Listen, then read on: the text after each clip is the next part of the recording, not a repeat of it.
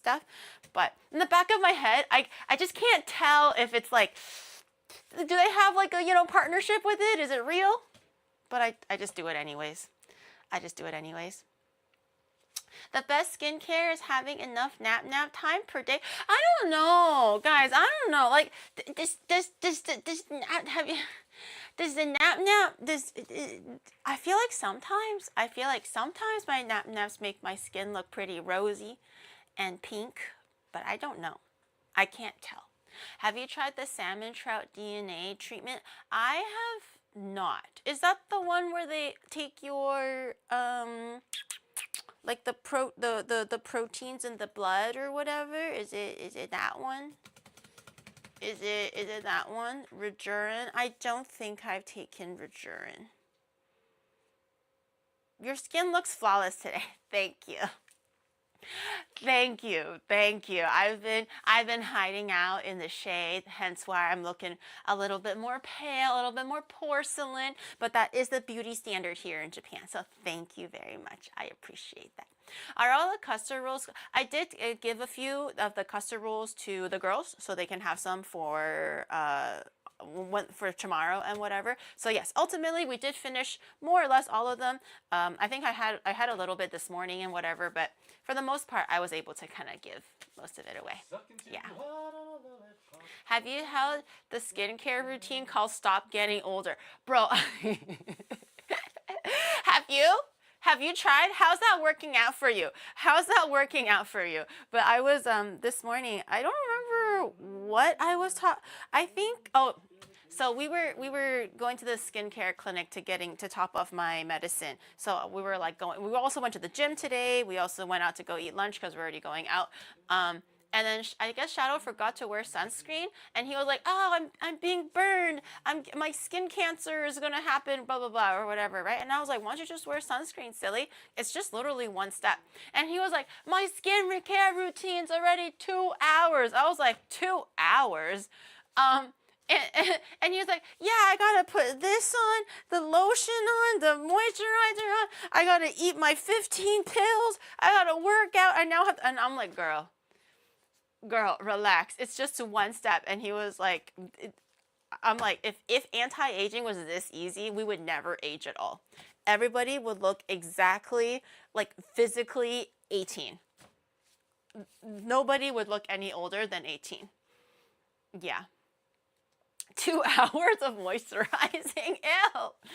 Ew. But I went to the skin. I also forgot something at a restaurant, so I had to go back and get that. Went to the gym. I tried out a new restaurant. It was very yummy. Overall, yes, a good productive day. I came back. I got ready for stream, grocery shopping, writing down my little recipe list as I normally would for stream. Bits and pieces here and there. And also like for VTuber streams, I can still, like, if we do get a rush, I can still pop over and do like the calibrate full 3D dance stage rush thing, so it won't actually undermine whether I'm here in the kitchen or not. I can just run to my office and then I can be like, boom, calibrate, and I can, I was practicing earlier in front of a mirror. So we were setting up for that too, because everything is kind of like out of date a little bit since the road trip. Without us, to go to work. I had a cardio day today. I usually don't do cardio. How often are you supposed to do cardio, chat? For all the gym buffs out there, or for those who are more into like taking care of themselves. I usually don't do cardio days because I just figure more or less I get okay steppies passively throughout the day or throughout the week, especially for IRL streams and stuff. So I just do weight training, but my muscles are pretty sore still from weight training. So I was like, you know what? I don't want to waste today, so I might as well just do cardio. So that's what I did today for like incline and stuff. Depends on what you want from life. From life? Wait, cardio is that intense? It's not like, oh, it depends on the physique, depends on what you're trying to burn, depends on the diet, depends on what, it's like, depends on what you want out of life. I want to have 8 children and marry rich and have a full head of hair still, and I want a Bugatti. That's what I want out of life. Can I get that from 1 hour of cardio?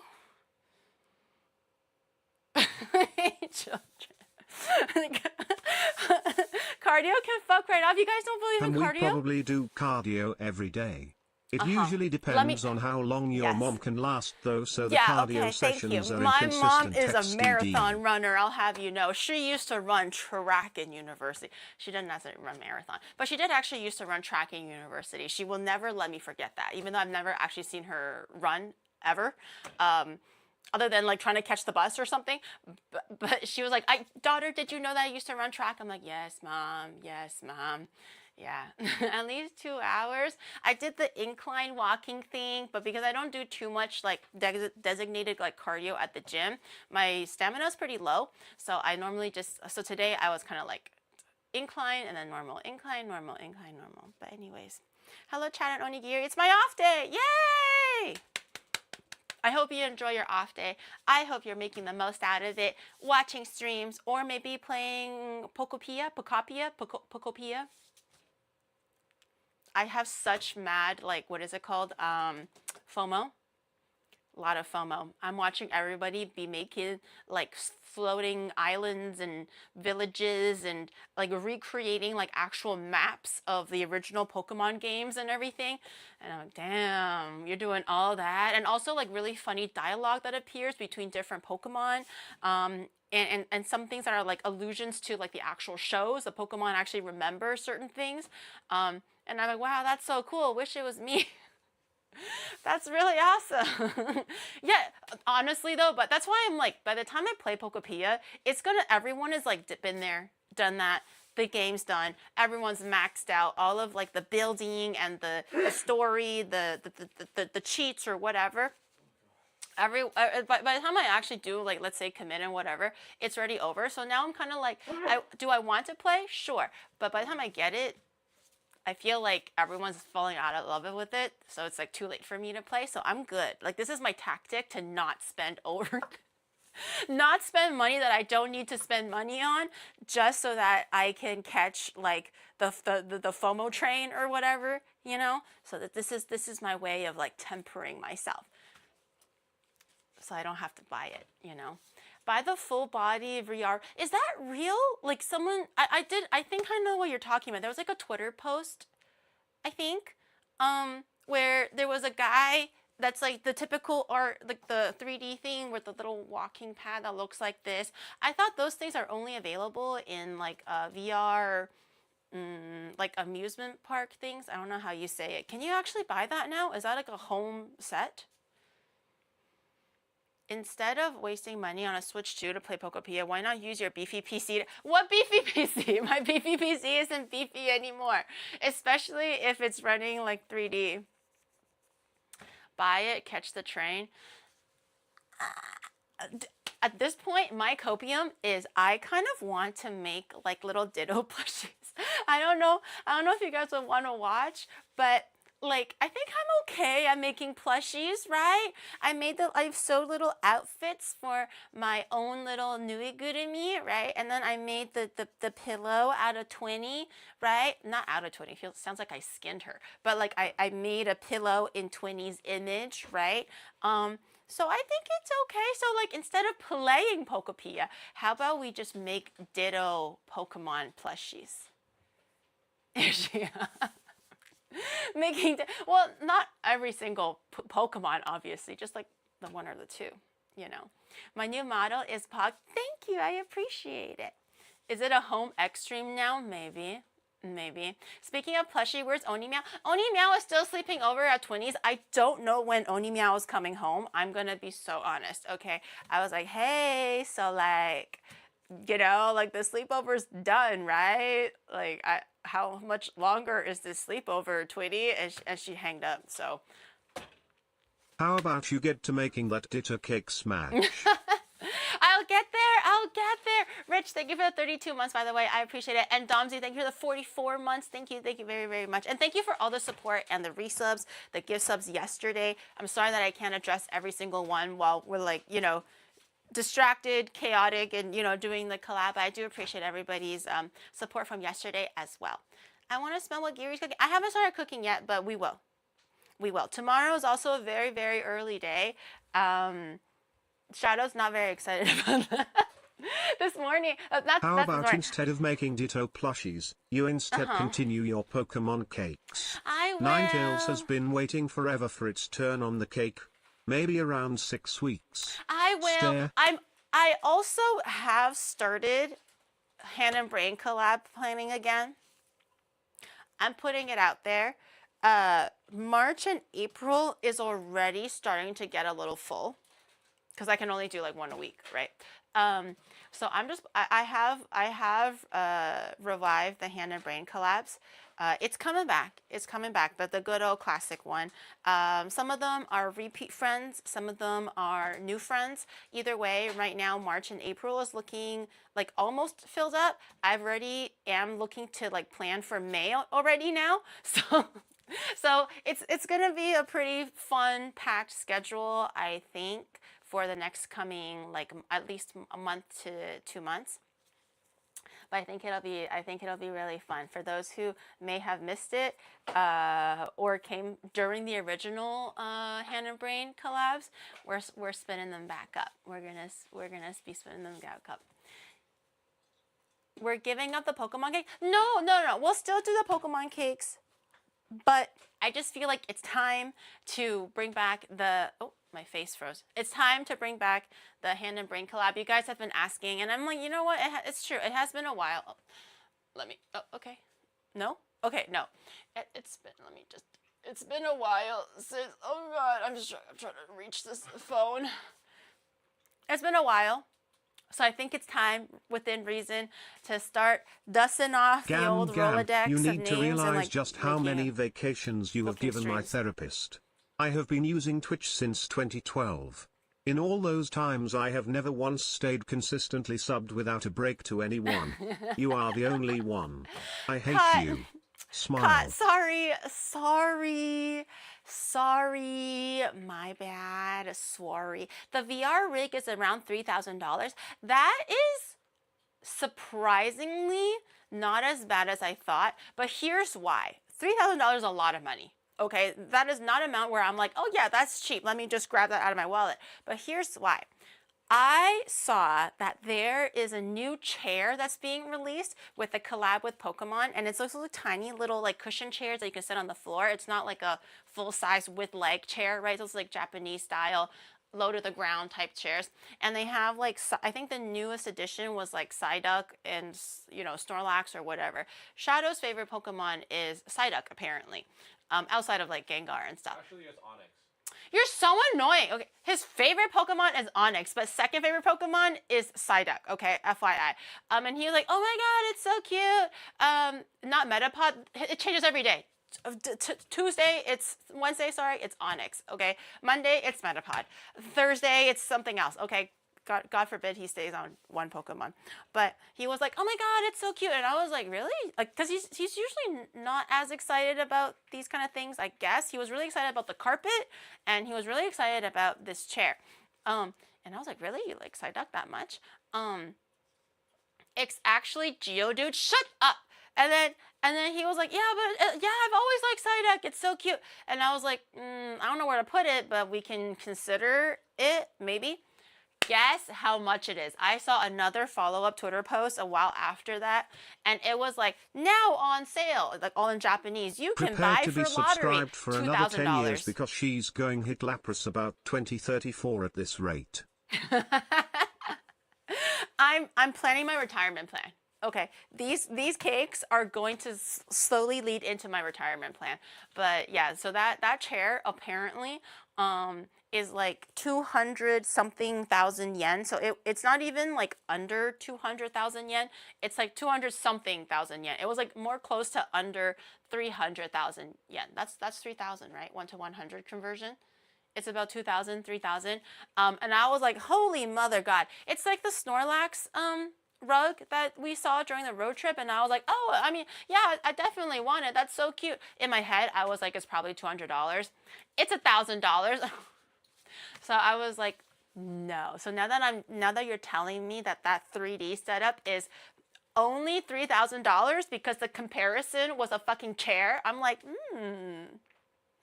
That's not too bad. A whole VR set. That's pretty good. my sense of money is all skewed right now. 1,000. It was I don't know what the little code I am conversion just was, waiting but it for was her to like get to Gengar and obviously do an 200 amazing job. She certainly couldn't mess 250,000. up a Gengar cake, right? It's literally a circle with little nubby arms and legs, and cat ears. It's called wibbly nubby arms and legs and cat ear. Do you want to see what has wibbly nubbly arms and legs? Hold on.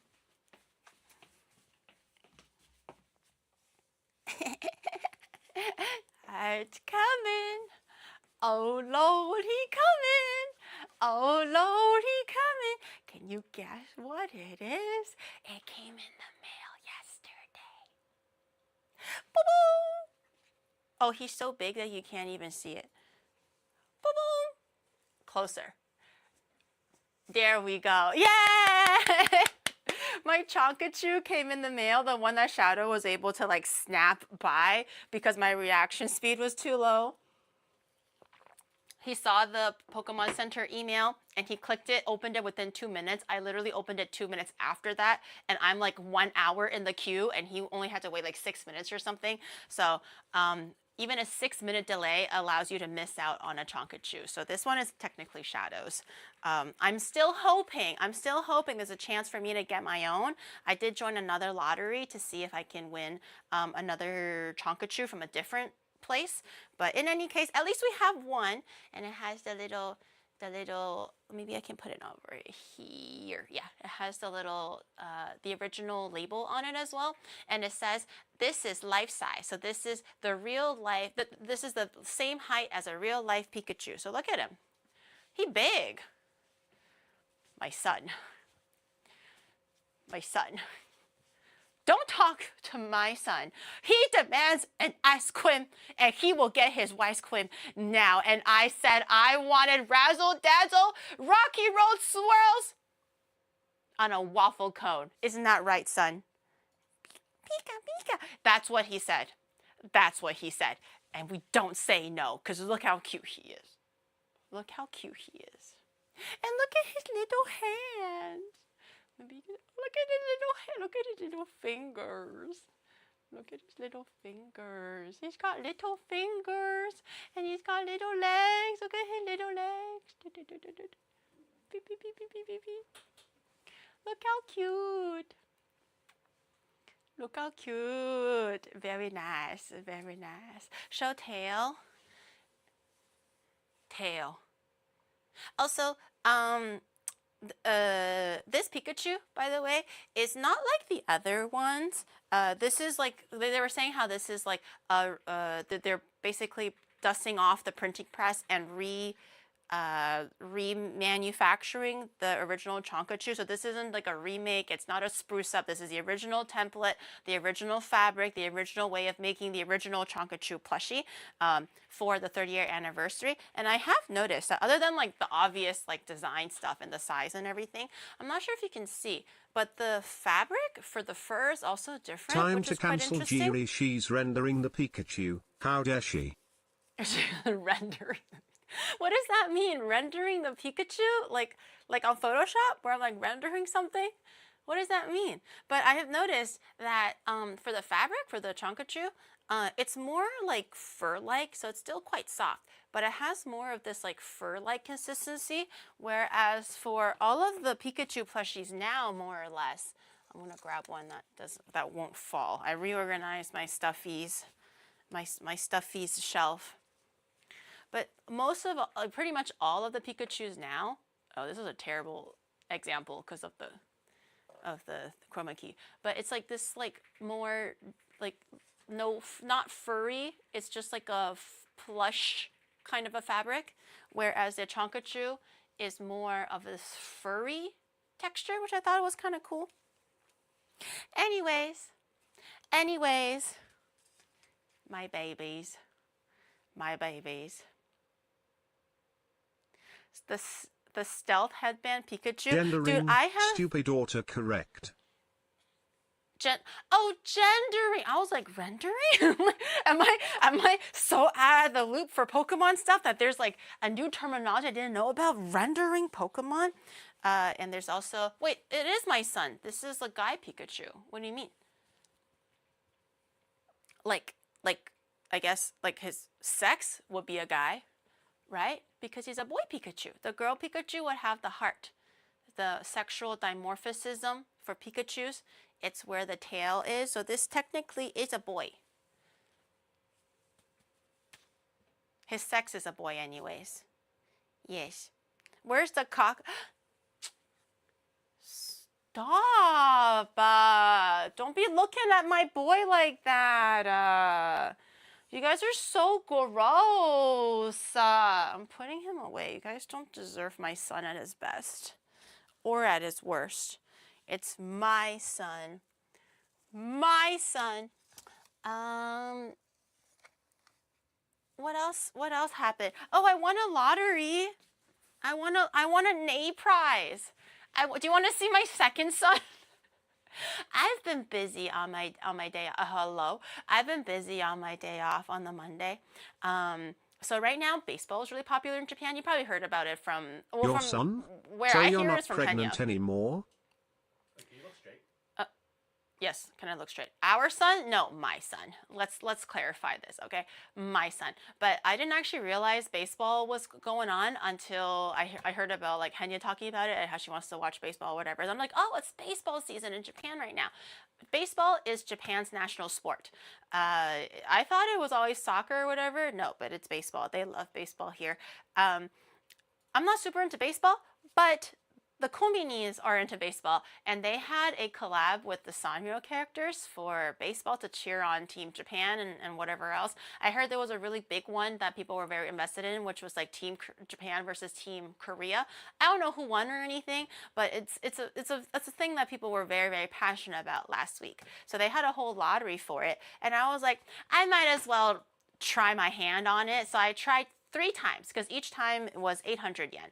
And there weren't that many left, but also enough where I don't want to buy out everything. I think there was like 25 tickets. So I was like, I don't think I want to buy 25 Imagine you finally tickets have your to get time to shine. the last You one are pitted prize, against right? countless other wonderful are you lock in, rush harder than ever to win big, only to spend 9 months hearing this creature yap, only for it to become your mom. Oh, the Chonka. It's gonna come out more eloquent than ever. Okay, my child will be super eloquent, super well spoken. Okay, well read, all the amazing stuff. But in any case, so I was like, oh my god, this is really cute, and I saw that the A prize was still available. Obviously, the last one prize, which is like the extra, is also still available, but you have to buy out every single ticket. So I was like, I'll just do the 3. And guess what I got? I got the A prize. I was like, dude, I was trying to play it cool the whole damn time. So I was looking at it, and then I was calling Shadow because I was doing it by myself, and I was like, yo, dude, we have like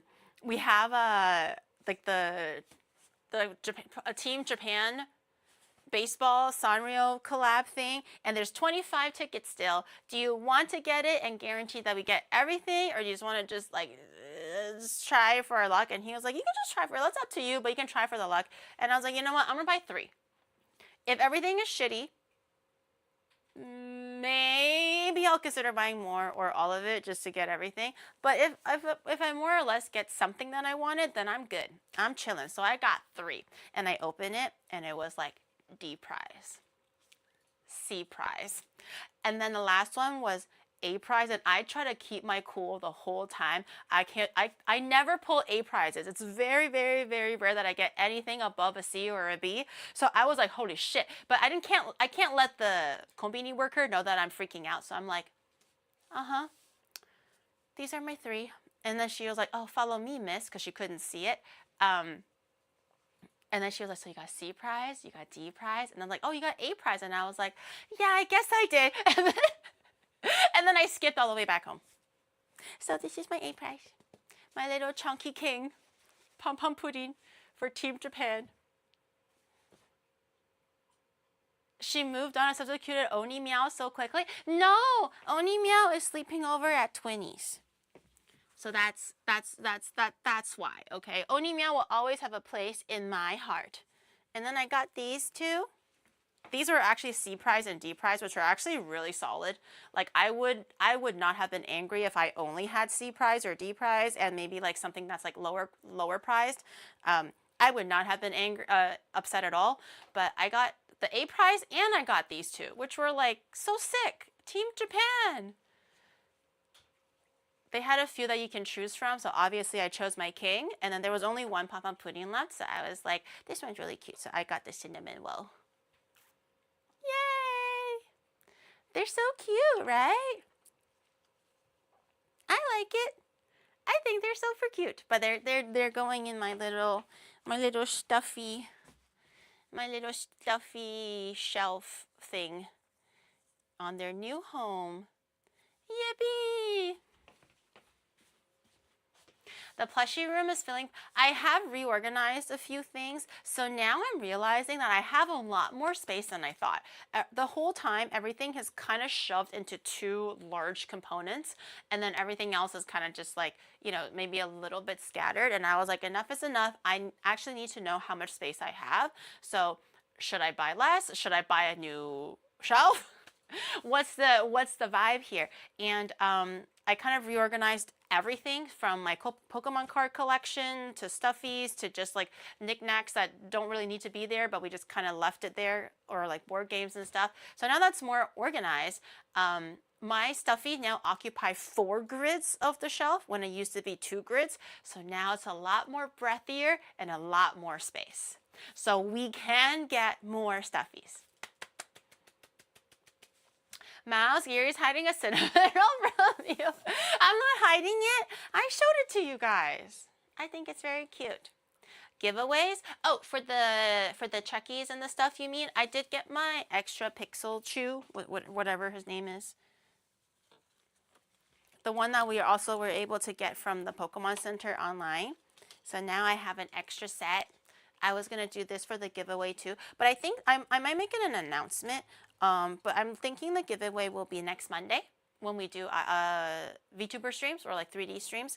I think it'll be fun to just kind of like dedicate a section of the day to just doing it properly.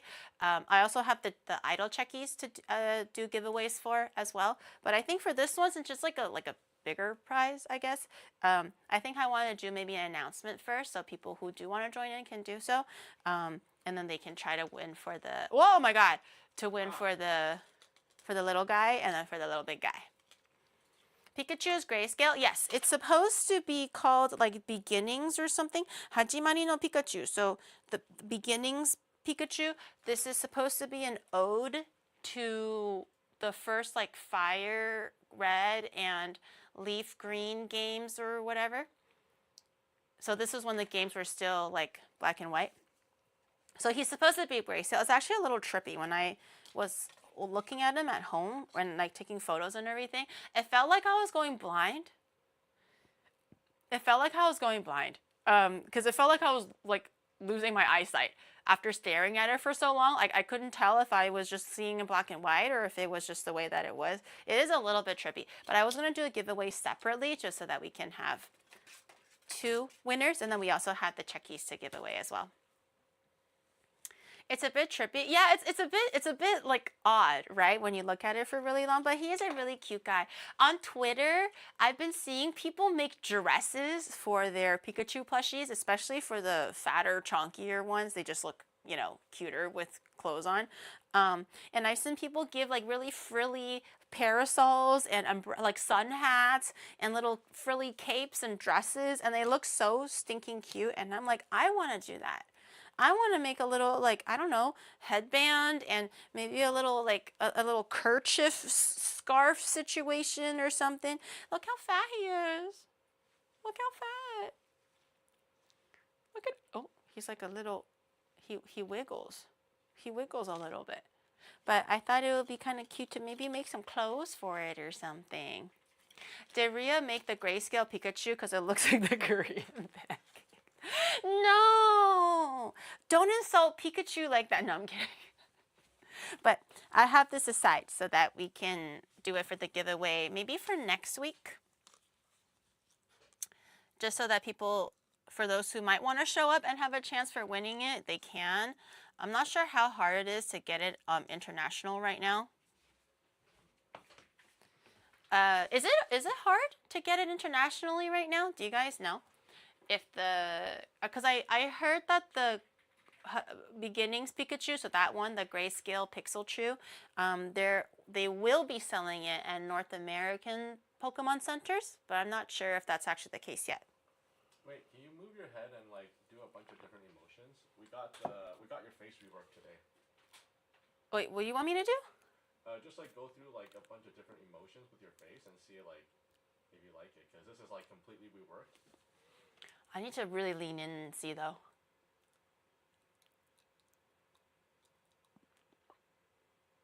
Oh, that was pretty good. The TV's a bit bright, so I can't actually see my mouth. But if you can see it, you let me know if that's good or not. It's just because my mouth line is like so thin. That's pretty good. Damn.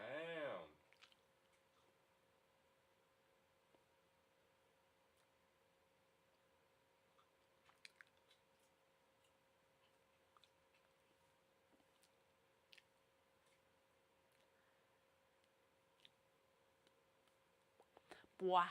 A-E-I-O-U. Bwa.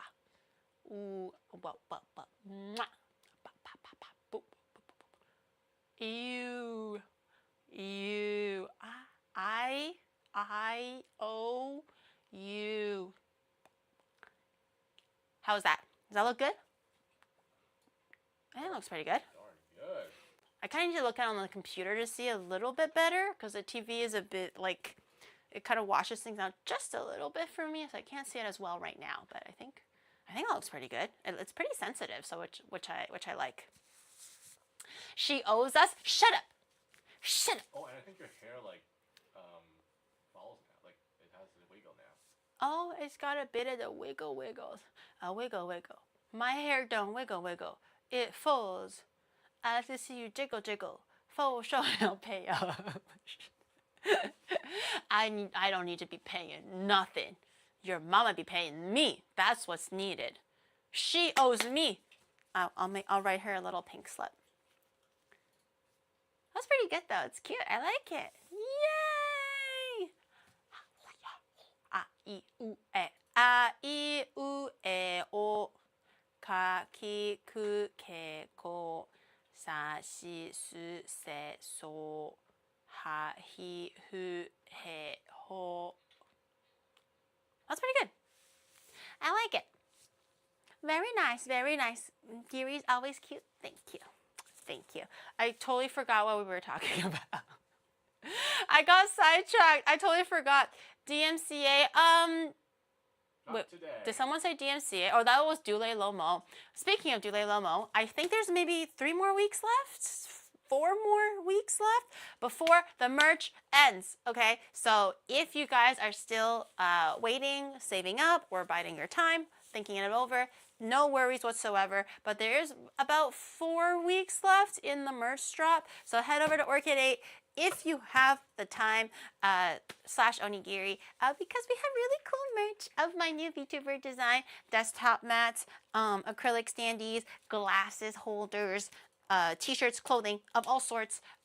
It's really cool. The drop is really cool. And everything is in inventory. It's not pre-order, so you can get it pretty much instantaneously or within like the reasonable amount of business days. Unless it's international, then make sure to just factor in the international shipping time. But it's all good. Make sure you go check it before it's gone, because once it's gone forever. There will not be a rerun of this drop. And this drop is really, really good. It was something that I'm very, very happy with. Time to judge Oni on her chive. I'm being judged on my chive cutting. Wait, what? I'm being judged on my chive cutting? What's the rubric? What's the what is it called? The grading rubric? What are we talking about? Is it speed? Is it uniformity? Is it the size? I didn't know what I signed up for. I thought I was just making some beef patties. Thin and consistent pieces. Pieces, I take it. I don't know the chive cutting meme. What's the chive cutting meme? Technique is just no? Technique is consistency. 1 point for every finger. So I have to cut off all 10 to get a perfect score? Or point deducted. No bruising and color check. Bruising on the chives? Slice, not crush. This is a lot. The points are adding up a lot right now. You upload a high-res picture of chives and we nitpick until it's perfect. This is worse than Gordon Ramsay. What the heck? Even Gordon Ramsay goes like, "Oh, you bleeping donkey, we won't get tell out you of what here." will be the judging criteria. Don't you know it's the same like interviews? You won't know what you did wrong, only you failed stare. So I am doomed to fail. That's what I'm hearing right now. No matter what I do, it will not be perfect. No matter what technique I use, perfect or otherwise, if the size is absolutely uniform down to the last millimeter, it'll still be fucked. Gary does not have the skill. This is for Western chives, not Asian chives. I'm cutting Asian chives. I'm not cutting Western chives. Like the one where you roll up in a little piece of paper and shit, like a blunt, and then you cut it like that. No. We're not doing garnished chives. Not the baby ones. We're doing like the big old string of it. The Chinese chives. I've never actually used... what? Not substitution.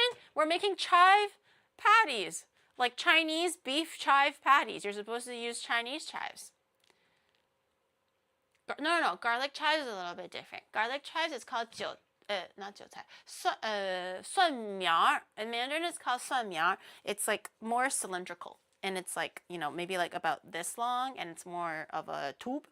The regular chives, or the Asian chives that I'm used to, are the ones that are like flat, and they're like this long, and then you cut it. Using the term patty is diabolical. Is it? I feel like it's like the word dumpling. It's kind of like an umbrella term now. Everything is a dumpling. Everything is a wrap. Everything is a patty. I was wondering it. I was mulling it over, and I was like, I didn't want people to think that I was making a Jamaican patty or think that it was like a misleading, Giri, I guess. Are you not using real chives? You are using the training wheel chives? We should just fail her now. Wait, the Western chives are the real chives? I thought Chinese chives were the real chives. I thought the Western shit was like little baby like hair strings, and I was like, why are we finicking with this? Just use real chives. I was like, it's only for fine dining, and fine dining, 90% of it is excessive. It's just like, you know, little things that you put on tweezers with. I always thought the English chives were like the fake stuff. Because usually when you're eating chive, you're eating the chive, right? It's supposed to be like an integral ingredient to dumpling stuffing or for your scrambled eggs. But this is all just coming from like Chinese cooking, obviously. That's what I know most. I always thought I was like, what's wrong with the English chives? Why are they all like skinny and short like that? Why do they look anemic? And then you wrap it in a little toilet paper, like a blunt, and then you cut it really, really small. I understand that, you know, it's for garnish, so it has to be quite like fine and everything, but you can still apply that to regular chives if you're dicing it, you know, like a toilet paper. Yeah. I've only had chives that are cut like onion rings. Onion rings? What kind of chives are you eating that's circle? Allium is allium. Correction, that's aluminium. But it's okay. We all get our English words mixed up. It's not allium. You didn't finish the word. It's aluminium. Toilet paper is cheating. I thought that's what you're supposed to do. I saw it for, what is it called? The cooking shows. Food Network. Food Network. When I used to watch them quite a bit, like they would actually teach you how to cut like Western chives for garnishes and everything. And I was like, why are we finicking with this bunch of stuff? It's supposed to be going into the meal. Until I realized it's purely for garnish. But you're supposed to like have it all like individually, like in the same direction, unilateral, nothing like wonky and at an angle. And then you roll it with a piece of paper to keep it like nice and tight and bundled. And then you just, and then I always wondered what happens when you cut once you get to the paper. Do you have to unravel the whole darn thing and then move the paper to the side, roll it again to expose like another chunk, and then start cutting it? I've never worked at like a fine dining. Well, I haven't worked at a dining restaurant, period. But really, I'm not sure how you do gonna it. tell someone how to say aluminium? Really? Go tell your skeletal friends. It's skeletal. Skeletal aluminium. That is correct. That is correct. If you hack them, they get bruised. This is true.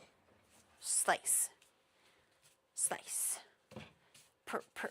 Slide the paper back. Oh, soka. Soka. I feel like on TV, they only teach you the rolling part and the cutting part. They don't show you what happens after that. Like, do you slide it? Do you unroll it and then roll it again?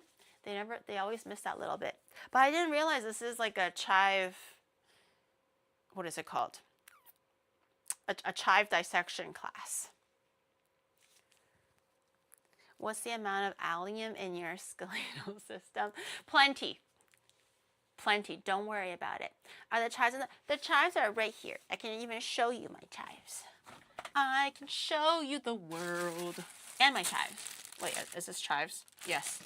I always get the chives and green onions mixed up in Japan because they look so similar, which is really odd because the green onions in Canada are like way different because they're real chonky and girthy and long and fat and everything. But the ones in Japan are quite like skinny and like really heckin' long. Usually the ones in Canada are not this long, but the chives are also very similar. I feel like if you're not really looking at the packaging or at it just very closely, period, I feel like it can be slightly misleading. If you look closely, of course, you can see the difference. One is more of a tubular flat leaf, and one is just like actually a flat leaf. But from the outset, I have made the mistake before because I wasn't looking and paying attention. I have both. We're gonna need both. Asian and long in the same sentence. The canned green onions eat a lot of timbits.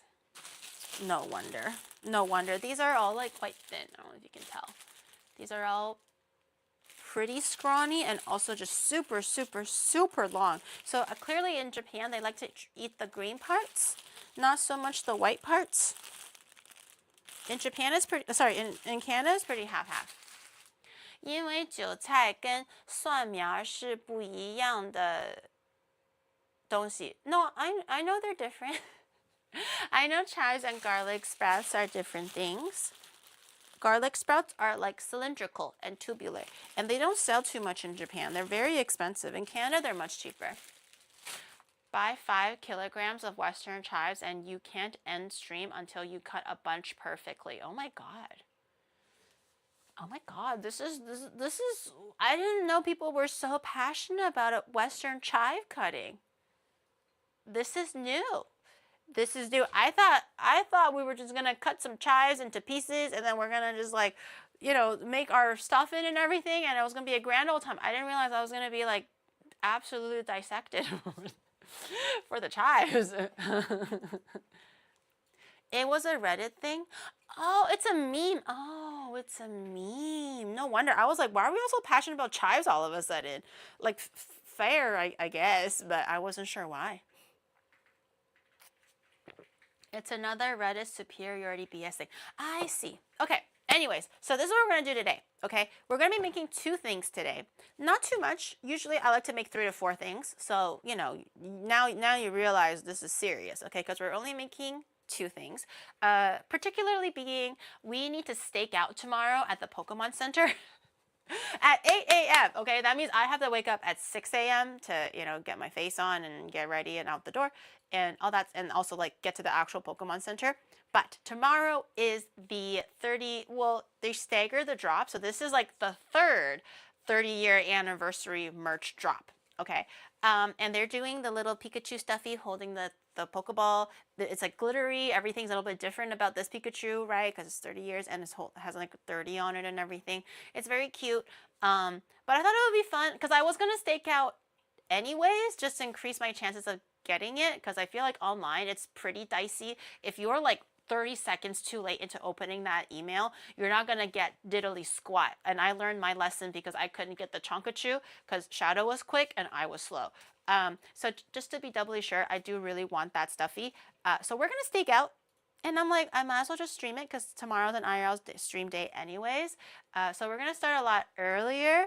And that's why I don't want to be like going too late into the day today. We'll kind of just see how it goes. I don't mind losing a bit of sleep because, you know, Friday is my day off anyway. So it's all good. But I kind of just want to make sure I don't go overboard and just like make 10 bajillion things and I'm still here at like 2 a.m. and I can't finish it. Go earlier, you're in the land of otakus. I think it'll be okay. Like I went for the February 28th initial anniversary drop for the Pixel Chew.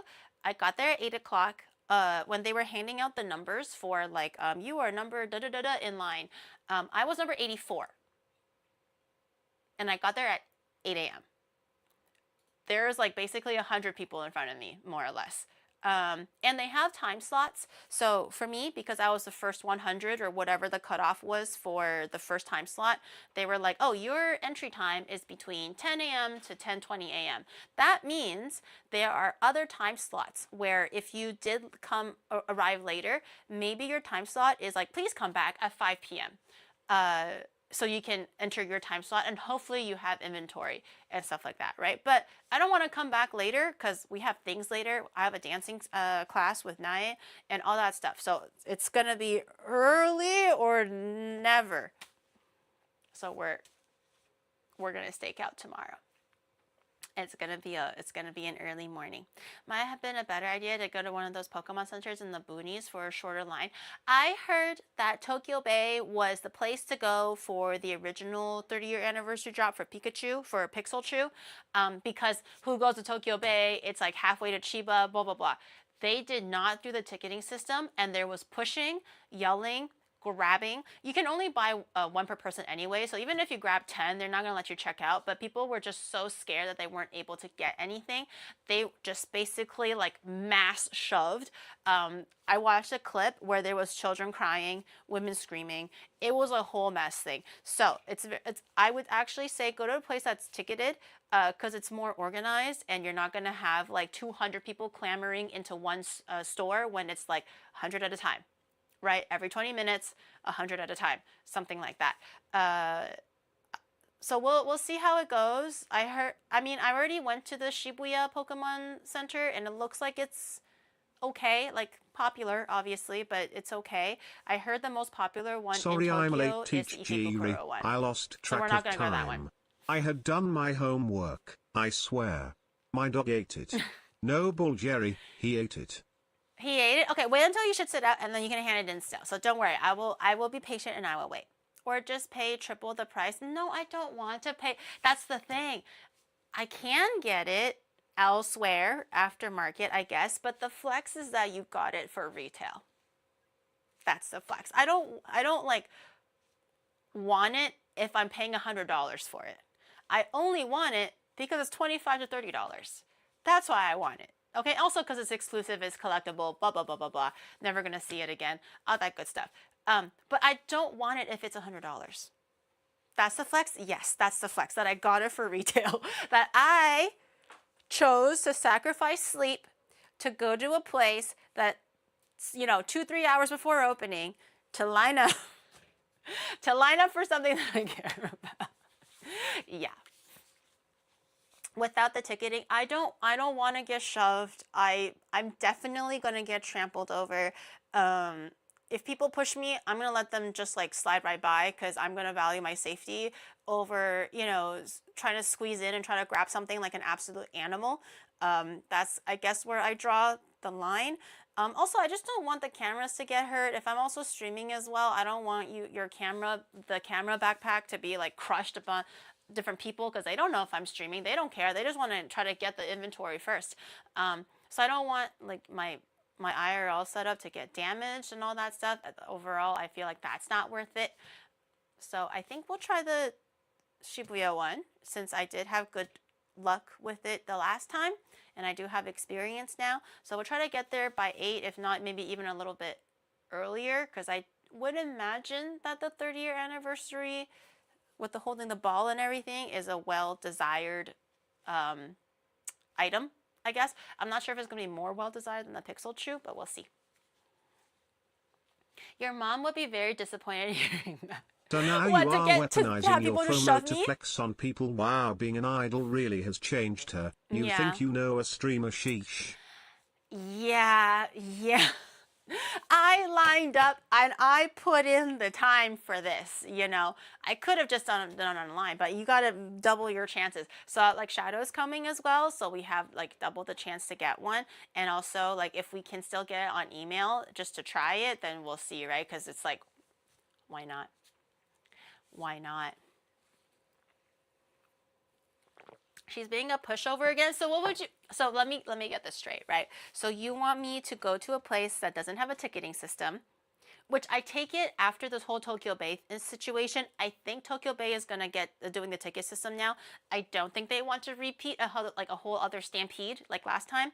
Hopefully they learned their lesson and they do the ticketing. Well, let's say they don't, okay?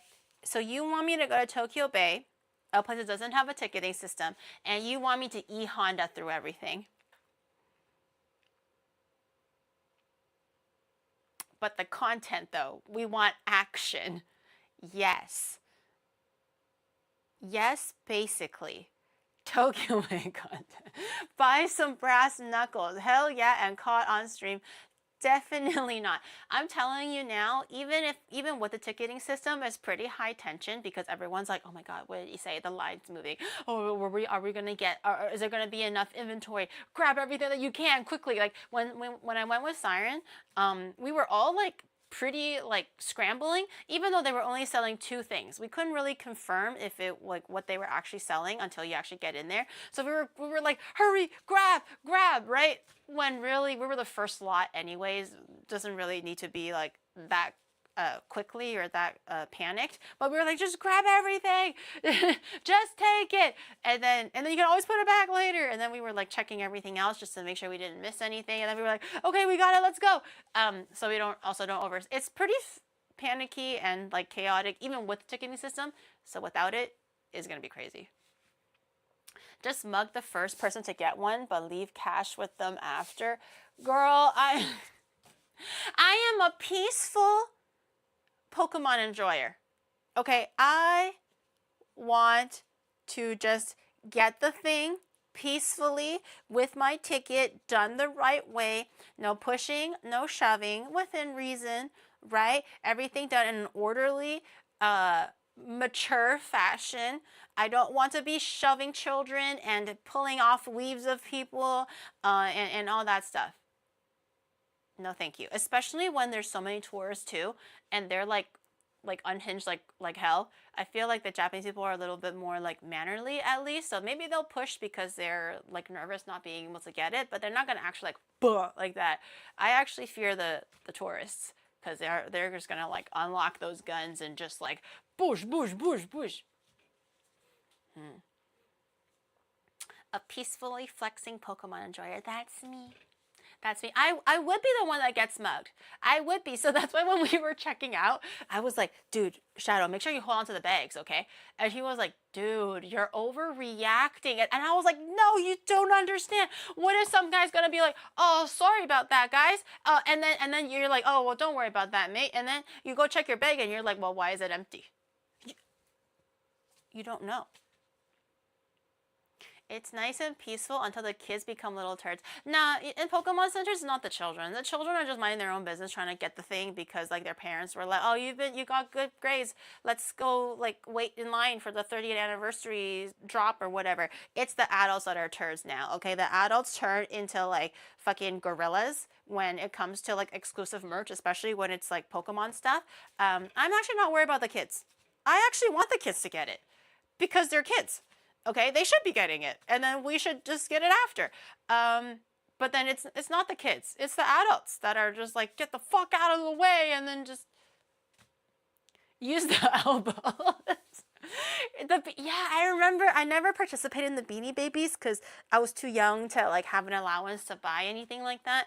But I do remember my friends were able to get it, and they were like showing it off and how unique it is, and they were saying that they had to wait in line and really like push for it. Yeah. Adults losing their minds on plushies. When I was doing the original line for February 28th, we were like, the line started to move, so they were shifting us from like the original waiting position to kind of like where the entrance to the store was. And then we were like, oh, it's happening, we're getting closer to the store and everything because it's on the 3rd floor or whatever. And then I saw that the line started to deviate. So I saw that there were a few people kind of like not butting, but they got out of the line and then started making their own line. And then I heard that people were not happy because we've all been waiting since like earlier. Everyone that's in front of me has been there before 8 a.m. because I got there at 8 a.m. and they were disgruntlements, and they were like, why are they getting in line? People were like shuffling a little bit and clearly looking at the people that were making a second line that's like way shorter, and it's like, you know, clearly being pushed up. And I saw that there were kids there and older people there, and I was like, oh, maybe they're making a line for children and older people. That makes sense, right? They've been here in the line for safety reasons. They should get the first dibs. I totally get it, because we were also just wondering why they were having a line. Everyone else was kind of like, you can tell that they were a little bit upset about it. Turns out it was because the Nintendo World also is on the same floor as Pokemon World. So that was actually the line for Nintendo World. they just wanted to go to the Nintendo store. They don't actually care about the Pokemon stuff, but because they just the line was just like for everything, for the 3rd floor or whatever that floor level was, they just kind of were in the same line. So there were people that were like, if you are here for Nintendo World, please step out of the line and make a new line. That's basically what happened. But because we didn't hear the announcement, we were wondering like why we were being butted. And people were like, why are they getting, like, why are they, there was like definitely a few foreigners that I can hear in the front of the line. They're going, why are they getting in first? Should we cut too? What's going on? And they were like pretty unhappy with it. And I was like, oh, maybe it's for women and for older people and children first, you know? How'd you get that scar on your face? Hard-won battles, maybe a cookie tray, maybe a hot cookie tray, because I couldn't wait and I smelled the cookies and I may or may not have burned my chin. That has happened. That has happened. I didn't realize how crazy the Beanie Baby thing was till I was older. As a kid, I thought it was just, it looked cute at Kmart. Yeah, I didn't realize how crazy it was until I was older. This is also the truth. I just thought it was a stuffed animal. That's why I was like, not that, like, I didn't have the allowance to buy it anyways, but I also like, I don't know, it's just a stuffed bear, man. Like, one is pink, one is blue, one's tie-dyed. Like, wow, cool. Like, my friends would show it off and everything. They were like, look, I waited in line for this. And I'm like, amazing. Until you're old enough and then you're like, oh, this shit is like collectible. Oh, Raven, thank you for the 3 months. I appreciate it. Gary getting too old to hear announcements? Uh-huh. Announcements for what? She got it while shaving my mustache? Yes. Yes. I will not be playing RE9. This RE9 is going to be, like, I don't care if you are on your knees for 3 days straight. Like those like China period drama king, like in the emperor's palace, like harem bullshit, whatever, where it's like this kneel for 3 days. It's supposed to be a kind of like punishment because your knees will hurt and whatever, or you're trying to like ask the king for a favor. The king is like, fuck you, and you're like, Huangsha, I will not leave until you acknowledge me, and I will stay here for, and then like in the rain and the snow, and you finally win the king's favor, and then, you know, whatever. It's like that. I don't care if you kneel on your knees for 3 days, nay, 4 days, I will still not fold.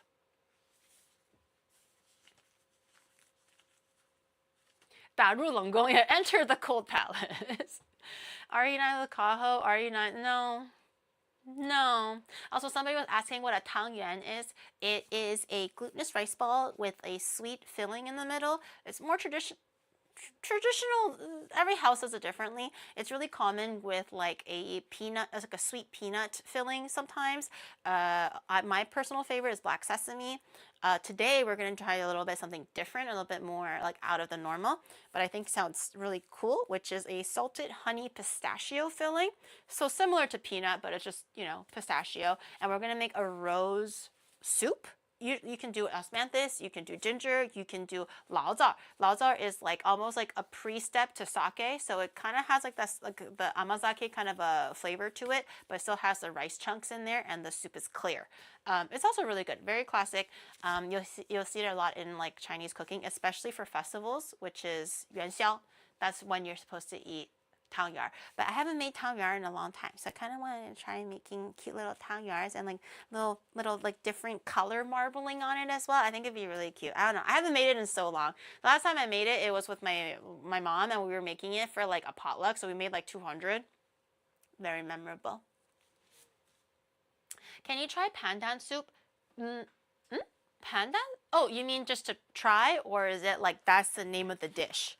Pandan soup. I have never tried pandan soup if that is the name of the dish, but if you want me to make it into a pandan taste, I can next time. I don't have any more pandan. I'm gonna have to go buy some.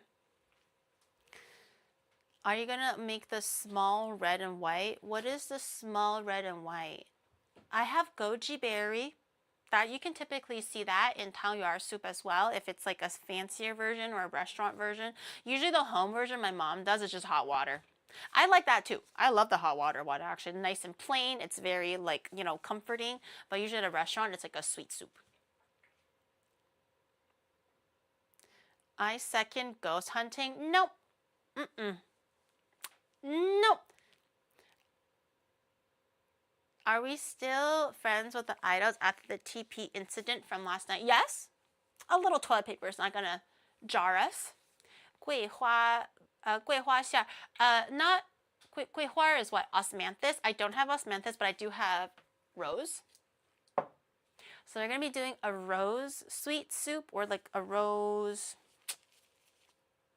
soup. Yeah, sweet soup, rose soup. We're gonna do that one instead. So it's gonna be green and pink, kind of like springtime. I feel like it's very like spring-y, especially everything is now sakura. We have moved into sakura season when it comes to like merchandising, menus, special dishes and drinks and everything. We have slowly phased out strawberry. Some things are still strawberry, okay, but I am seeing a shift of everything sakura. What does that even mean? What does that taste like? I don't know. Even Japanese people don't know, okay? But is it cute? Yes, because it's pink. And usually it's like pink and green because the leaves are green and the thing is pink, you know? Not ginger soup this time, because I wanted to try something more like floral just to test it out. I typically do either laoza, just boiling water, or ginger. Those are all the most common ones that I've eaten at home. So when are you going to take Sakura viewing stream? Never. Never. Why? Because clearly I'm wasting my goddamn time, because you never remember what you see anyways. How many times have I taken you guys? How many? You're going to be like, never, Gary, because you never... No, correction. I had a question. It's been Seeing 5 as times. you're seeing her tomorrow, can we introduce Nate to Sid? I feel like their high energy and pure Batsugoi off the wall commentary would be perfect. Well, actually, Nai is pretty, like, controlled. I think it's just because she couldn't hear. That's why she was just saying shit. I have never actually seen her say things unhinged ever. She has a pretty good handle on what she says. So she actually felt so bad that she was still apologizing after the stream. Was like, no, girl. No, that was just funny. Don't worry. And then obviously people can tell a difference between an intentional jab, or, you know, trying to have like an actual take on something, versus you just saying something for it to be like funny or whatever. It's fine. Yet she does speak 8 languages, so cut her some slack. She does speak 8 languages, so she is like ESL X8. Okay. But and she was like, I'll never let that happen again. I was like, no, don't feel bad. Don't feel bad. The Asian dagger, yeah, and also the border thing, and I was like, I don't know. I'll let the dagger one slide. You know, I'm Chinese. It's okay. I can handle it. You just, I will allow it. Okay, but the border one, I was like, oh dear. I don't know what to say about that one. She was so funny. Gumi was cute. Brain dead. Yeah, Gumi was just trying her best to just breathe. Stand up straight and breathe. I feel like just consistently having a different sense be like dulled to you really did something to Gumi that day. Yeah, it was pretty funny actually. They were all very, very cute, very sweet. Different sides of them were shown that I haven't really seen before during like regular like, you know, idol streams and stuff. Gumi was in another dimension. Agent Gumi, her multiple access interrogation techniques. Yeah. But it was very cute. But in any case, yes. So those are the two things that we're going to be making. That's what I was saying after like 5 bajillion tangents. We're going to be making a Chinese beef chive green onion patty thing. It's called lao bing. In Mandarin it's called lao bing. Lao means to shallow fry. Bing is like a flat patty. I don't know what else to call it. At this point, patty is also an umbrella term. Just like rice, just like dumpling, everything is a rice dish or some sort of a dumpling dish or some sort of a noodle dish. Okay, it could be from any country. The dough will be different though. This dough I've never made myself, ever. I've never touched it myself either, so it could be interesting to see how easy it is to handle and all that stuff. But we're gonna be making the dough, we're gonna be making the filling. We're gonna basically pan fry this time.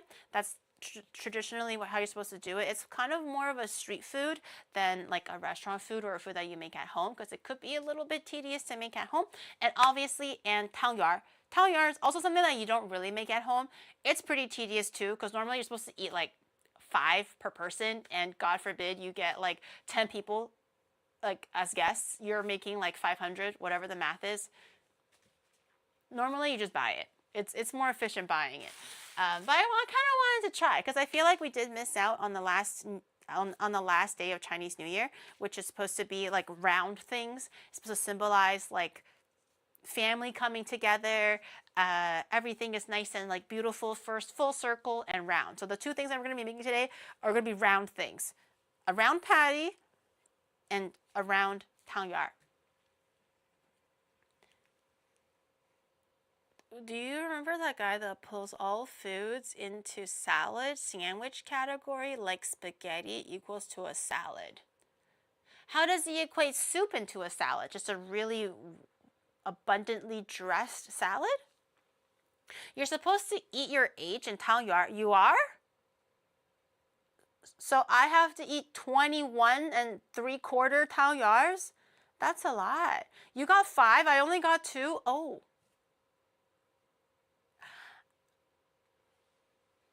Oh, I'm sorry about that.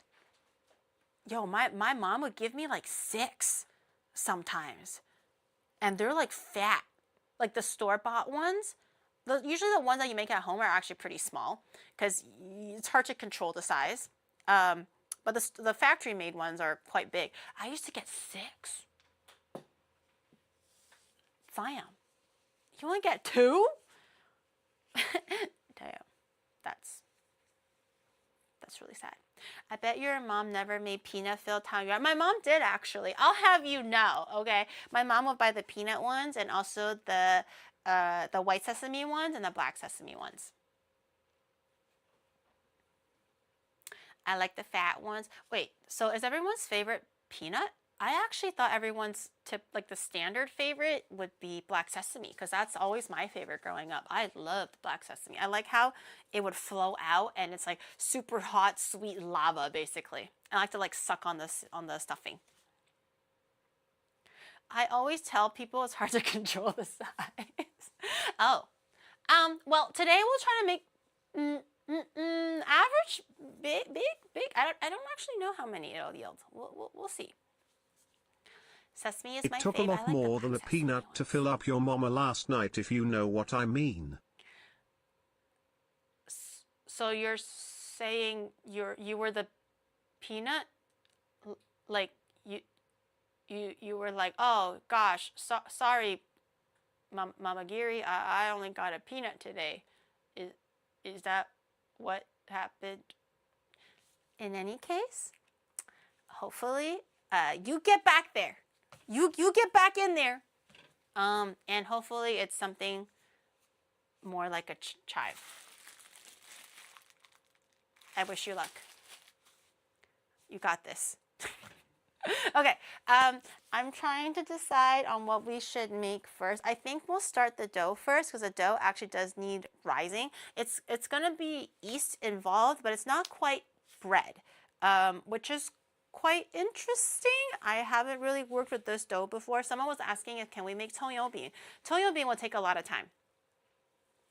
It'll tongyuan will take a lot more time because the dough needs to rest quite often for it to get really, really thin.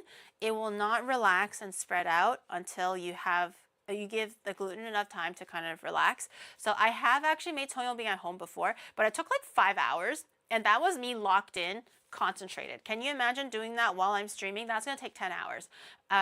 So it's not difficult. It does take a lot of time, but it is quite yummy. It is quite yummy. Maybe we can make like tongyuan next time. To get the layers and everything, it's actually quite an interesting process. Spread out like this, even more than that. That's child's play. Okay, if you want a good chive, or what is it called? A green onion pancake, you got to get those layers in, so you got to spread it real wide. Like real wide to the brink of stretchiness. Like you gotta feel like it's on the verge of breaking, or else it's not wide enough. Can we make youtiao? We did last year, like recent last year. We did. It turned out really good actually. As wide as even more congee. I have never made congee on stream because I thought it would be too boring, but this is not the first time someone has asked me to make congee, so maybe I will. Maybe I will. I just think it's too easy because it's just rice and water, and then you just boil it until it breaks down a little bit. I do have a hack for kind of getting it more smooth and glossy and more restaurant style. But I just feel like overall it's not a very difficult dish, so I just didn't figure that people would be interested. But I think people are interested, so maybe I will. We'll make like mainland Chinese style breakfast. So like soy milk, congee, well, tongyuan, maybe not youtiao because youtiao we already did a few months ago. So maybe tongyuan. You know what I want to eat? A 煎饼果子, but it's really hard to make it at home because you don't have a pan big enough to fry the pancake. But I really miss 煎饼果子. We're interested in simple food, Giri, like 30-minute food. That's not 30 minutes. All the things that you have just said to me was not 30 minutes. Tongyuan, not 30 minutes. I said it takes 5 hours. Youtiao, that takes overnight, quite literally. When I made youtiao on stream, I did have to do TV magic and pre-prep a dough overnight to make sure it's ready to go on stream, okay? So definitely not 30 minutes. Congee, definitely not 30 minutes, okay? You have to soak the rice for overnight or at least 30 minutes. And then just boiling it 30 minutes, okay? Be so for real. So nothing you have mentioned so far takes 30 minutes. You are full of shit, okay? You take shit for 30 minutes. I have a question. Yes, what's your question? It better not be anything under 30 minutes. Because I know you lie. You are a liar. She doesn't have TV magic on this channel. What? I just said that I did TV magic for the youtiao. Is 煎饼果子 from Korea? From China, you dolt! How many questions can clear to date? How many questions? You can ask as many questions as you want, but if they're dumb, I will ignore you. So, yeah. That's according to GST gearing stalling time. No, congee is one of those things where I do make it semi-regularly at home, but it's also something that I make very passively. So I would make it and then I'll just leave it on the pot. And then every 15 minutes or so, I just come and stir it a little bit, make sure that's not like sticking to the bottom because rice has starches. It sticks quite a bit. And then you just leave, you come back and it's 2 hours and you're like, oh, congee is ready. So it's not hard, it just takes time. What's your take on mantou? Plain or eat it with something? Okay, so this is from like a northern China perspective. Both are delicious though, because obviously I started eating more Cantonese things as I got older. But back at home, traditionally, the mantous are like big. They're like rocks, not as hard as rocks, they're as big as rocks, okay? Because in northern China, rice doesn't grow as easily, so but wheat does, or like flour is pretty abundant. So the majority of the carbs does not come from rice in northern China. It's actually a lot of wheat products, so noodles and buns and baozi and things like that. My mom and my dad actually makes mantou from scratch at home. It's actually really good. It's very hearty though and very dense. It's not like the restaurant kind where it's like nice and evenly shaped and beautifully fluffy and it's like steamed like a little pillow. No, it's food. It's like you're supposed to eat that shit and be full. So they're like this big. Like every single one is this big. It's not rolled up into a tiny, you know how like a lot of the buns are like they're flat on the sides, but they kind of have like a wedge shape or like a half circle shape, but it's like very rounded and it's like flat on the sides because they cut it and then they steam it and whatever. It's very neat and uniform. The ones I used to eat are just circles. Just roll it into the dough, make it into a circle, you know, let the yeast rise and then you steam it and it's like a huge hunk of this. So my favorite way of eating it is actually eating it with savory foods. My favorite is my mom's hong shao rou, my mom's like red braised pork that I have made several times on stream, and also like variants of it, like for example, like the adobos and the Viet version, the Cantonese version, you know, obviously the Filipino version, all that stuff. They're basically kind of sort of fundamentally the same thing, just like small variants of flavor.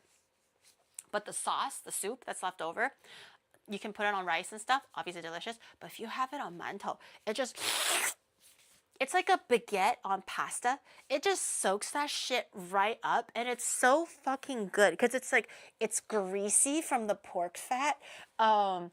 It's like savory and sweet and just juicy and delicious. So it makes what is supposed to be quite dense of a mantou into something that's really like now silky and luscious and soft. And it's so fucking good. And that is actually my favorite way of eating it. So after I grew up, it's more accessible to buy it at a grocery store, the traditional, which is the one that's like cut. It's very clean.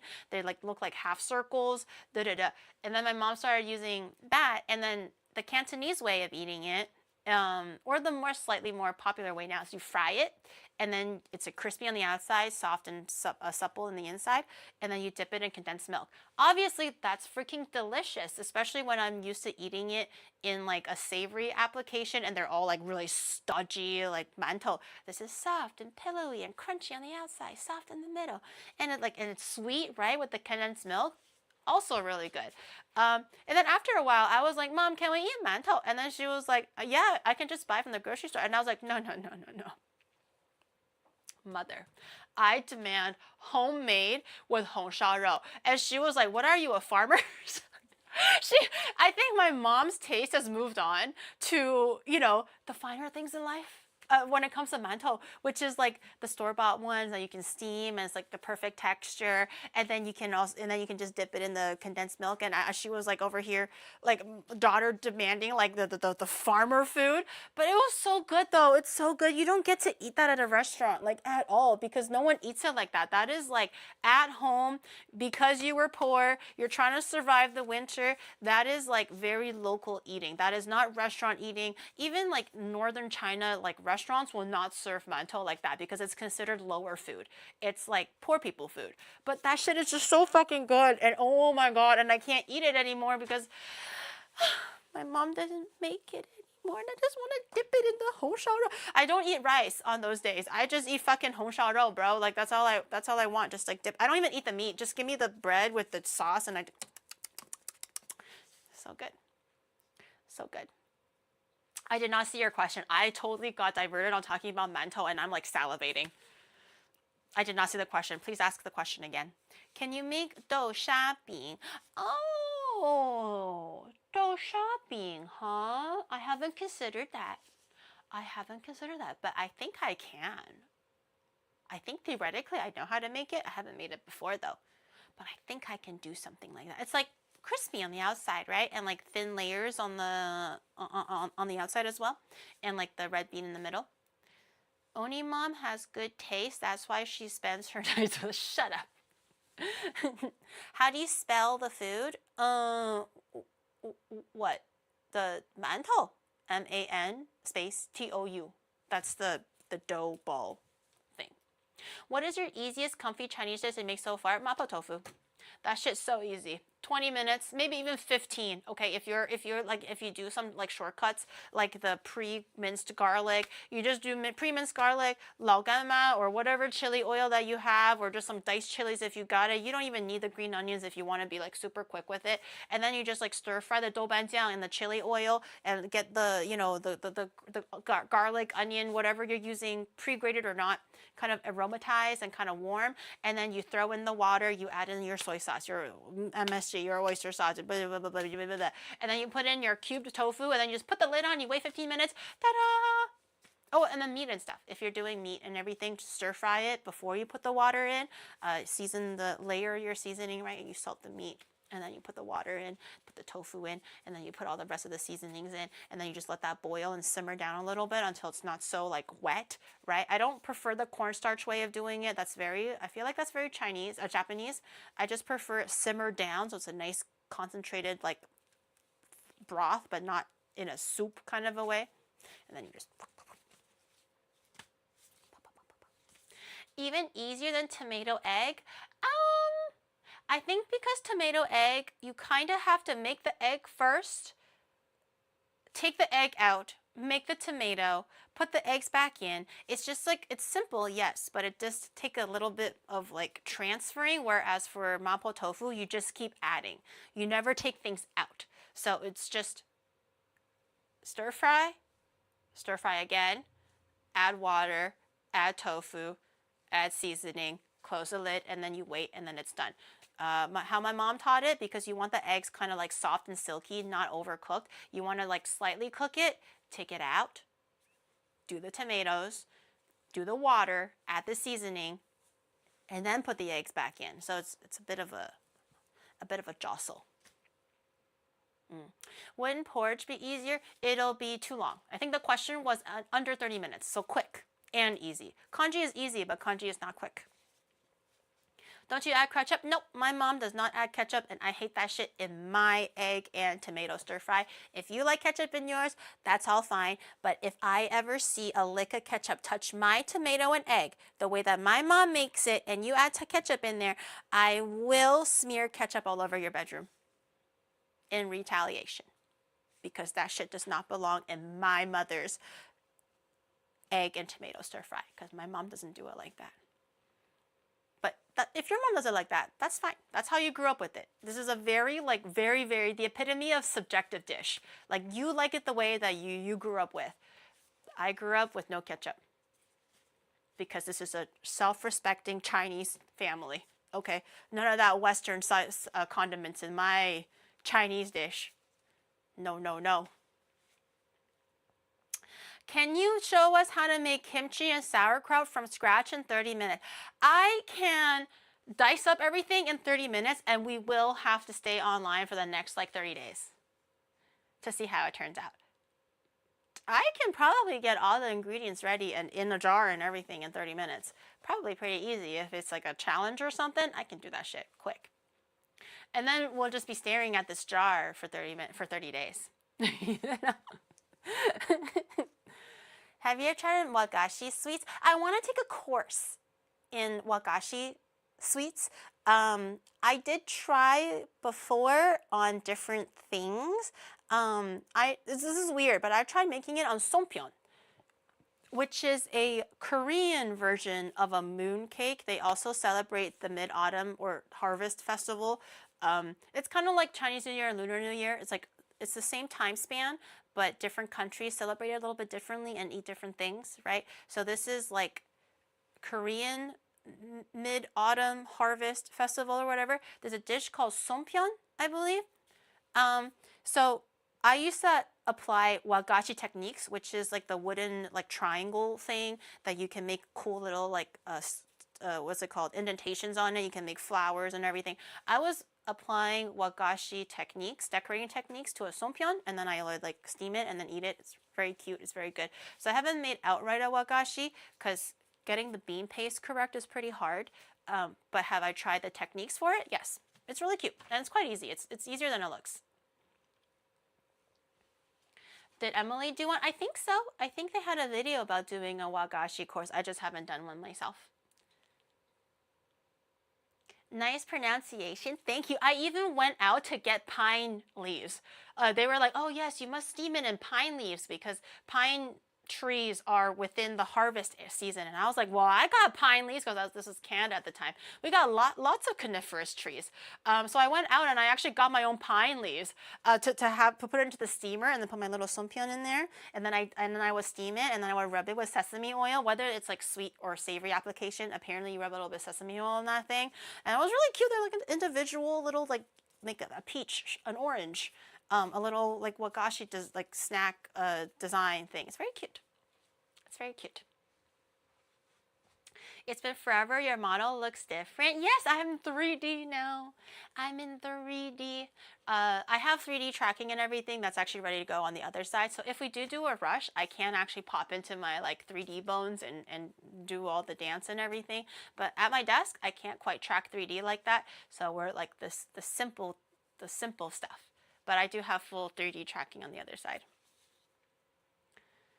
People watching her picking pine leaves in the wild? No, wait, is it that weird? I just went to the local park and I was like, yoink, yoink, yoink, and I had a little like plastic bag and I was like putting my little pine trees in there. You can switch between 2D and 3D. No, I can switch between 3D and 3D, but I can do like simple face tracking on my desk, but I can do full 3D tracking with like hand and legs and everything just instantly. If I go over to my office, because I have the movement trace in, I don't need to have like a suit or anything. I can just like, bam, calibrate, and then I can just do my thing. And then I can come back and I don't have to take a suit off or anything. No trackers, it's all good. It's very convenient. It's very convenient. Calibrate, yeah. I don't have that calibrate like that. Calibrating is very straightforward for the movement tracing anyways. Okay, wait, we should really like at least get this dough going. Dear God. I was like, I purposely chose 2 dishes because I know that my yapping ass is gonna be like a three dish thing is gonna be like 4 hours or 5 hours, and I'm like, okay, maybe a two dishes. We'll try to temper. I'm physically nerfing myself because I'm only making 2 dishes because we have to wake up at 6 o'clock. Okay, oh, God damn it. We'll make the dough first. Well, no, let's keep distracting her. No, don't distract me. The train must pull off of the station. The train's been like delayed. Okay, so we're gonna make the dough first. Pretty simple. Everything you just mix together. It's actually quite straightforward. 250 grams of flour. If you have bread flour, use bread flour. I have all-purpose flour, so I'm gonna use that. It's all good. You don't have to sift this or anything because you're just gonna be like mixing it and everything, like kind of like regular bread. You don't have to sift for bread. You typically would need to sift for things like cakes and stuff that are more like delicate and more refined. I gotta wake up at 6 a.m. You, no. Well, okay, wait. The stream is gonna start at 8 a.m., but you don't have to wake up at 6 a.m. I'm waking up at 6 a.m. because I have to like wake up, do my morning routine, put my makeup on, take the train. So I have to wake up at 6 a.m. You do not. You're okay. Even if you're late, it does not matter. Does not matter. You do you, okay? You live your life. You do whatever you need to do. You don't even need to show up at 8 a.m. It'll be okay. It'll be 8 a.m. clock in, 8 a.m. clock in. Ideally, I kind of want to get there maybe even like a smidge earlier if I can. Like, I wouldn't even mind if I got there at like 7:45 or something, just so that we can really be at the front of the line, because I don't want to come back and be in the later time slot because I have other things to do, because the stream must go on. I can't come back and stay around Shibuya for that long. Half a packet of yeast. So I really want to be in that first time slot. Onimart assemble at 8 a.m. I feel like if I showed up at 5 a.m., I truly would be like, wow, Mom, look at that loser lining up at 5 a.m. And you're like, shh, don't look at her, honey. Don't look at her. I don't want to be that crazy. I want to be like reasonably crazy. Not like, shh, wait outside for 5 hours. The store opens at, I opened this too big. The store opens at 10 a.m. So if I go at 8 a.m., or like slightly over earlier than that, I think that's reasonable. Again, I was number 84. There was already 80 people in front of me when I got there at 8 a.m. last time. So they must have been there at like 7, 6, maybe. I want the thing, but I don't know if I want to get there at like 6 a.m. kind of a thing. Half a packet, which is 2 grams, I believe. Oh, that's 2. Just one more smidge for good luck. Are we getting Pokemon cards too? If they have Pokemon cards, I think we could definitely, since, you know, we're already there. But the last time I went, they did not have Pokemon cards in stock. I think they were only trying to make sure that the Pikachu was being stocked, that they weren't really focused too much on the card stuff. So unfortunately the cards were not available last time, but maybe they'll have some this time. We'll see. 2 grams of sugar, 1 gram I'm of so salt. excited The dough we're itself making is not super Pokemon cakes flavored. again. Oh, wait. I guess not. We're gonna be getting Pikachu stuffies, if that means anything.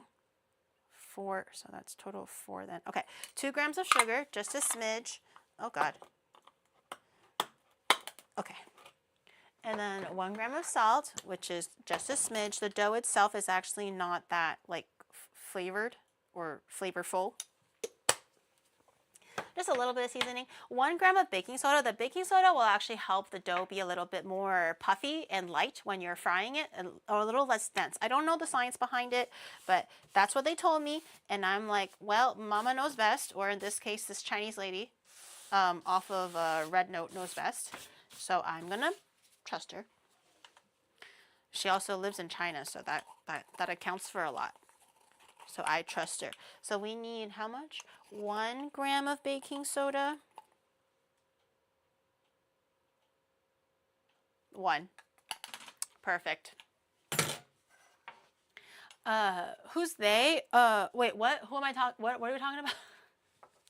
What are we unflavored dough? No, the dough clearly has flavor. Okay, I put salt, pepper, and all that stuff. It has flavor, but it shouldn't be like where the most of the flavor is, because the dough is going to be so thin, and most of the flavor is going to be coming from the meat itself. You just want a little bit of seasoning, but it does not need to be heavy, because we're not eating just hunks and hunks of dough.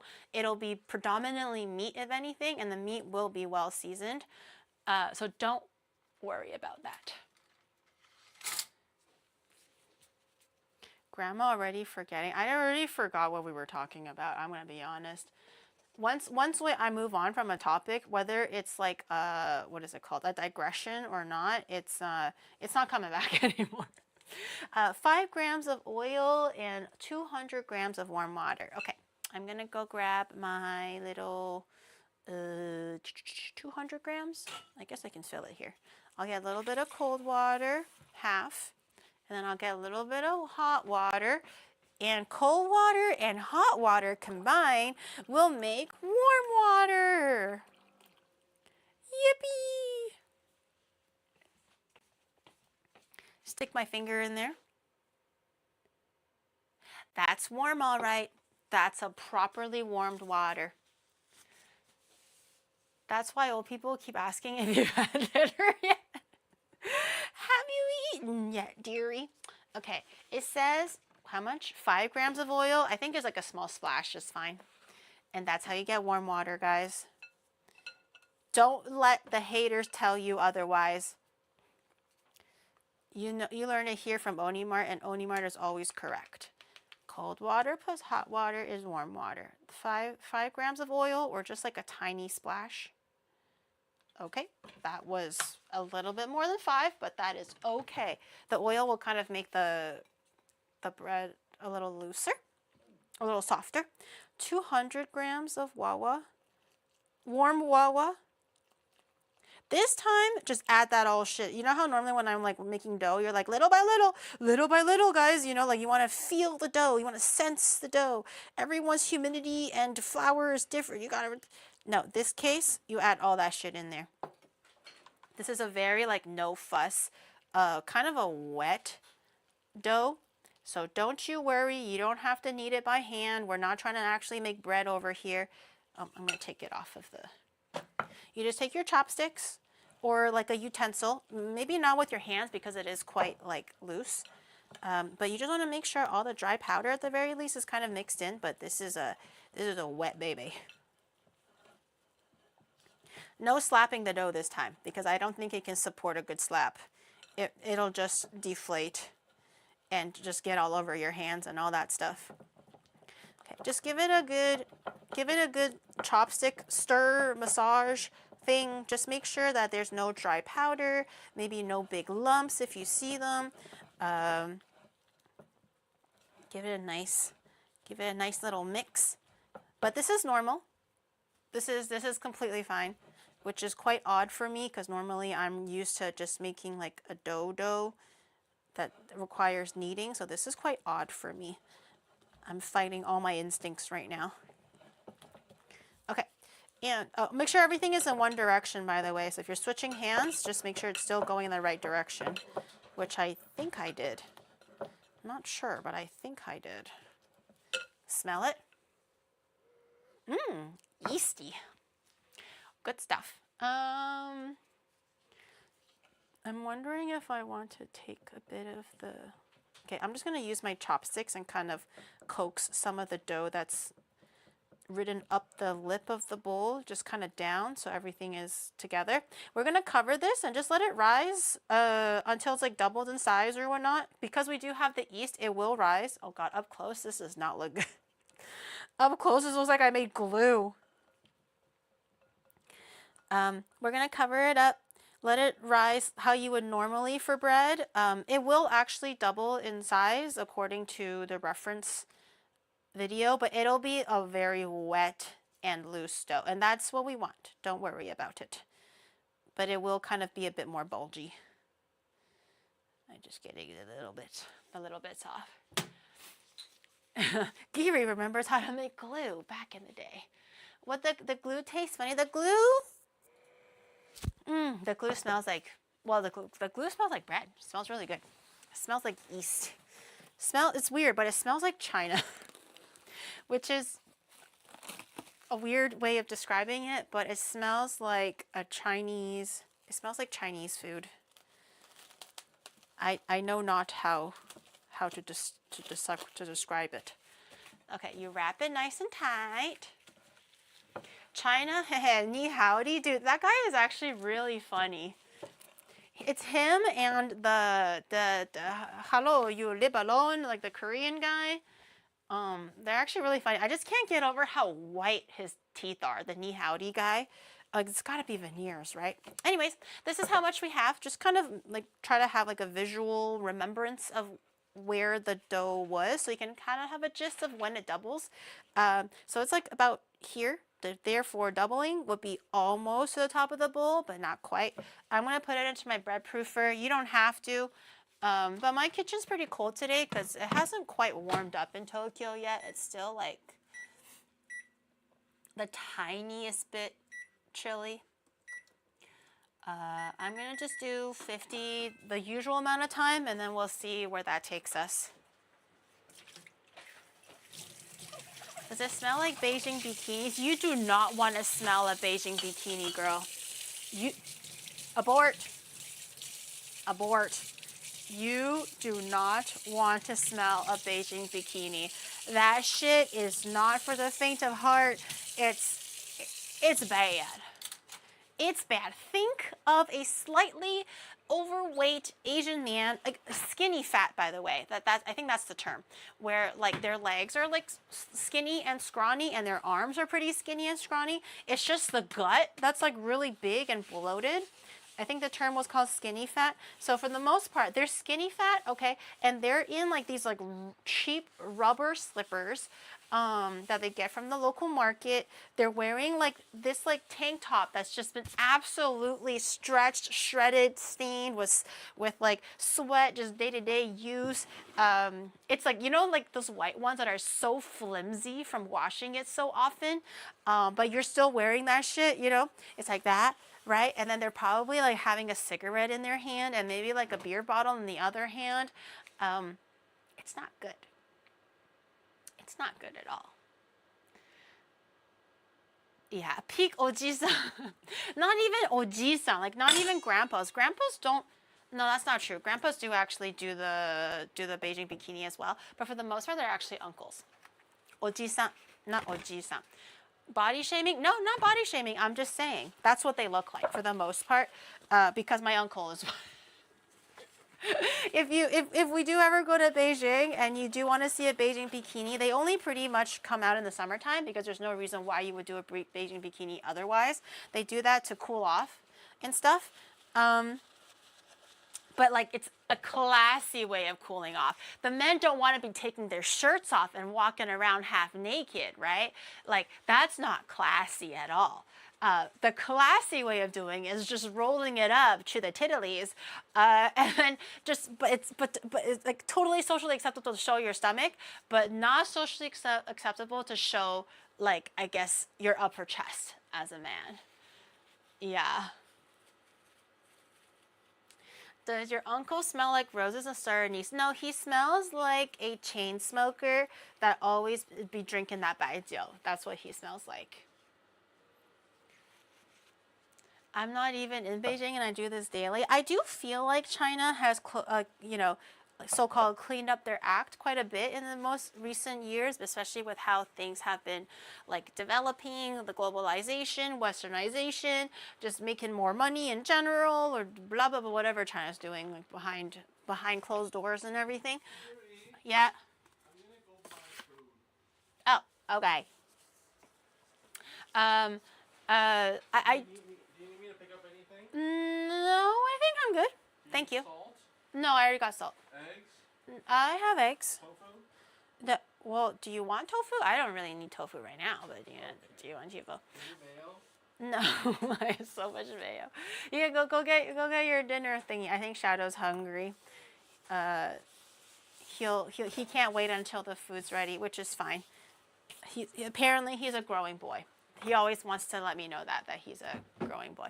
Does exposing your stomach help that much? You can try. I feel like it's just like, you know, like the fabric is covering your body versus not covering your body. It's probably maybe better ventilation, and like maybe the breeze can pass by easier is my assumption. But it's I feel like China's also cleaned up their act a lot, so you might not actually see Beijing bikinis all that much, if I'm gonna be honest. If you go to like the local areas or like the villages or smaller cities, you might see the Beijing bikinis still. But I think if you go to like touristy areas or like rich areas, i.e. touristy areas and all that stuff, you're not gonna see Beijing bikinis. I'm pretty sure it's like semi-illegal because it doesn't look good, right? It's not a good image. So you're probably not allowed to do that. But I think in the local areas, you can probably still see the Beijing bikini. So I think if you just go to tourists, you might not even see it. If you just stay in the popular places. Isn't it a Beijing bikini right now? No, because I didn't roll up the fabric to under my titties to hold it there. This is the actual design. Okay, this is a crop top slash bra at this point. Okay, that is the design, not a Beijing bikini. Beijing bikinis only apply to a tank top that you've rolled up all the way up. If it just cuts off here, not a Beijing bikini. That's just a crop top. There is a difference. There's a scientific difference. Wear a Beijing bikini to the top of the Great Wall. When I used to climb it when I was a kid, they do actually have that. You will see like tourists and just random ass uncles have a Beijing bikini when they're trying to when they're trying to climb the Great Wall. Because every time I go back to China, it would be summertime because you know school's out and everything, and that's when it's hottest. That's when you're gonna see the most Beijing bikinis, the good stuff.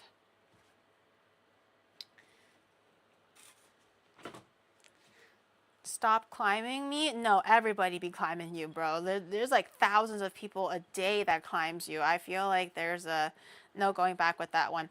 The meat filling is actually pretty simple. We don't even need to season it as complicated as how we do like dumplings with veggies and all that stuff. The chives actually come later. Seasoning is very straightforward. Just different salt components. You don't have to add too many things. The meat mixture itself can be pretty much anything. If you like lamb, use lamb. If you like beef or pork, use all that stuff. This one is actually a pork and beef mix. If you can do it at the butcher and control it, then maybe 60% beef and 40% pork, because the pork lends a little bit more fat and flavor to it. Japan loves the beef and pork mixture, so this is actually pre-grounded and easily accessible in the grocery stores. So this is what I have, but you can use chicken, whatever, firm tofu if you're vegan, I don't care, does not matter. Whatever ground meat that you like. I'm just kind of loosening a little bit because it's a little bit like still stiff, but we're gonna add in a little bit of water, some grated ginger, garlic, onion, all that, all the usual stuff, and some salts and stuff. Have you tried lamb? Yes, I don't like lamb. Rack of lamb is pretty good because I feel like the flavors are a little bit like lighter compared to like other cuts of lamb, but I think lamb is too gamey for me, so I do not prefer it. Garlic goes well. Yes, I have some grated garlic, ginger, leek mixture. I'm just gonna do it the shortcut way, but they already have it all mixed in together. It's like a 3-man group. It's got negi, which is green onion, shoga, which is ginger, and ninninku, which is garlic. And then mix it in there. We're gonna add a little bit of water because you still want the meat filling to be kind of like, you know, wet and plump, kind of like how you would do it for like dumplings and stuff. If you don't add any water at all, it will be pretty like stiff, which is not gonna be a good texture for when you're making the final thing. Also, it helps the meat kind of break down a little bit, so when you're stirring it in one direction, it kind of breaks down evenly, and it like makes the streaks, the stickiness that we're always looking for when we're mixing fillings and stuff. So we're gonna add a little bit of wawa. Have you tried various types? I don't know if I did, because I just usually eat it at like maybe a restaurant if someone else orders it and they're like, you gotta try the lamb, right? Or something like that. So I don't actually know where the lamb comes from, if I'm being honest. But, oh, also like a splash. A splash, and then mix it, and then add a little bit more splashes to it until it gets desired texture. So I just feel like as a baseline, I don't really like lamb because I think it's a bit too gamey, and it's like the first 2 bites are okay, but after that it just gets a little too overwhelming. Shepherd's pie, I like cottage pie, so basically the beef variant of it. I didn't actually know shepherd's pie was lamb only until like kind of semi-recently, like a few years ago recently. I thought shepherd's pie was actually beef. I didn't know it was supposed to be lamb. But I prefer cottage pie, so that's the beef version. 1 splash, weird unit of measurement. A splash is weird? Really? Isn't a splash pretty common in cooking? Especially when you're measuring with your eyeballs and your heart instead of using tablespoons. This guy is stiff. What the hell? This is a firm old meat. Okay, I think I'm gonna add a little, the whole time I'm stirring in one direction, by the way, never in opposite directions, only in one direction. We wanna break down the muscle fibers so they don't like stick together, so when you're cooking it, they're not individual lumps of meat. You don't want it to be like taco meat texture. You want it to be one homogeneous, like, patty texture, if you know what I mean. So this is still pretty tough and thick. It's breaking down pretty good. You can see how it's like you don't really see the individual kernels as much anymore, but it's still kind of there. And the bowl is also getting a little bit, like, you know, foggier and a little bit streakier. Those are all good signs. We're going to add another splash of water. If you're nervous, add a little as you go, but meat can absorb a lot of moisture, so I wouldn't worry too much about it. You just have to make sure each time you add a little bit, you give it ample time to absorb and mix. My splash is much bigger. Oh, you're saying that my splash is mediocre, my dear Watson. I see, I see. I'm doing little splashes because I don't want to actually overwhelm the meat too much, and then it's going to be like, whoa, it's too wet. I can't absorb it all, you know. You want to make sure you give it enough time. Okay, this is a lot of.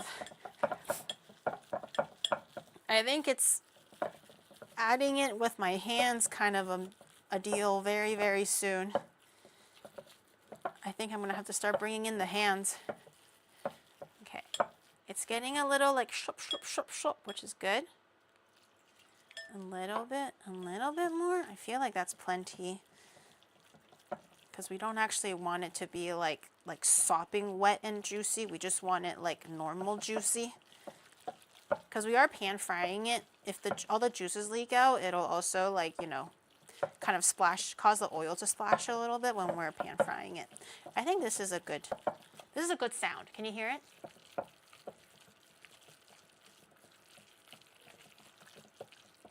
I don't know if you can hear it, but that's a good sound. So we're just gonna keep working with this. We're not gonna add any more water. Okay, water. We're gonna keep mixing this, but we wanna add in other ingredients. So salt. Sounds like what your mama shush. At least my mom tasted good. Ew. Okay, a little bit of salt. A little bit of oyster sauce. Just a tiny little dribble of that. Oh. Okay. White pepper. Ooh, which one is that's black. That's white. Okay, some white pepper. Some ginger powder if you have it. I'm going to try to look for my ginger powder. Some white pepper. You can add whatever you prefer. I do have ginger. Let's go. I might actually add in a little bit of Szechuan peppercorn if I have it. Maybe I don't. Okay, maybe I don't, because I suck. Oh, I have the full-sized one, not the minced one. No, I thought I had some. Okay, well, garlic powder then. Oh, and maybe some allspice. Allspice. Oh, God. Thank God I checked. I didn't have a lid on it.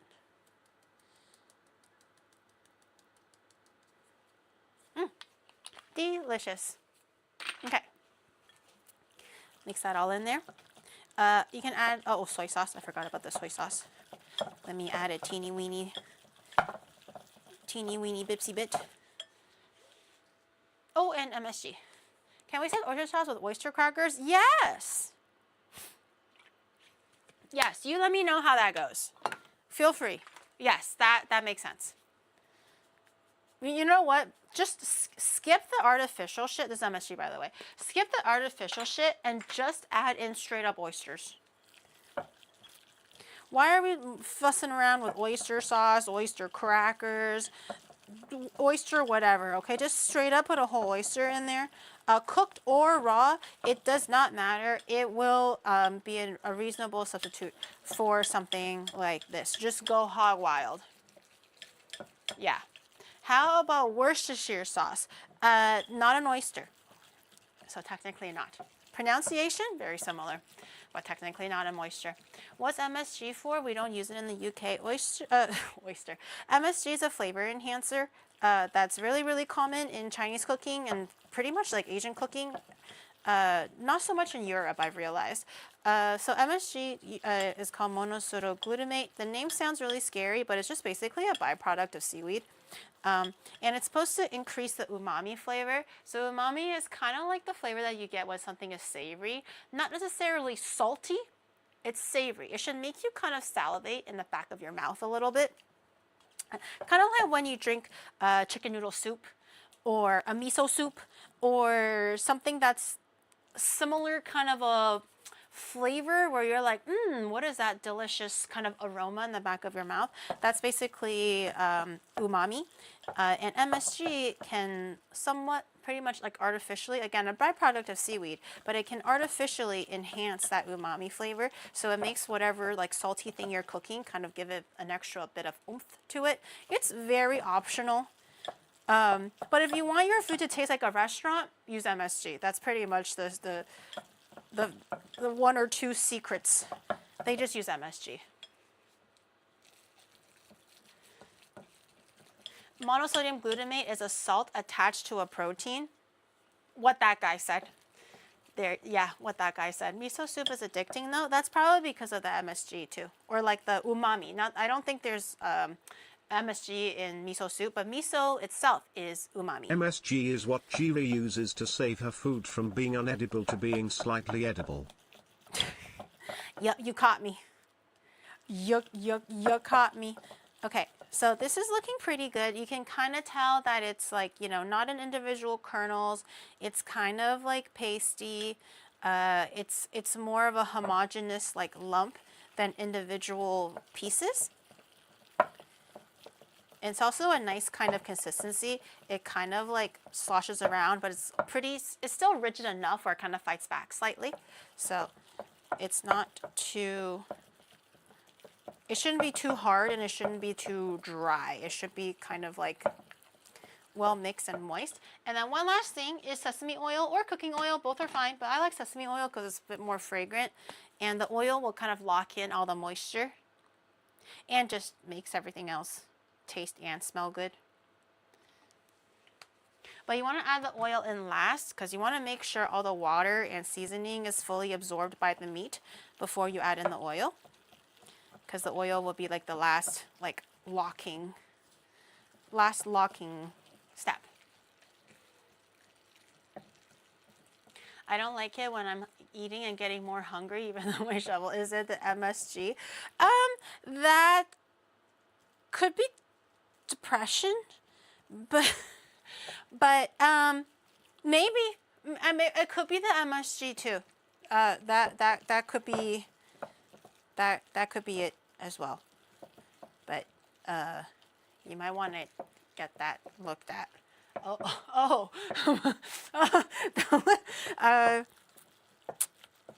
It may be better to consult a professional about that one.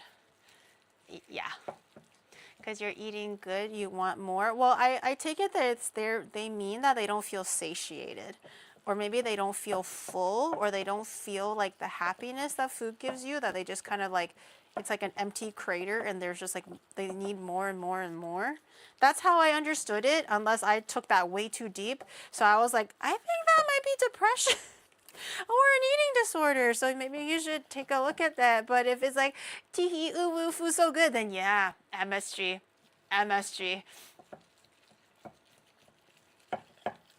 Not feeling satiated, depression. Yeah, well, I'm definitely not a doctor. Please don't make me a psychiatrist. For those of you who think MSG is addictive, did you know that there is a substance that is more addicting than cocaine, is basically a CNS stimulant, builds up tolerance so you crave more the more you take, but is still legal? I was going to say Coke or Sugar. crack, but... Oh! I was like, Coke? Are we talking about cocaine?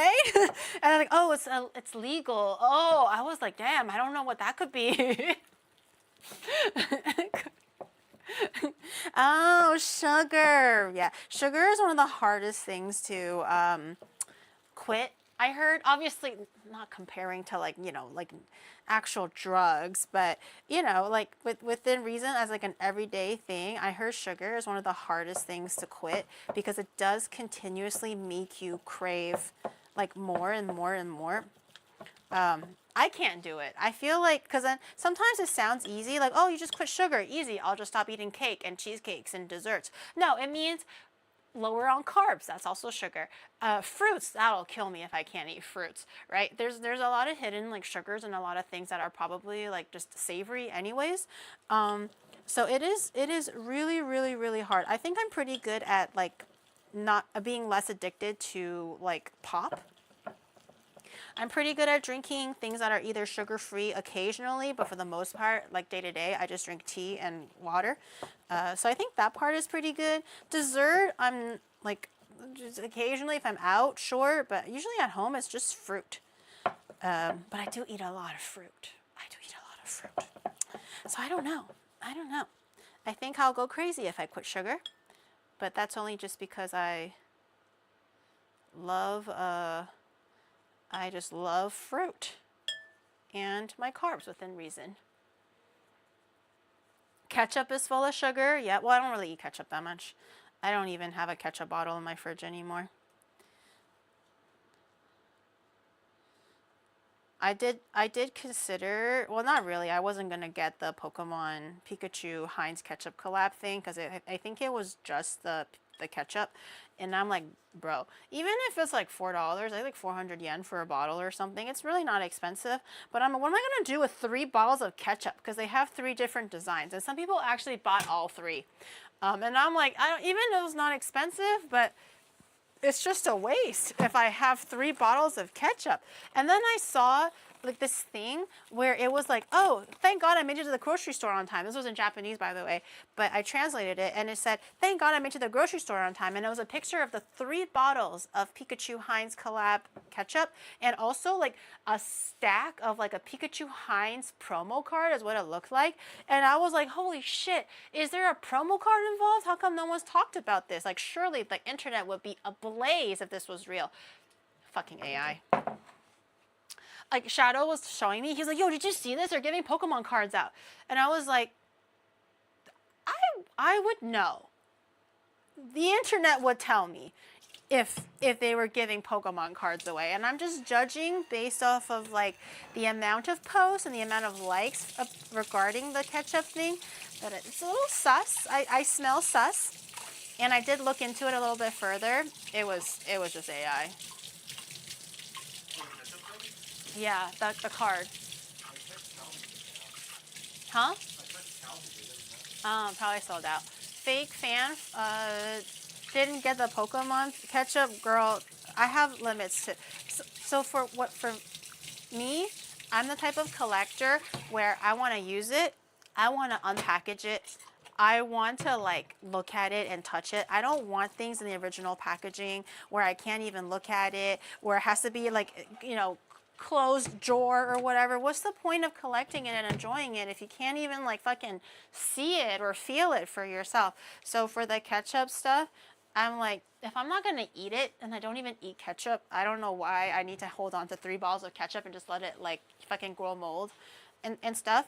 And if I empty it out and wash it out, 1, that's a waste, and 2, I think the label will get damaged because it's paper based. So there's just a lot of reasons why I don't really care about the ketchup. Like, I want to look at my stuffies and hold my stuffies, unpack my stuffies. Shadow's like, you're opening it? And I'm like, yes, I'm opening it. It's mine. I want to touch it. I want to look at it. He's like, you're not going to keep in the packaging? I was like, fuck no. That shit's mine. So it's really slapping Pikachu? Yes. Yes.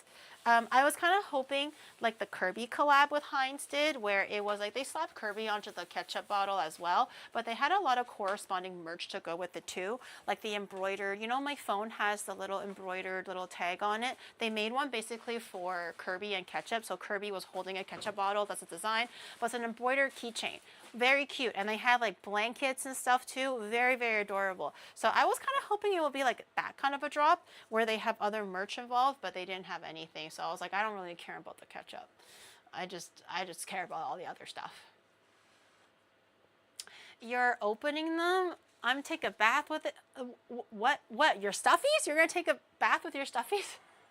Did you open? I have not opened the Beyblades yet. I don't have anyone to play with at the moment. Shadow doesn't play with me. He just plays League. True. So I'm just like, well, if I open it now, it's gonna get dusty. So I kind of want to wait until like my friends are over, I guess, so we can kind of like make it together, I suppose. Okay, we can probably start making the filling for the pistachio Tongyuan, because we need to make the filling. I'm going to freeze it a little bit so they're a little easier to like fold into the glutinous rice like skin later. If it's a bit too more room temperature, it kind of like falls apart a little bit. It's just not bueno. So we're going to start doing the stuffing first. We're going to need our food processor and stuff, but before then, we will get a little bowl and a little plate, and we're going to be cracking some pistachios. I got these in the shell, so we're going to have to uncrack them. I don't know if they're salted. If they're salted, just use less salt overall to make the filling, but if they're not salted, wait. Yeah, I'm going to do it like this way. But if they're not salted, then you can add a little bit more salt. So I'm going to have to taste these. We're going to have to, like, old-fashioned way. Oh, maybe I'll do it this way. So the shell goes in here, and the nut goes in here. Shadow's rank better be high if he's playing League that much. No, he it's like a, you know, like an actual crack addict. It comes and goes. The longest streak he's ever had of like quote unquote quitting League was maybe like a year. He was pretty good for a whole year. I think just maybe streaming picked up and that was kind of his hyper focus because he's got that ADHD brain. You know, he just needs something to kind of keep his brain busy. So he usually would go like cold turkey for a few months, and then he just comes back with like a raging passion for League, goes offline and plays it for a few months and stops for a few months. I think the most recent duration of him so-called quitting was like a year. Look at the green on this one. Beautiful. And now he's back. I actually thought he quit for good. He's gunning for 6th account ban. Dude, I don't understand how like every time it's an account ban, man. I'm like, why? And sometimes he would not tell me. He'll lie to me. He was like, oh, you know, they had a skin or something. And I was like, you can't get your own skin? I figured you can like save up money or points or whatever and get your own skin. And he was like, oh, it doesn't work that way. You don't understand. And then it turned out that he called someone a snot bubble. And then he got banned. And I'm just like, wow, again, huh? Again.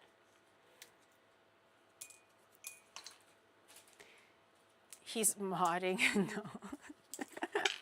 He likes to help people improve. He likes to give suggestions for other players to make sure that they do better next time, is what I heard.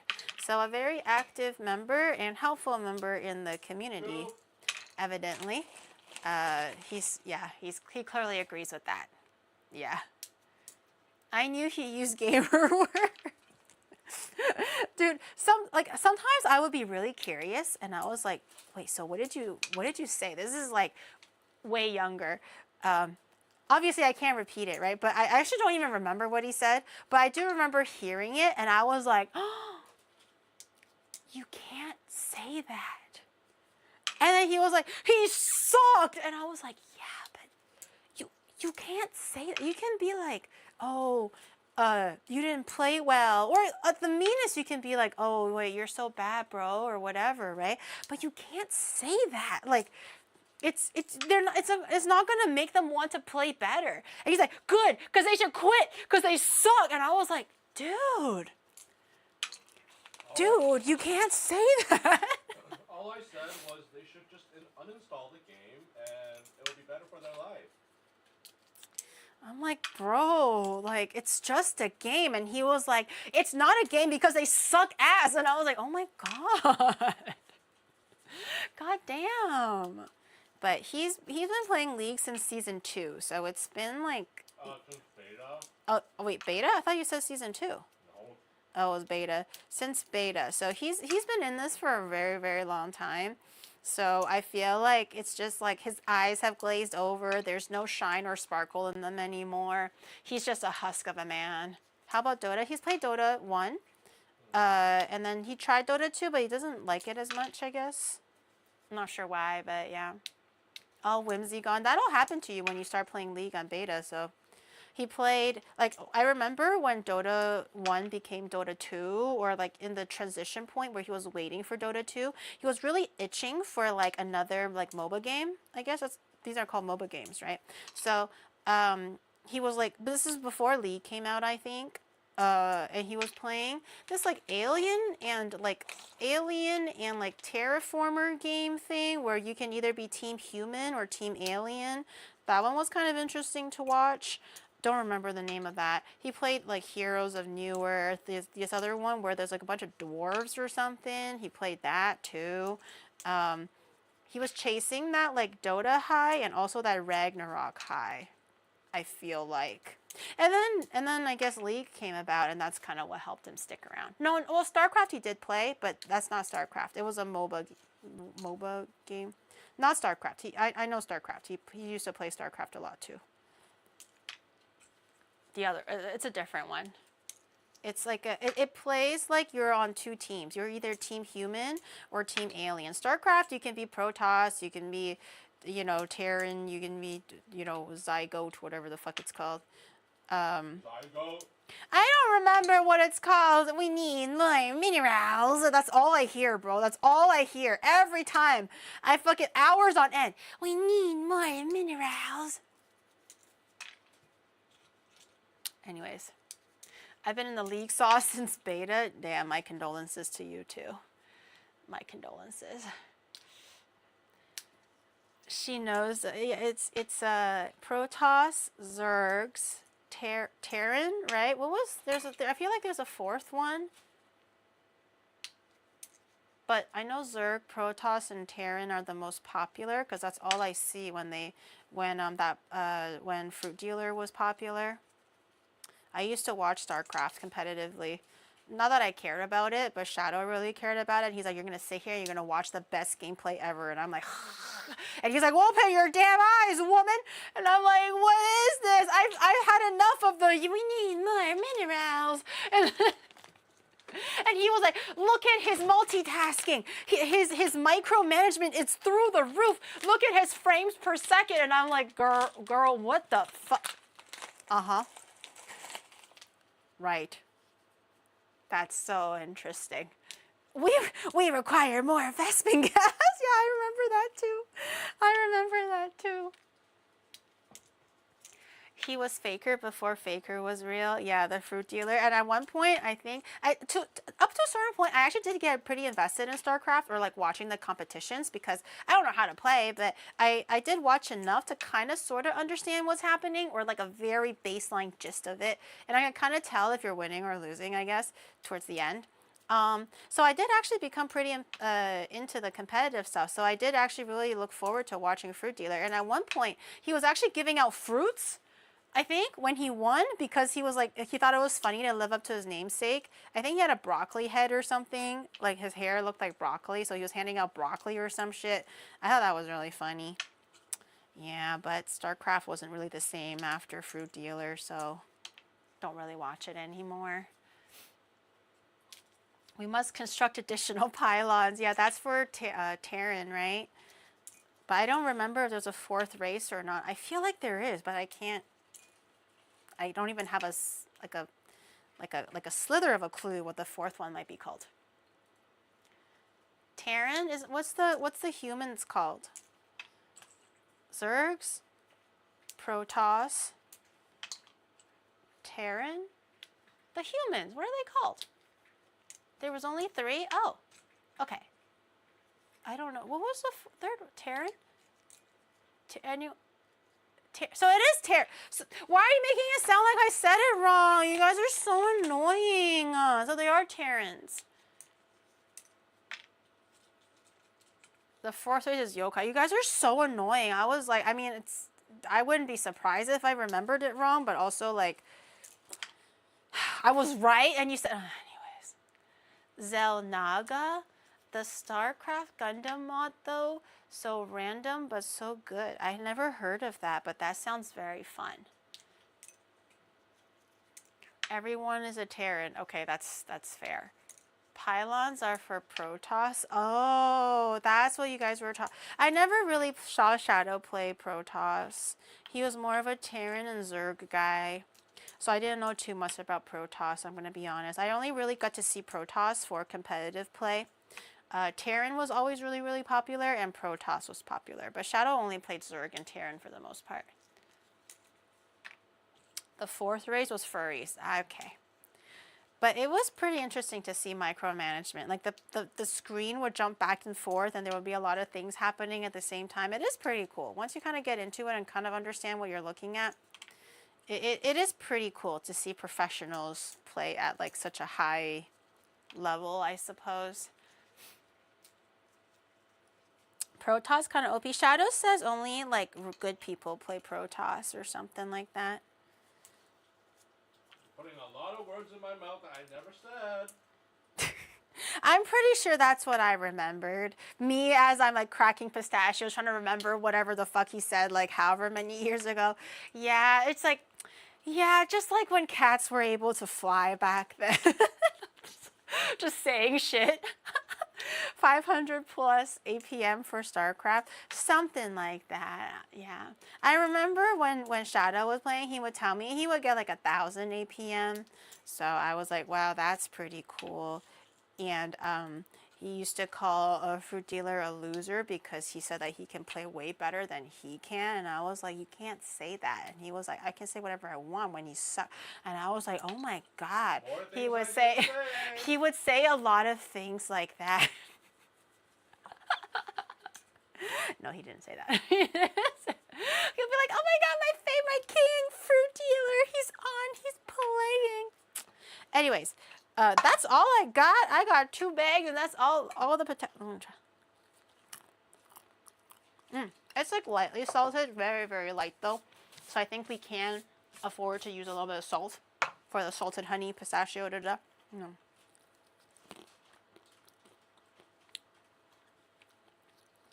I'm eating it all. I love pistachios. One of my favorite nuts. Love a good pistachio. My gloves broke. Oh. How's it? Yeah, it's coming. The dough is rising ever so slowly. Ever so slowly. Age of Empire? I had a friend who played it a lot. I don't think Shadow played it that much. I did. You did? Age of Empire? Yeah. Oh, he played Aeon too. That was also a really big one that he played for a while. I remember watching him play because it was very pretty. A lot of like sunrises and sunsets, and like it looked like it was basically just a bunch of angels flying around, you know, doing shit. That was my memory of Aeon because I've never played any of these games. Team Fortress? I think he played Team Fortress 1. The best game is Worms. Yeah, he loved Worms. Wait, I had more? Bullshit. I had a few pieces left. I thought that was all. Yay, a few more pieces of pistachio. Gam Shadow is old. No, he's not. He's also 21 3/4. Or whatever the conversion is. I forgot. We're making Dubai chocolate? Hell no. We're making salted honey pistachio tangyuan. It is a Chinese dessert made out of glutinous rice flour, and it has like different kinds of filling. Today we're going to be making a salted honey pistachio filling. It's a traditional dish that you would eat on the last day of Chinese New Year, which was last week. Kind of missed it because we were doing other things, but I kind of want to try making it. I haven't made it in a very, very long time. Sharon lying about their age too. Onigiri. 21 3/4. That's, yup. If you ask, he'll say the exact same thing because I know his age. A Korean special? It's not a Korean specialty. I mean, maybe Koreans have like a similar dish. I don't know though. Okay. This is Chinese. Tangyuan. Okay, hence the Chinese name. Tangyuan. I haven't made cottage pie in a long time. I remember one of the first things that I tried making when I was able to cook in the kitchen for myself, and I was like high school, maybe university at the time, was actually a cottage pie. What I thought was shepherd's pie before I knew that shepherd's pie was lamb only, so I called it a shepherd's pie. But I used to be fucking obsessed with that kind of shit because I was obsessed with mashed potatoes. You guys, if you guys been here, you guys know my obsession with mashed potatoes. It's just like a dish that you don't really get in a Chinese household. It's so simple, but it's just a thing that I crave because I can't have it, even though the dish is just so standard and basic, I guess, for like a Western household maybe. And cottage pie was basically the best of both worlds. You got a thick ass layer of mashed potato and then you get like minced beef on the bottom. That sounded like heaven on earth, especially when you're like a Chinese kid that you're like, I'm sick of eating rice and veggies, Mom. You know, like I don't want to eat dumplings. I want to eat a cottage pie. So I remember trying to make one for myself and it was really good. I really enjoyed it, but I haven't made it in a very long time.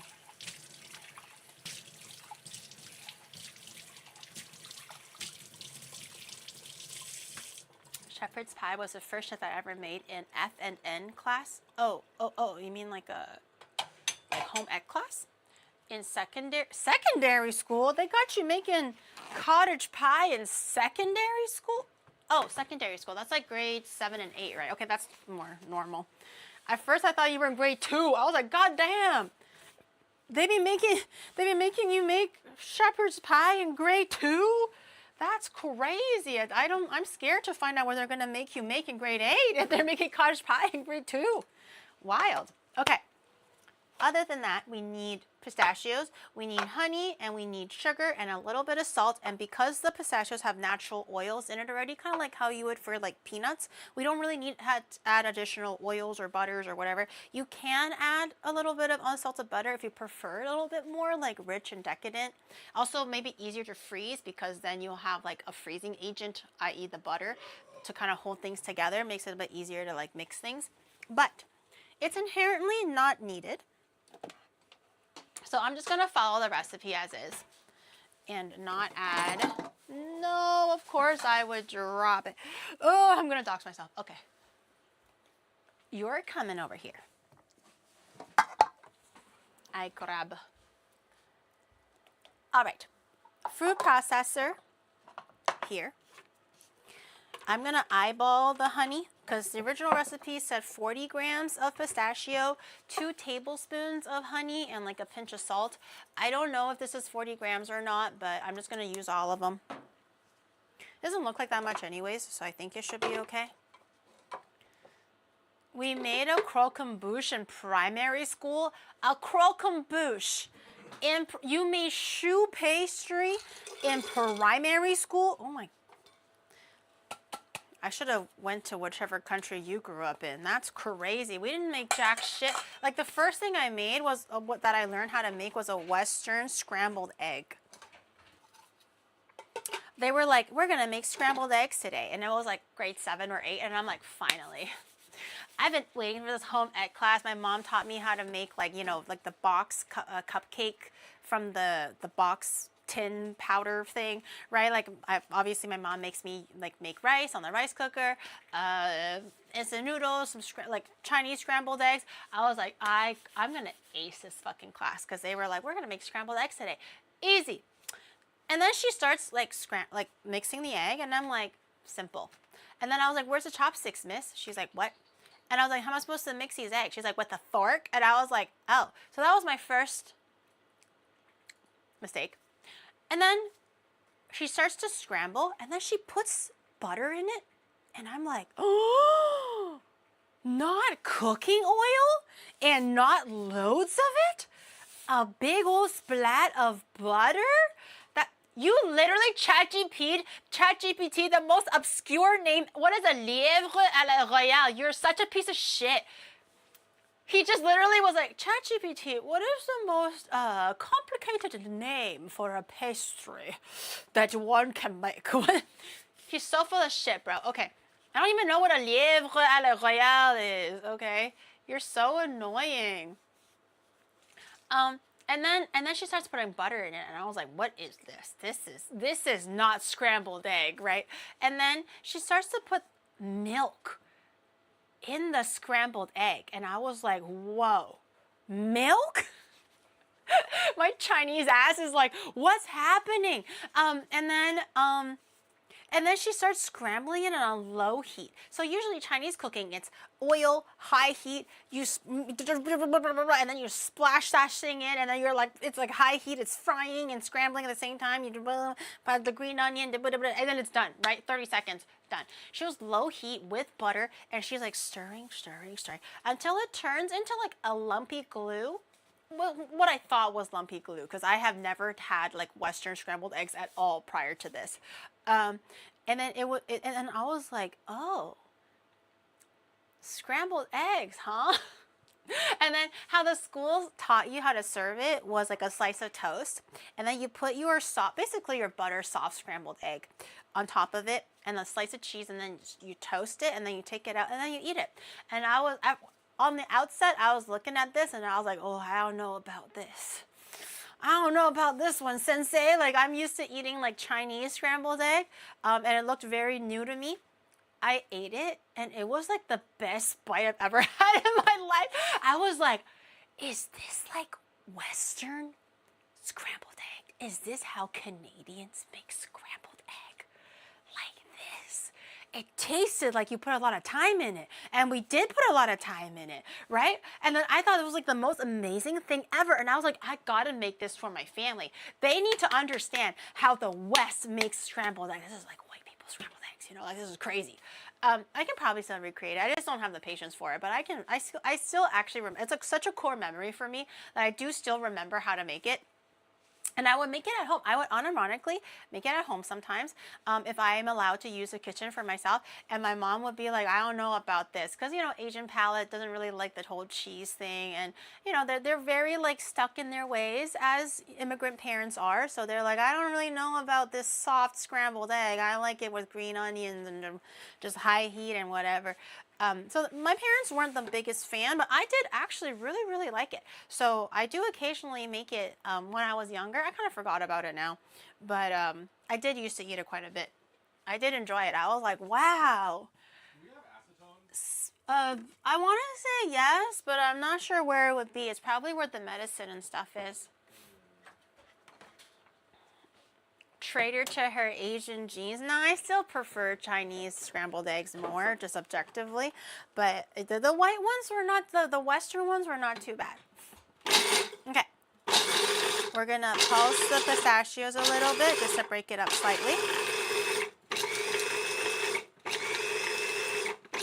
Cheese, yeah, I was like, whoa, cheese. Okay, we're kind of pulverizing this a little bit. Nice and grainy. I'm not sure exactly how far I need to go because the recipe didn't actually have like visuals this time, which is a bit new for me. Typically they'll have like a lot of the accomplished feeling when you make a Western style dish as an Asian kid. Yeah, that's how I felt with the mashed potatoes and stuff too. I don't actually know how far I'm supposed to let this go. Whether it needs to be a little bit more of a butter consistency or if chunky is fine. But it says to just pulse it until it kind of comes together. If you squeeze it in your hand and it doesn't fall apart, then that's pretty good. So we're going to keep like heading over towards that. No, my honey. Oh, my honey hardened because the house was, oh no, I have to put it into the microwave. Oh no! Actually, you know what? Gently. Maybe microwave is not the move. I want to heat up a little bit of water. Maybe let it sit there for a little bit. I don't have extra honey, do I? I think that's my only one. Boil it? Yeah, I'm gonna let it sit in some boiling water. It like the house is a bit too At cold. least you made something hardened for once. Bitch. Bitch. Yeah, it's solidified. I actually kind of really like granule. Like, have you ever like let honey sit on the counter for a little bit or in the pantry where it turns into like crystallized honey, but it still flows. It's just not full liquid honey, but it's also not hard honey. It's like little crystallized bits in there. I'm not sure how you're supposed to get it like that, but because I've only had that by accident in the pantry before, but I really like that kind of honey where it has like some texture in it. I like it. Like cream honey, maybe? Is that what you call it? I don't know. Where's the honey guy when you need him? I know. Always dropping the ball when you need the guy. I'm gonna just massage this a little bit, see if it gets a little softer. You the real honey. Over time it crystallizes. I like the crystallized version. I think I like the texture a little bit more. I used to not like honey because I used to think it would smell kind of like stinky. Does anyone feel that way? I feel like honey also like almost like cheese. Like it tastes good, but it smells a little funky. So I used to not like honey that much growing up because I don't really like the smell of the honey, but I don't know if it's just me. Maybe I'm weird. It smells sticky. It smells like, I don't know what it smells like, but it doesn't actually smell quite pleasant to me, I guess. It tastes great, but it doesn't smell that pleasant, so I don't usually like to eat it that much. Does it still smell bad? No, I like the smell now. Maybe I was just a little baby bitch back then. I thought maybe it smelled weird. Or maybe the Canadian honey smelled weird. Maybe it adapted to the smell. Yeah, I might have been a little baby bitch.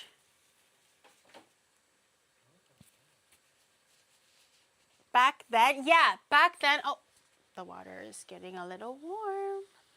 I'm going to turn it off a little bit. Or not off, but like lower. Hopefully it can gently warm up. I think the dough proofer is done, but let's take a looky look. Oh, it's looking pretty good.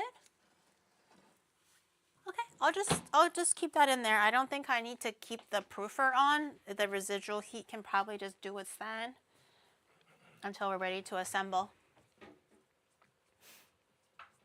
Have you had honey straight from the honeycomb? Yes, I actually had that recently in Japan, which is kind of weird. I've always wanted to try having it from a honeycomb because it sounds like, it looks like it would feel like biting into like an open combed wafer, if that makes any sense. That's what the texture looks like it would give me, but prior to me actually trying it. But honeycomb is quite expensive to just like try willy-nilly, so I've never actually really done it. And then we were in Enoshima for the Walk to Hakone road trip, I believe, and they had a few ice cream stores that had, like, the specialty was if you buy the ice cream, they'll give you a little cut of honeycomb. And I was like, I'm gonna do it, boys. I'm gonna do it. I'm gonna try honeycomb. And it was good. The texture was also really good, but it's waxy and the wax kind of stays behind. It's kind of hard to swallow. Are you supposed to eat the wax or are you supposed to spit it out? I ate half of it because I got scared and I didn't know if it was like unkosher to spit it. So I was like, I'm just going to swallow it. I'm going to eat it. But then also the second bite, I was like, are you supposed to eat beeswax? And then I saw I spit it out. But I didn't want to be rude, you know, and spit out something I wasn't supposed to spit out. You feel me? You feel me? So I ate half of it. Oh, I ate half of the wax. Oh, should have just asked. I think I asked, but also because it was just sitting in my mouth now, it felt like I was just chewing gum. So I panicked and I was like, I don't want to be called a pussy, so I just swallowed it. But then because I remember it being kind of unpleasant, because it's like, you know, why should it feel like chewing gum? So the second time I was like, I can't do it anymore. I'm just gonna spit it out, even though it looks rude. But now good to know that you're supposed to spit it out, because I did not know that. I feel like it probably won't kill me if I ate it, but it's probably just like, you know, not normal or not. like you're not supposed to eat it. It's one of those like, oh, it's not toxic. Are you supposed to eat it? Because it won't die if you eat it, but you're not supposed to eat it, kind of a thing. It's like chewing gum, yeah. It causes ultraligma. Well, I had like, you know, the cone was like this big. It's very small.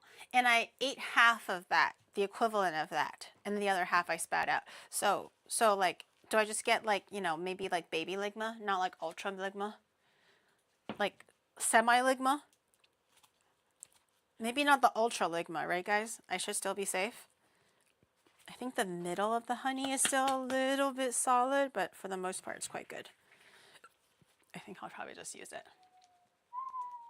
Yeah, maybe I got baby ligma. A giga ligma? Giga ligma is bigger than ultra ligma. Like, I only hit half of it. So it's like baby ligma.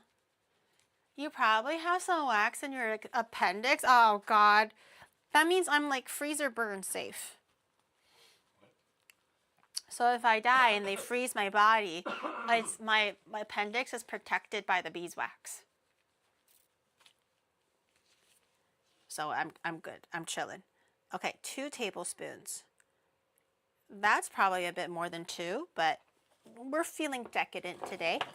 Again, if your roasted nuts are already salted, then you can use less salt or maybe no salt, depending on how salty the roasted nuts are. But my pistachios are not salted, so I'm just gonna add in like half a teaspoon, maybe, not much, because my salt is pretty, well, salty. And then we just keep on going. Keep on pulsing until it becomes like wet sand that kind of like if you squeeze it, it stays together.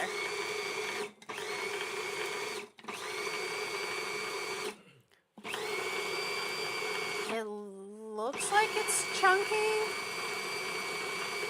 I also don't know if I should be putting this through like a blender. Is it strong enough? Oh, wait. Oh, that's good. It's like semi-butter. Wait, that's really... Wait, that's so good. Okay. Okay, I'm excited. I was a little nervous. I wasn't sure what to expect. I kind of want to try it. It's like,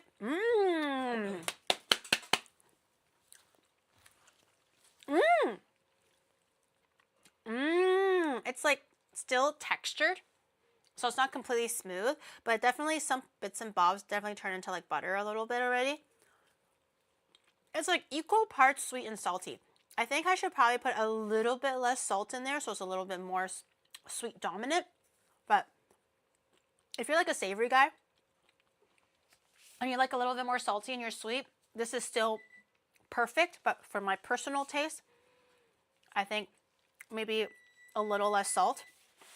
But, but still delicious. Okay, let's decanter that and roll them into little balls, and then we'll freeze them.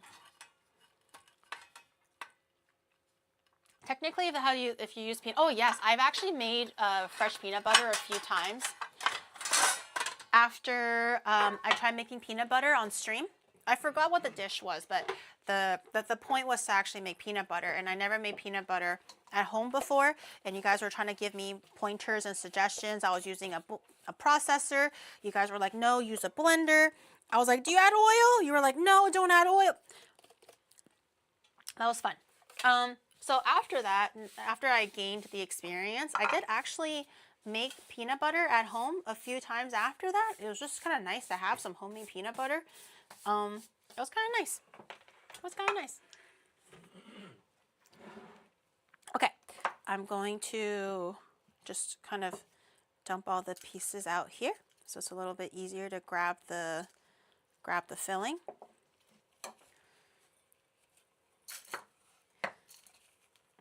I like how the food processor kind of like makes butter for some bits and bobs and also keeps like really large chunks for bits and bobs. So it's a really nice, pleasant, like crunchy consistency and texture still. I was a little worried that it was going to become fully soft, which is kind of fine. It's kind of more akin to like, you know, the black sesame paste, I guess, but I would prefer my nuts a little chunky, I suppose. Even for the peanut filling ones, I like it when it's a little bit chunkier. I just feel like nuts should be chunky. But this is kind of what we're working with. And then the recipe did say that like you're supposed to be able to like squeeze it. And it's supposed to hold its shape. So that's perfect. It looks kind of unassuming because it doesn't look like it'll hold its shape because it seems so loose. But the minute you squeeze it, it does actually come together. So we want 12 balls. Should I measure it out so it can actually make the full 12? Maybe I should. Let me grab all. No, I'm wasting my pistachios. These are expensive.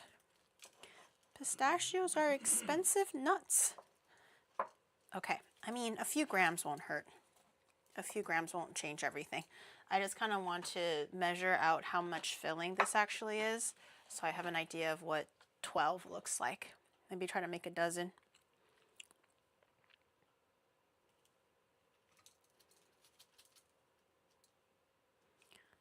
$104. What's 104 divided by 12, chat? Can someone help me, please?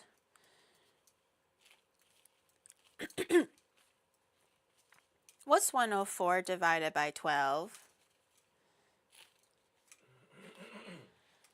8.666. Okay, so some pieces can be 8, some pieces can be 9. Got it. All right. Oh, then in that case, maybe I can just do it on this one. So that way I can have it all in the one bowl. Okay. Let's see, make a nice little ball so it'll fit into the glutinous dough skin a little bit easier in a second. 10, okay. A little fat, a little fat. Let's...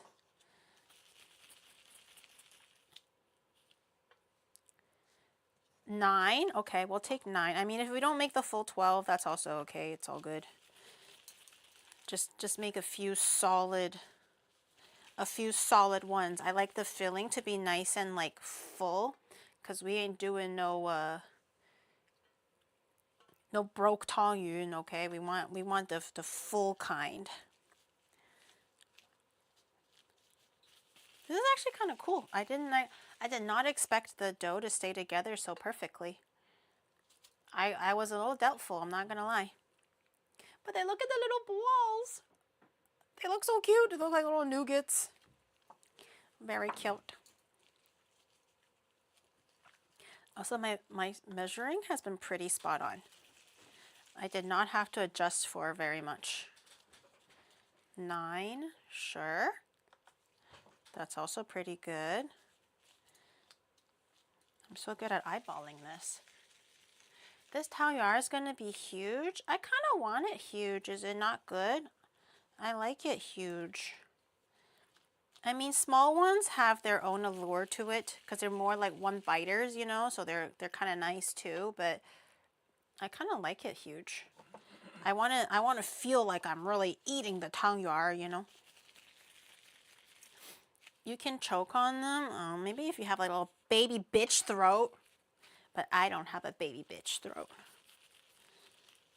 I think I can take 16. Okay, that's pretty good. I forgot to zero it out. So 8 plus 8 is 16. What? Yes, I have a very strong throat tolerance for tangyuan. It used to be one of my favorite things to eat, but because they were like tiny bit expensive and also a little bit like season specific back in the day. Are you okay, Shadow? I can't tell if he's like trying to like throw me signals of like, hey, maybe I'm saying something I shouldn't be saying, but I'm also only talking about tangyuan, so I think I'm okay, but you know, I don't know. So I can't tell if he's trying to like throw me signals of like, shut up, bitch, like that, or he's just trying to like, you know, clear his throat. I can't tell. Oh, just clear my throat. So I'm like, am I in trouble? Am I saying something I shouldn't be saying? But he won't like shut the fuck up, so I'm just like, wait, but like, so what? So it is me. It is me. I shouldn't be talking about tangyuan. Like, Hold on, I just got something stuck in my throat. he got me second guessing myself for the last like 10 minutes, bro. Get him a drink. How about he get his own drink, Fugi? How about he get his own drink? The man has legs. Okay. You say things you shouldn't be saying every other word. You shut up. Shut up. Okay, everything has been 8 grams so far, so I think we could start aiming for maybe like 9 grams. We can be a little bit greedy. A little bit. Okay, everything is 8 grams. I'm getting too good at separating it into 8 grams. Curse my accuracy and efficiency. I'm trying to get 9 grams. His glorious legs shouldn't be wasted on such mundane tasks. Okay, buddy. Okay, if anything, this man, shit. What is Samba or okay, I keep on forgetting to zero out the damn thing. Oh, shoot. Is this last one going to be humongous? Uh-oh. This last one might be humongous. Everything has been 8 grams.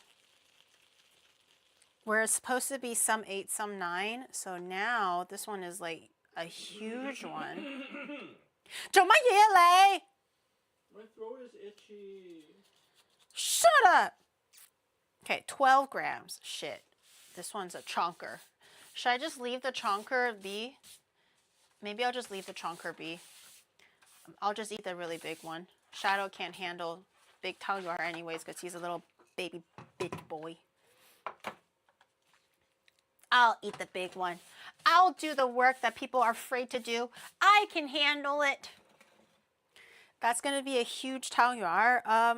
No, it's going to be a nice, like, even bite.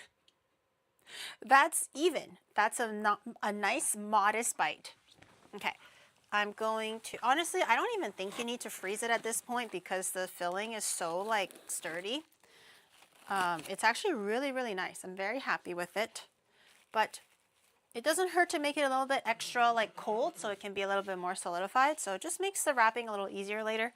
So no reason why we don't need to do it. So I'll put this in the freezer for as long as we need to, but I feel like there's no like hurry to really make sure it's like frozen solid. A lot of the times for these kind of fillings, you want to make sure it's like really, really hard, and you gotta like, it's a rush against time because you don't want the filling to get too soft. It's gonna be too hard to fold in, blah, blah, blah, blah, blah. In this case, they're quite good. Like they're not moving. So I feel like maybe I would recommend this stuffing actually for beginners because it seems quite easy to handle and I appreciate it.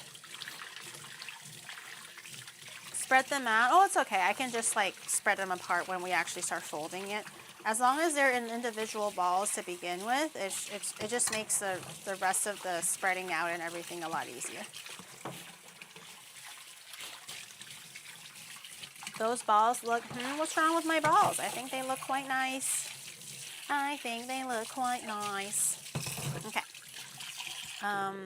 After this, I think we should start making the glutinous dough ball filling.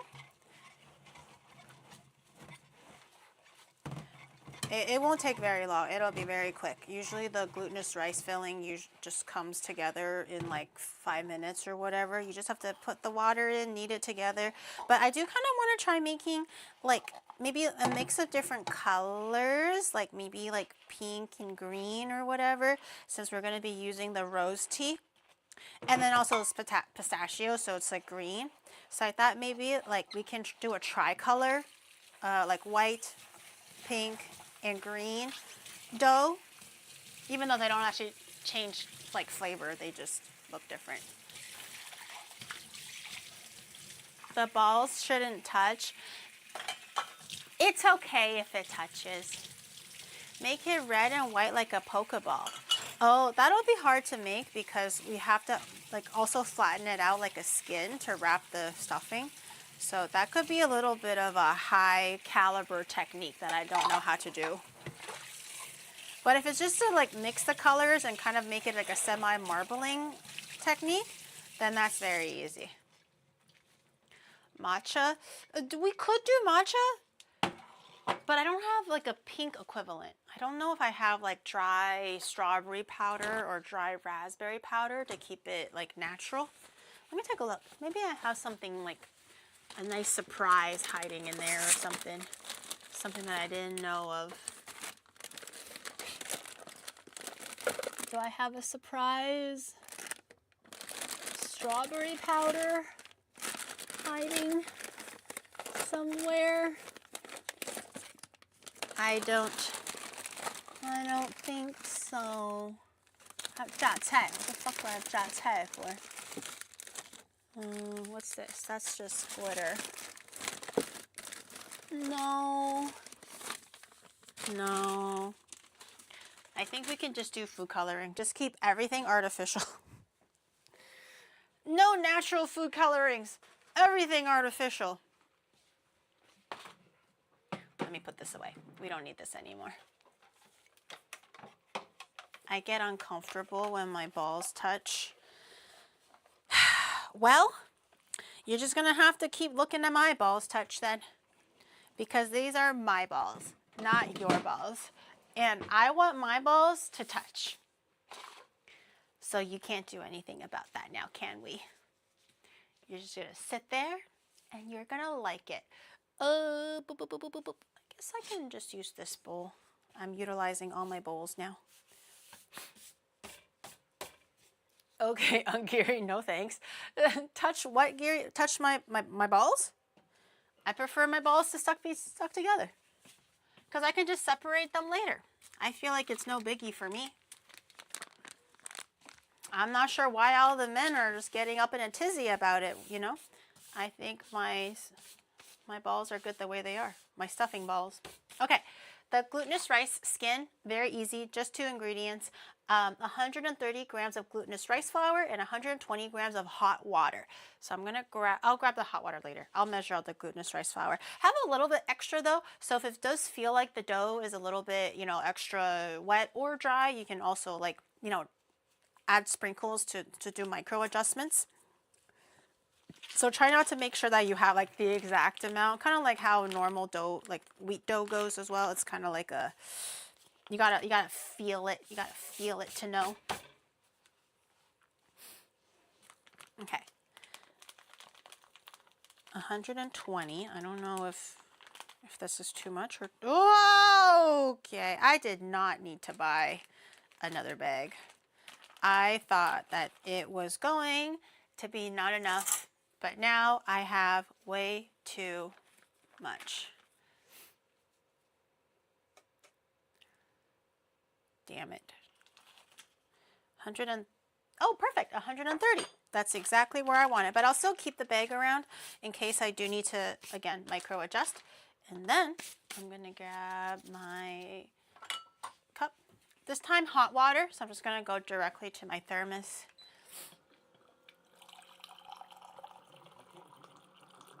What's so funny? He's watching Instagram Reels again. No, it's not Instagram Reels. I'm researching YouTube Shorts for R&D to see like what kind of content we should make. Uh-huh.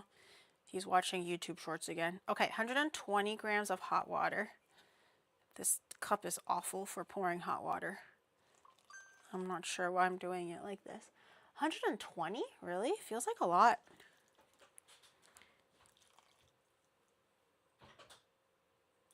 I'm skeptical, Your Honor. Why does it feel like... Oh, never mind. I'm the idiot.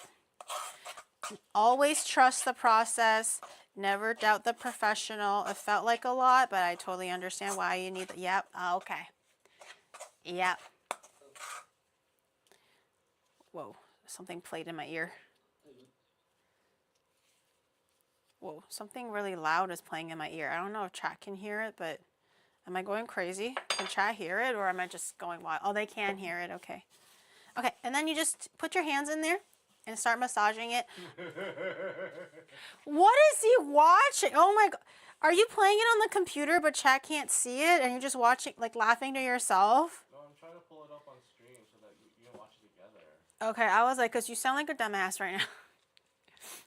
That gave me a fright. I think Shadow's trying to like find the video so we can watch it together. Okay, keep massaging the dough until it comes together.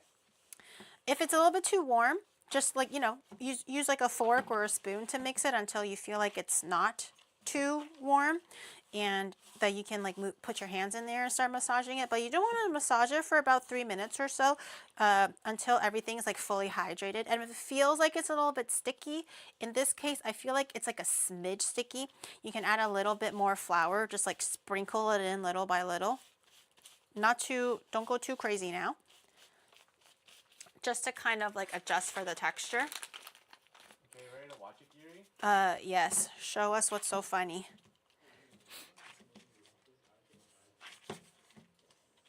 Oh, that's the Chinese guy one. I like him. He's funny.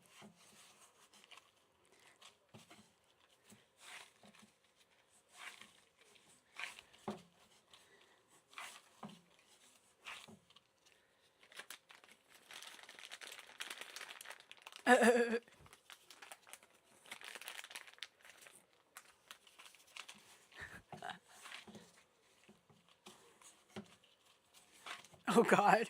I like this guy. His skits are funny.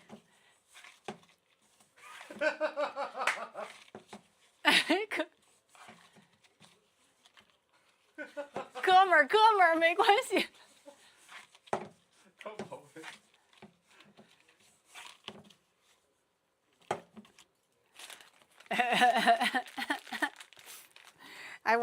There was another skit where it's like the guy that's actually capable or something got hired, and it's like the Chinese guy, and then like they were complaining why he's like cooking fish in the kitchen and shit, and he's like calling people stupid or whatever. Like I have PhDs and all that stuff, like the overqualified Asian guy, but he, like, you know, culturally has not assimilated. I like his skits. They're very funny. It's a real company. Wait, it's like filmed at a real company, or he actually works at that company? Also, why do I feel like it's getting stickier and stickier, and I don't know. You know what? I think I'm gonna let that stay like that. I'm not sure why it's getting stickier. Well, it's like tacky. It doesn't necessarily like stick, but it is like, you can hear that? It's like tacky. I think that's pretty good actually. When I was kneading it, it feels quite sticky, but when I'm not kneading it and just massaging it, it feels okay. Okay, so I wanted to do like maybe like the tricolor. So I'm gonna roll it into a log, just really rough log, so I can probably get like 3 pieces out of it. So I'm gonna like,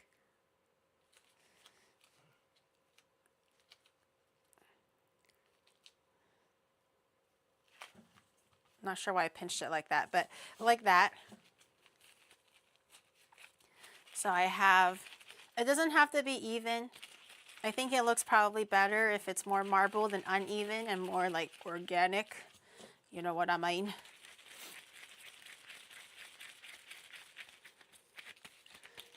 Ling Long has a Ferrari. Well, he does. Like the actor, the skit guy. I'm not even surprised. Okay. I'm just going to eyeball it just to make sure they're a little bit like the same. The white one we're going to keep as is because the white one is just the white one. I'm going to make one that's green and one that's pink. So it can be the green for the pistachio and pink for the rose. I think it'll be very cute. Grab some saran wrap or a moist paper towel. I'm too lazy, so I'm just going to grab some saran wrap.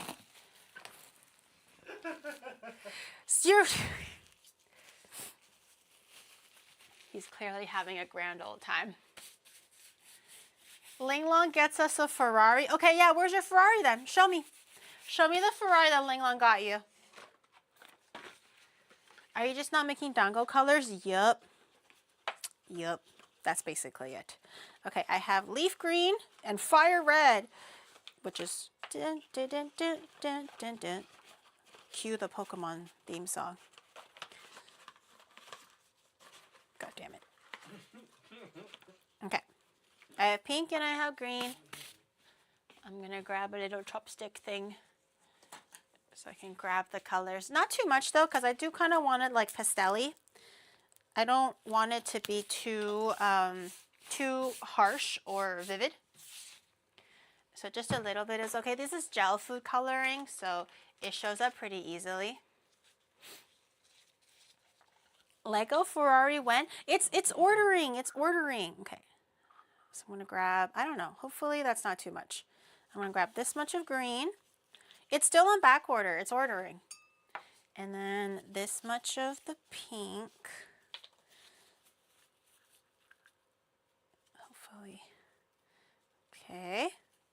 Hopefully that's okay. I'll do the green. Oh, I should have flattened it a little bit before I did this, so it's easier to mix. I might need to change gloves. Okay. I'm just going to try massaging it out in my hands, and hopefully it'll be nice and even. You said that last month? Well, it's on back order. It's not my fault that it's still on back order. You know what I mean? You're just going to have to, you know, let Legoland do their thing and work it out. You don't deserve to look at our Fawawi because you broke our promise. What do you need 2 Fawawis for, chat? Huh? If Ling Long got you one and then you want me to get you one, what's the point of 2 Fawawis? Now we're just being plain greedy. We're never getting it, y'all. No. It's on back order. It'll come. It'll come. How is it on back order when Legoland has it in stock? No. Well, when I ordered it, when I was taking a look, it was still in back order. See, green.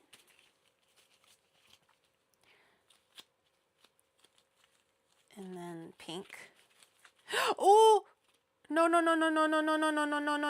Change gloves. Mayday. My gloves were still a little bit green. It's going to be brown if I keep mixing it. Uh-oh. Thank God I caught it in time. Or else that would be a really brown Tangyuan. Which can be still cute, but you know, just not the vibe we were going for. God, those pistachios like stuck in my throat. Your gloves are green. They are from the green food coloring. Your mother's approval is on back order. Hey! Okay, that's true. That's fair, I guess. That's fair. Drink some water. Okay. I did earlier, but it was still kind of like, there was like a fragment that was kind of still stuck in there. Okay. The green is, the pink is pinking. The pink, it's doing its thing. And then I'm just going to mix it the exact same way. And then I'm just going to grab like random pieces and try to combine the 3 so they make like marbled, I guess they make marbled pieces. I'm not sure what the best way to go about it is. Make it individually. So grab a little bit and make it individually, or make one big like marbled ball and then separate it into 12 pieces. I feel like the latter is easier to separate into 12 pieces evenly, but the former is easier just to actually get the marbled effect. So I'm not sure what's the best way to go about it. I did not chop the chives yet. That's going to be at the very end because it's going to be like us placing it on top of like the meat filling and everything. So we don't have to worry about it just now.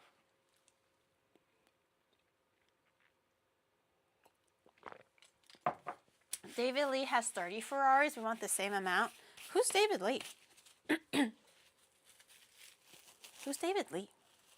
I think I'm going to make the dough balls and then just have them sit in the fridge or the counter until they're ready. I think I'm going to start just maybe squishing them together. And then just maybe try twisting them in different ways to try to get like a weird marbled effect. I hope this is not going to backfire on me. And I hope it looks cute and not just brown.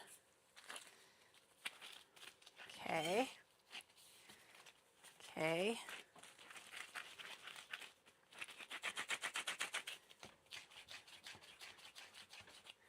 That looks okay. could be maybe a little bit better. But that looks okay. We'll go with that. Sure. Let's see how much this weighs, and we're going to divide this by 12 too.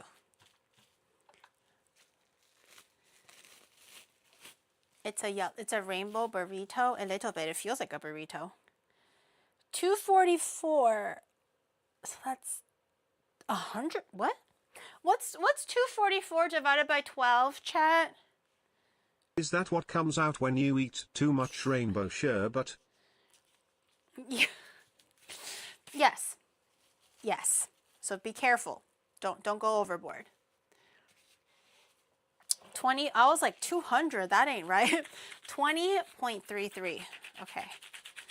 20.3. I'm just gonna roll it into a longer log so it's easier to, get the pieces. But whatever you're not working with, try to cover it with a saran wrap or a moist paper towel so they don't dry out. 20.33, so about 20. This is 18. 20. Okay. It's slowly starting to give brown. I feel like I overmixed it a little bit because we still have to make them into balls. I kind of forgot about that. It's okay though. It's okay. 19, close enough.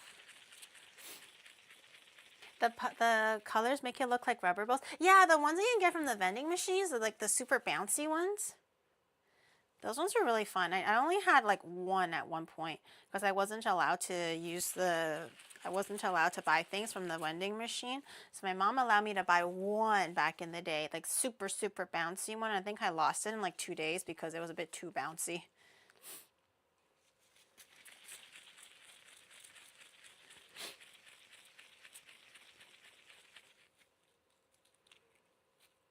Okay.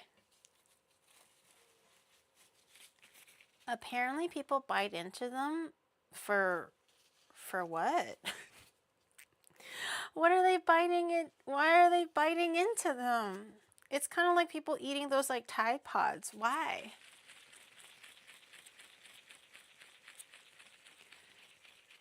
Vending machines? Yeah, like the not vending machines. You know those like it's like those gacha machines where you can put the money in and you spin it and things come out, but it's not really gacha like the Japan style. It's more just like, like a huge ass gumball.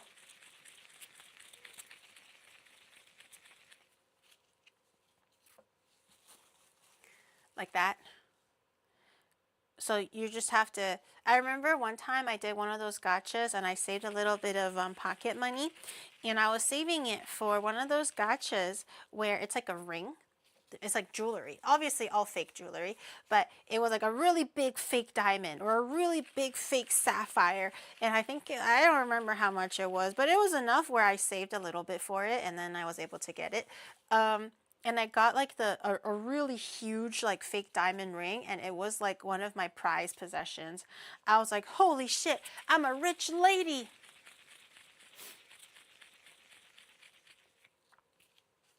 Like, is this what it feels like to be a rich woman? I was so happy with it. And then obviously the rubber balls and everything. I was kind of sad that I lost it. 22. That one's this big one can be for the chonker because this one is a little bit bigger than the rest. Okay. I'm going to grab a wet paper towel to keep it moist. And I think I'm going to actually start rolling it now. Start like making it now because I can always have it sitting in the fridge getting ready to, boil and all that. So I think I'm going to start doing it now. I think we're going to start assembling the balls. Set it aside until we're ready to boil because it won't take too long to boil. And then we'll get back to the chives and everything else. And then your mom found them and scolded you for wasting money on them? Yeah. That's usually kind of how it goes. Yeah. I was able to keep it safe though. I would pretend that I would be married, and then I'll be like, wow, look at my big hefty ring. When I really get married, it's gonna be huge, you know. No, at one point it broke. That made me really sad. And then I couldn't wear my fake rich lady ring anymore. Sad. Okay, it's time to assemble the balls. Let's grab our pistachios back, which again, we don't really need them to have them that cold because they stay together pretty good by itself. But we get the balls, and then we got the balls. And then I'm gonna get another tray and keep the balls in here. Okay, we can try doing the big chungus first, I guess, since that's kind of going to be like our, maybe our throwaway, and then we'll see how that goes. I'm just keeping it under a moist paper towel so it doesn't like get too dry and crack. So the recipe says to flatten it and then fold it, but in my experience, how we did it was you just take the ball, then you just stick your thumb in there to kind of make an indent. So it already makes like a nice hole for it. If you do it flat, you kind of have to fold it over it, and then like the extra bits and pieces, is it thicker, is it thinner? It's like a whole thing. So from my experience, you just kind of make a hole, drop the filling inside, and then like kind of like mooncakes, you just slowly try to like push the skin over it. Roll it out so it's nice and smooth, maybe on a cutting board. And that's it. If it's a little cracked, I'll just kind of like push it over a little bit, so smooth it out. That's a ball. It's just that easy.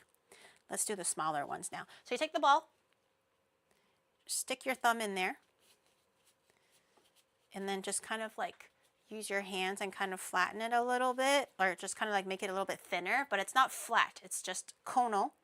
Take your ball, stick it in, and then just kind of like press around it. Try to make sure there's not like any air gaps. And then once it's like filled in, you just roll it on your hand or on a cutting board until it's like nice and, I have to roll on the cutting board because I'm used to doing it for like bread and stuff. It's pretty good. It's pretty good.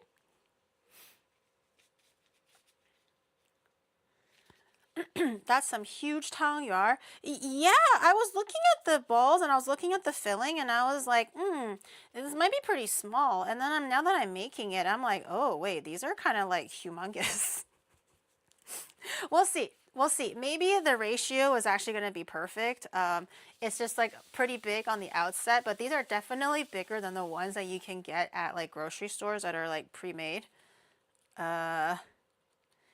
They tend to be a lot more like small and delicate. So these are pretty big heckin' chonkers. These are like the decadent ones that my mom won't buy me, you know, like the well engorged ones. I was looking at the balls. Oh, you mean like I was looking at the balls, like, oh, like they're bigger than I thought. The tangyuan, they're usually like, especially the factory ones, they're like maybe half this size, but also not as like satisfying because, you know, everything about it is small. You know what I mean? But these ones are going to be full satisfaction because of how big they're going to be. These are actually a lot easier to make than the black sesame ones because the black sesame actually does require a bit of butter and freezing it to keep the shape together. And the butter kind of is what makes it kind of like flowy and lava consistency when you boil it because the butter would melt.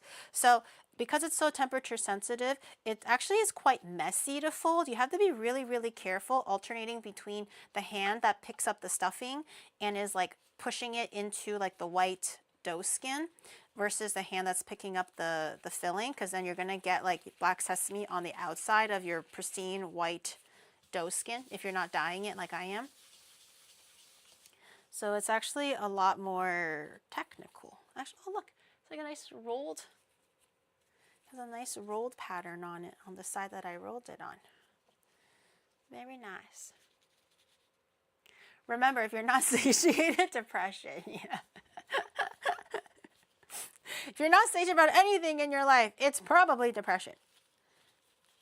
PSA, Giri and Onimart is definitely not a psychiatrist.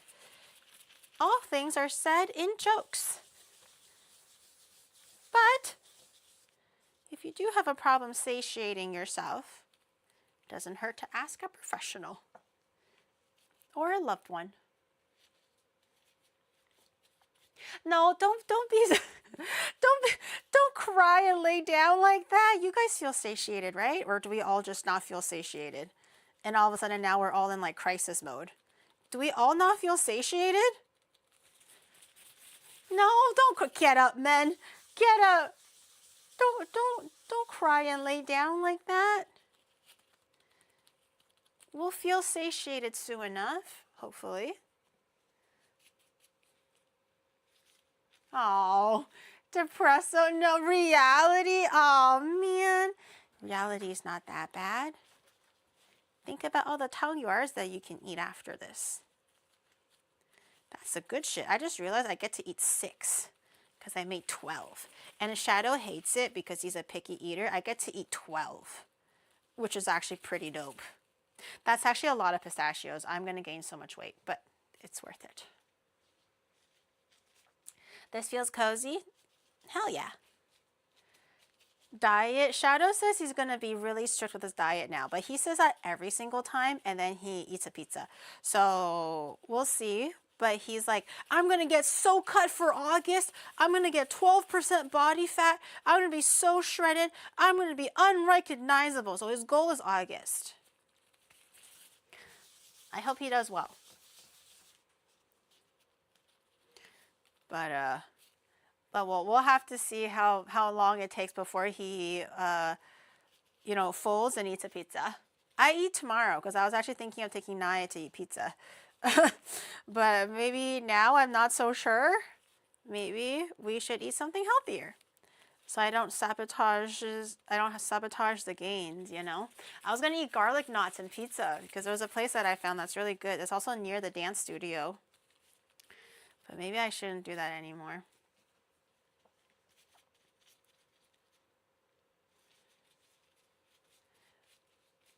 All this time that I asked for motivation to end my essay, you were joking. Wait, about the satiated thing? So 7-Eleven chicken breast daily. That, or I think he's like onto like yakitori skewers now. But like hopefully maybe like the grocery kind because they're like a little bit less fat, hopefully. Maybe a little bit healthier than the restaurant kind. I'm not too sure. Okay, we have completed the balls. The balls are done balling. They actually look pretty psychedelic. Kind of cool. So I'm going to cover these so they don't dry out, again, as usual. I don't know if I need to put them in the fridge or if they're okay at room temperature. So for now, I'm just going to keep them at room temperature. You can also... Oh, yeah.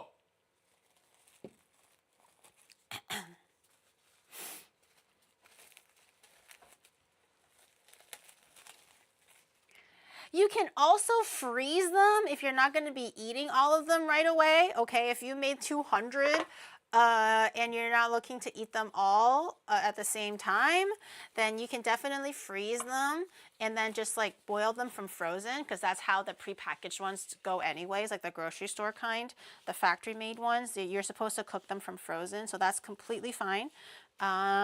But then if you're going to make them fresh, I would imagine just keeping them at room temperature should be probably pretty good as well. So I'm just going to leave them there. I'm not going to fuss with it.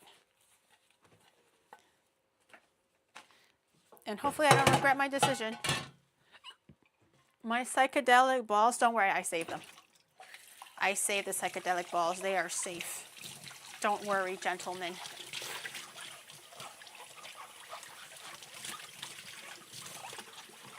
I work 9 to 5. If I eat anything in the evening, I fall asleep fast. My meals are all no carbs and sugar, by the way.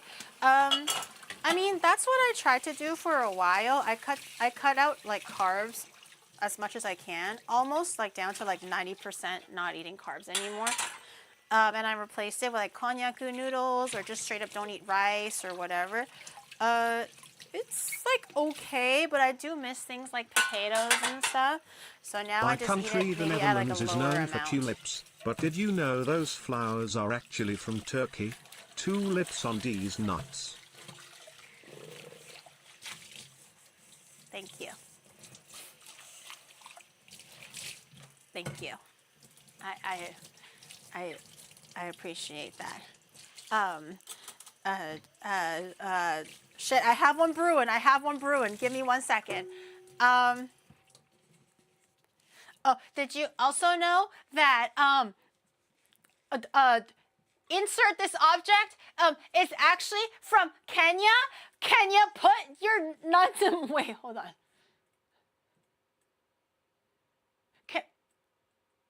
Can you put my nuts in your mouth? Got him. Wait, I brain farted. I brain farted. I was like, fuck, what was that? What was that country again? Okay, Kenya. And then I was so excited to say it that I said it wrong. God damn it. We'll circle back. We'll circle back. We'll come back to that one. Grandma. Yeah, can you fit these? That's the one. Can you fit these nuts? Oh, God. That was the one. Ay, ay, ay. Okay. Let's get our chives chived up, our green onions greened up, and then we can start assembling our buns. It's been in the proofer for a while now, actually. Surely it's doubled in, whoa, it actually did double in size. Look how big it is. The dough that we made, it used to be like down here and now it's up here. That's perfect. I'm not going to deflate it just yet. Just keep it there. I'm not going to deflate it. I'm going to wait until we finish cutting everything. But we're going to do the chives first. I don't know how much we need. Just cut all of them. We'll do our chives. We'll grab a bit of this. I'll keep the visuals consistent. I'll use the same bowls. Feels like it's a good cleaner. Okay, so green onions in one bowl, chives in one bowl. Basically, we're not actually putting the chives and green onions into the actual filling. We're just going to be grabbing like heaps, just like a nice like handful of chive and a nice handful of green onion. And we're going to place it on top and then just kind of like fold everything over. That's kind of the technique that they were using, which again, I've never really made this before. I've eaten it before, so I know it's good, but I didn't know that this was a technique that they used. So we'll have to just try it, trust the process. I maybe will grab about like half a bunch. Maybe we don't even need half a bunch. This recipe makes 6 hand pies or patties or whatever. So like, there's also green onion, so we probably don't need to go that crazy. Let me give it a quick little rinse. Get rid of any dirt hiding around and like just pinch off any bits and bobs that are a little bit like older or gnarly. If it doesn't look that pretty, just pinch it off. But you can eat the whole chive, so don't worry about that. This was actually a pretty good bundle, so I usually cut it in half and make it shorter and then cut it, but this is actually a pretty good bundle, so I think I'm just gonna go with it.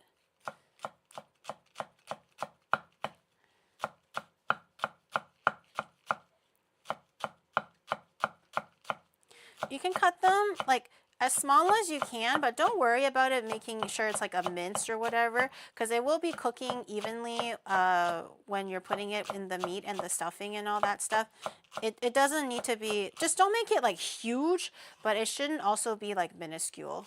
You want to be able to like taste and eat the texture of the chive.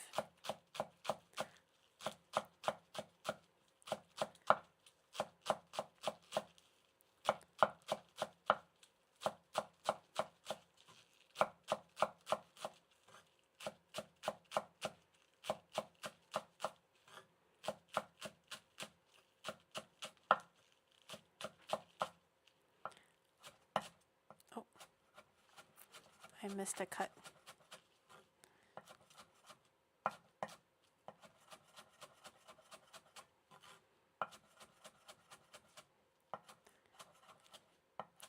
Man, all that talk about chives got me nervous.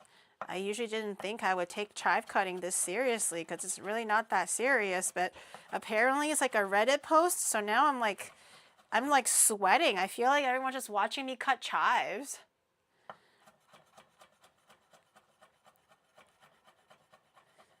Okay. The chives have been cut. Hopefully I didn't shame my ancestors. Okay, chives are good. This is like, you know, enough. Ooh, enough for like six little handfuls because we're going to be making 6 patties. 2 out of 7. What kind of a rating is that? Why is it out of 7? I'm already angry just knowing that it's 7. I don't even care if it was 2 out of 5. You know, I would be like, "Aw, man, that sucks," or like, "Hey, that's not or what?" But why is it out of 7? I don't like that. That bothers me. 5 out of 7 is perfect. I don't understand this scale, and it's pissing me off. Okay, green onion is next. Again, maybe like, there's quite a bit of green onions, so maybe like 4 of them. We want them mostly chive, not mostly equal. Maybe, I don't know. Let's just go with 1 more. Why not? 5 out of 7 is rice. 6 out of 7 is good. I give it a 6.7. I don't understand the meme. I wish I knew what the funny part was. I don't actually know. I don't know the meme. I'm out of the loop. I need to look at this chive meme. Why is it out of 7? I hate that. Okay, green onions next. Ooh, this one might be a little bit harder.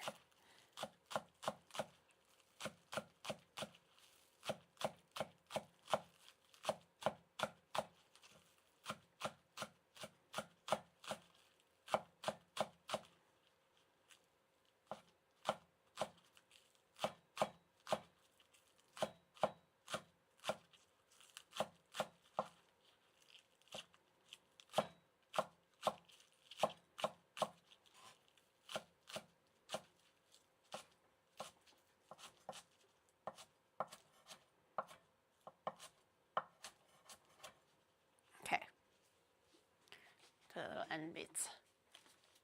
5 out of 7 with rice, ultimate perfection. I really don't understand the marking scale that this guy is doing on this Reddit post. I have to see this.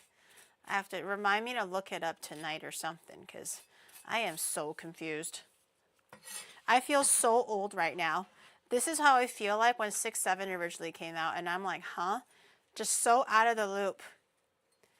No idea what the etymology of a thing was. That's scales. 5 out of 7, perfect. This old 9gag stuff. Really? I don't recall. I don't remember. I was on 9gag. I would spend hours on 9gag every day. 5 out of 7. I don't remember that meme. I remember like the old Actually, I'd rate your stuff. chive cooking skills a 5.8008 out of 7, but I'll round it up to 6-7, okay? Oh, because of the boob. Okay, yeah, the boob. Yeah, all right, boobs. I see. I get it. Okay. All right. Now that we have chives and green onion, the dough is ready, the meat is ready. I think how they were doing it was they actually had a plastic surface that they were oiling up so it wouldn't stick, which has me a little bit worried because I'm just like, how sticky is this? But to be fair, the dough is like pretty much like 90% hydration or whatever. You're not really supposed to be like kneading it like actual like bread dough. It's pretty different in this sense. So they always have the countertop lubed and oiled. And they were doing it like 12 at a time because I had a huge cooking surface, but I only have one little plastic cutting board, so we might actually try doing it maybe 1 at a time. We'll see how that goes. I'm gonna get a frying pan ready, so maybe we can start actually frying it 1 at a time. Maybe. I'm not super confident, but we'll just have to try. What? Where did my pan go? Where's my normal pan? What the hell? I only have my... Did someone steal my other frying pan? I only have this one left. That is quite odd. Quite odd indeed. Lube and oil. Yes, you want to make sure that shit is non-slippery. Okay, so you have your frying, like non-stick frying pan or whatever. Let me just clear the surface a little bit. You don't even need flour. Everything is basically just going to be based on oil. No flour to make sure it doesn't stick and all that stuff. And then we're going to get some frying oil or like, you know, regular oil. You do want a little bit more than you think because we're shallow frying. Well, not shallow frying. We're like pan frying, but it does need quite a bit to make sure it kind of like bubbles and gets like the good, you know, the nice crisp edges and all that stuff. So have that ready because I don't want the oil to be too hot and then end up burning our thing. But you do want the fire to be at like a medium to a medium high, a little bit stronger than you think because you want to make sure the sides kind of crisp up quickly. If you have it too low, it might become more like soft and chewy instead of crispy. Okay, we have our dough. It kind of looks like this. No, not olive oil. Olive oil has too strong of a taste. Also, not Chinese cooking. We don't use olive oil in Chinese cooking. We don't know what olive oil is. This is what the dough looks like. Nice and like raised. It's quite poofy. You can try deflating it a little bit. And with maybe like a chopstick, just try to grab the sides. That looks pretty good. Or at least I think so. Actually, Geary, I've got to say something. I've looked at some of your posts on Patreon, and your last post about a food recipe is on September 2025. While the rest of the posts after that was all your photo shoots, some risky. So you are planning on going down that gravure route for Patreon, huh?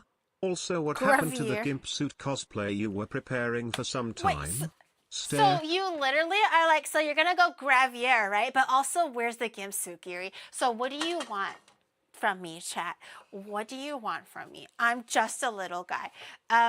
The gimp suit is actually ready, but the actual cosplay itself, like the parts and stuff, are taking longer than I expected because I tried making the cape and then I was gonna wear it because I was like, oh, the gimp suit's ready, let's wear the cape that I made. And then there's so many like loose edges and things that are not well made because I'm not really a seamstress. I was just kind of trying my best. It didn't look as good as I was hoping for it to be.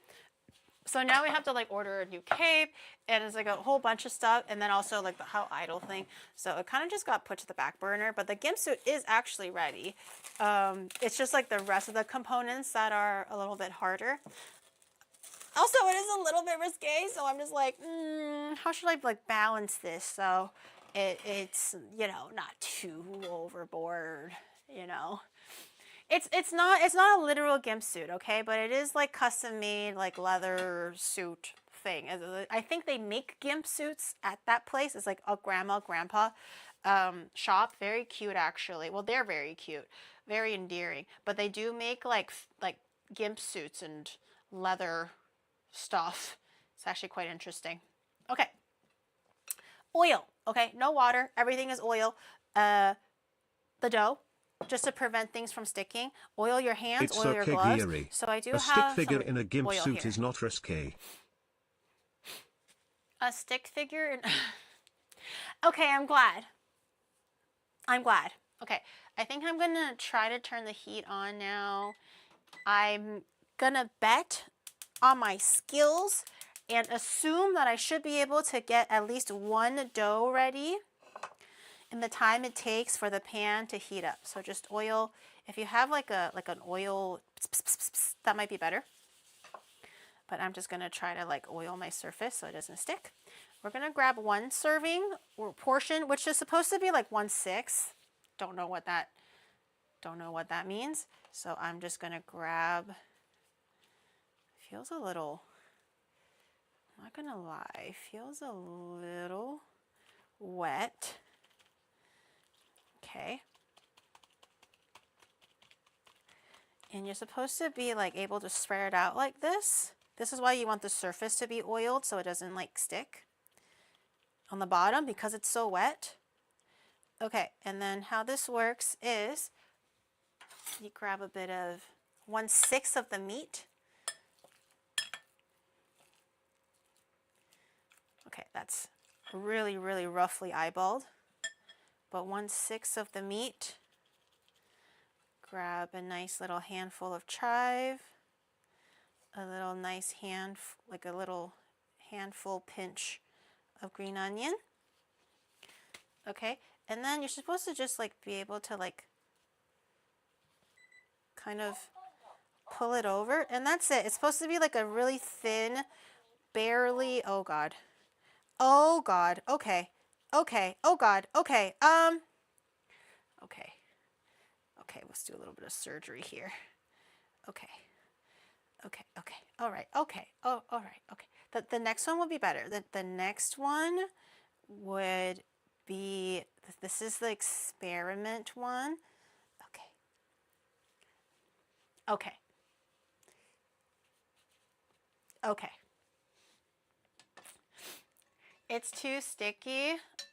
A little bit, but it's supposed to be sticky though. That's what they said. Okay, anyways, I'm gonna just get a little bit more oil on this. Okay, and then put it into the pan. Okay, and then just use your hands and flatten it a little bit. Although it's pretty difficult. Oh, it's black. Okay, I'm just gonna flatten it a little bit. Okay, but be very, really careful. Don't burn yourself now. Where are my chopsticks at? Oh, God damn it. Where's this one, the wooden one. Okay. Okay, okay, okay, all right, all right, all right. Okay, it's frying. It's not sticking or anything. It's solidifying. What did she do to that cutting board? It's just dough. Oil and dough. It's cooking, it's cooking. Okay, I'm gonna let it get a little bit more color on the bottom. I'm also gonna see if I can slowly flatten it out a little bit. You don't want the dough to be too too thick though. The whole point is to have it nice and thin.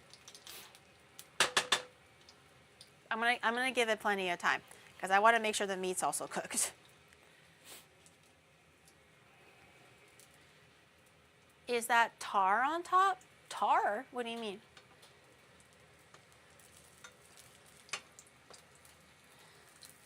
Okay, it's slowly getting a nice brown that we're aiming for. In the meantime, I think I'll try to grab a little bit more oil, a little bit more on the surface, grab another portion of dough, spread it out like this.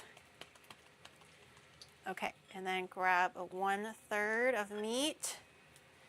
Maybe this time a little bit less. Okay, hold on. Let me check. Oh, okay, okay, okay. That's pretty good. And, ow! Okay, good color, good color. Might have burned me a little bit, but it's all good for the flavor. Okay, and then just pick it up and drape it. Okay, this one looks way better. Way better. Okay, I'm feeling, we're so back. The confidence is back. The confidence, ooh, crispy. Very nice. Let me get a plate, but my hands are so greasy. Oh God. Don't drop my fancy plate. Okay. I think because this one is a little bit poorly, bundled together, it might leak a little bit more from like the juices of the meat and everything, but it's looking pretty good. This one also turned out really well. Look at this one. This one is like so much more bundled together in like a proper way. So I'm very excited. Okay, just always checking to make sure, hopefully It should be a little bit thinner than this, ideally, so the meat cooks a little bit more, you know, evenly. But looks like medium heat is a good call, though. If that's raw, I'll be so sad. What is the burnt lump? Where's the burnt lump, huh? Where? I don't see any burnt lumps. It looks really good. Let me just flip it over. Oops. Just so it can get some even color. Even color. Burnt from within? I hope not. But I think it's, ooh. I think it looks pretty good, honestly. That looks like a really good color. Can you use tangyuan to make this? I think it'll be a little bit too sticky because it's like mochi mochi. And usually for mochi, you want to boil it or steam it first until it's cooked before you pan fry it. You can actually, oh, the juices are coming out. You can actually pan fry some tangyuan or like glutinous rice balls or mochi and stuff, but you do have to boil it slash like steam it or something so it's like fully cooked and then put onto the oil. Okay, that's pretty good. All the juices are coming out, so it's a little extra sizzly. Okay. All right, next one that I've already have ready.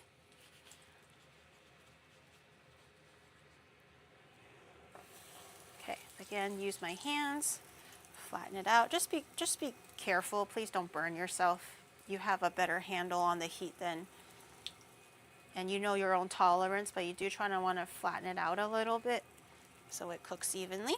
Okay, that looks delectable. While that's doing it, I'm gonna do one more.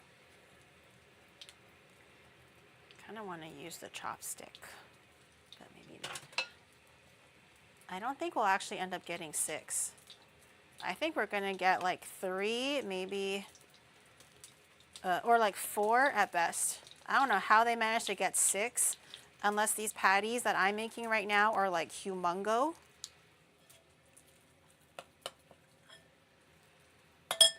I don't know how they got 6. Okay. Also flattening out the meat as best as I can, just a little bit, so it's not super like chunked together.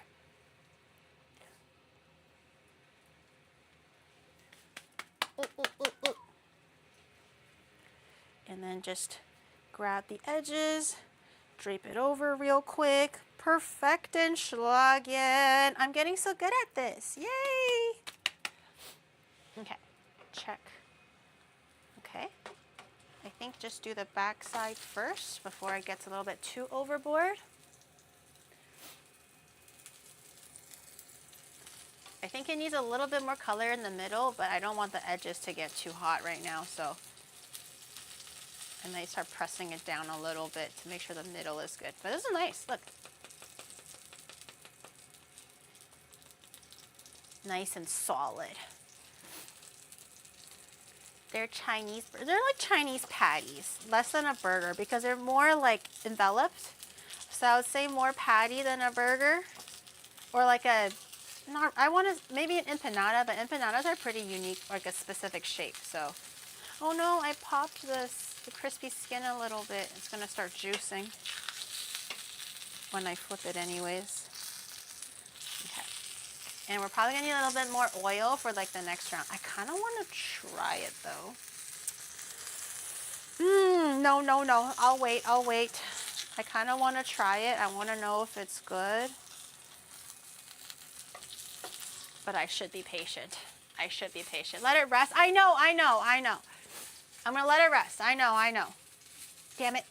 But I want to try it now. I'm with my dad currently, so I'm only dropping in to say hi. Oh, you're chill. You're chilling. Have a good time with the father. Ooh, nice color. Okay, I'm gonna try pressing down on the middle a little bit. This is definitely not safe for your arteries. Quite a bit of oil. Quite a bit. What are these gloves? Nitrile?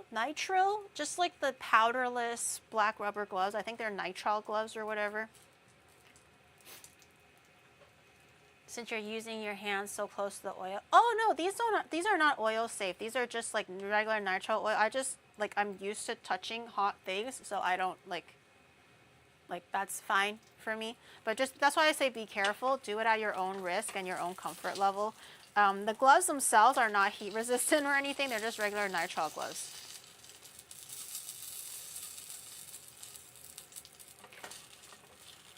Kind of like how like your mom can like touch literally frying oil because she's cooked for so many years because her hand just has like an immunity to it, but you don't. It's like the same idea. Just work up to it. I still can't touch a lot of hot things compared to my mom, but I can touch okay. Yabu-sama, thank you for the 37. Thank you. I got the Gam Gam book. Yeah, my hands are actually not very calloused, but it's just like a resistance. All right. That's pretty good. And oh goddamn, everything is oily.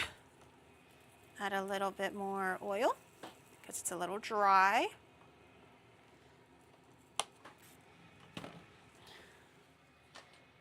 Just make sure this is all nice and heated up. It's pretty quick though since the pan is pretty hot. This one's already ready, so I'm just gonna grab a little bit of oil. Okay. We can probably do one more, just from amount. Okay, drop that in there. Again, I'm kind of, instead of just pressing down, I'm kind of like going like this slightly, just to kind of like coax it a little bit wider. Wherever it's a little bit like thicker, I'm just kind of blah, blah, blah. There's a little bit of...唔係煎堆啊！屌你老母煎堆 Does this look like a 煎堆 to you? Okay, there was a little bit of like an open seam here, so I was just kind of like coaxing a bit of the dough over. Okay, that looks pretty good. I'm gonna do the very last one while that's kind of heating up, because I think that's all we can do. This last one will be pretty small though. She brings out the Dule Lomo so fast. Shadow has a way of getting the Dule Lomo out of me, man. He just tests my patience at every turn. Okay. Did I put in too much meat? Am I greedy? The answer might be yes. But I'm going to see if I can try to put in some nice filling for this last one. Okay. And then just quickly pick it up. Okay, yay, another perfect one. Nice. I'm gonna soak everything now so it's easier to wash later. Don't just zoom into the pan with oil. I think it was okay, right? Because I had the thing in it. No, I'm not standing in an angle where it can catch the light. I know what you're talking about. It's most dangerous when I'm cooking it in this surface. Oh, I have one. Yo Mama got more visitors than the Great Wall of China during Golden Week. There's no Golden Week in China, dumbass. Wait, is there actually? I haven't whipped out the word dumbass in a while. Is there Golden Week in China? Or something equivalent to that? I haven't said the word dumbass in a while. I just really had a full send there. Oh shoot, this one is a little, no. Still pretty good. Well, I kind of want to eat the first one. I forgot to, I should keep my gloves oiled. I'm gonna oil my gloves a little bit. I changed gloves because I don't want to like have to use the same doughy glove, but I still need it for the last patty. Okay, that looks better. I kind of want to try the first. Oh, it's pretty crispy. Wait, what? It's actually kind of crispy. I have like a little edge piece from the first one. Let me try it.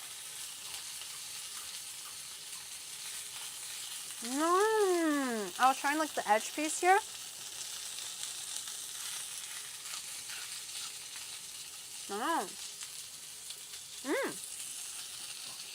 Nice. Good sound. Good flavor, too. Amazing. Oh, I kind of want to eat it, but I'm not done yet. I still have to make tangyuan. Oh, I want to eat it. I want to eat it so bad. Yum, yum, yum. The chives actually got burnt. Chives actually burn pretty quickly, so you do want to be careful of the heat while you're doing things like this.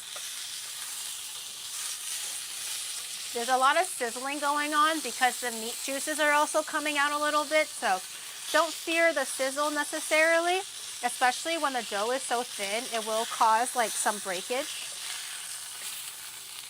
Okay, that looks pretty good.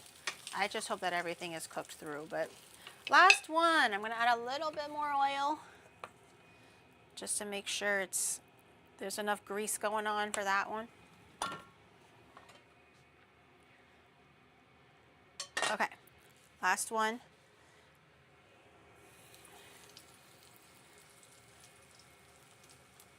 Last little smoosh.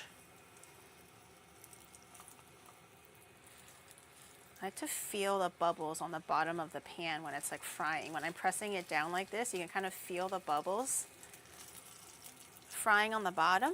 Kind of feels nice. Feels fun. Okay. Now I can fully wash my hands. Look at that stack. Yeah, it looks like it gets bigger and bigger. The first one was like the smallest one. Even though that one was the one that I fucked up the most because, you know, first time ever making it. But it did get better and better, and they got fatter and fatter, so that's always really good. The confidence. Loving. My mom would be so proud of me and so jealous. My dad would be so jealous. I, too, touch the bubbles in the pan. Well, like via the pancake, not just like raw dogging the bubbles, you know what I mean? It's like there's a reason behind it. Can you deep fry it instead? I feel like because they're so like the dough is so like tender and like high hydration, I feel like it'll be harder to drop it into the frying oil and also keep it like its flat shape. It might just turn out being more like round, which makes it maybe ultimately harder to fry. The dough is too thin. And if it causes leaking and you're deep frying it, I think you're going to cause a grease fire a lot more easily than just pan frying it. Traditionally, it's always been pan fried, so I feel like there might be a reason for it. I feel like it might not be as good deep fried. It might burn. The skin is very, very thin, which is it's supposed to be thin. It's supposed to be crispy. That's why it's like such a high hydration, just a thin, flimsy dough. I think that's why it works best if you pan fry it.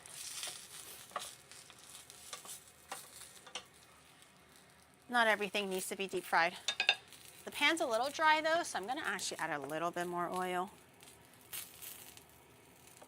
She's a little dry.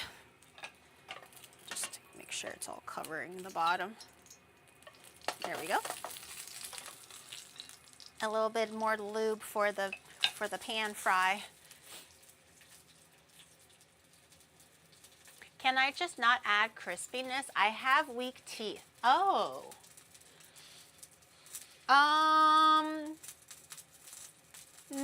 Maybe just don't eat this.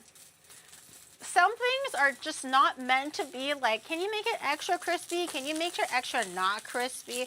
I feel like at this point, just eat dumplings.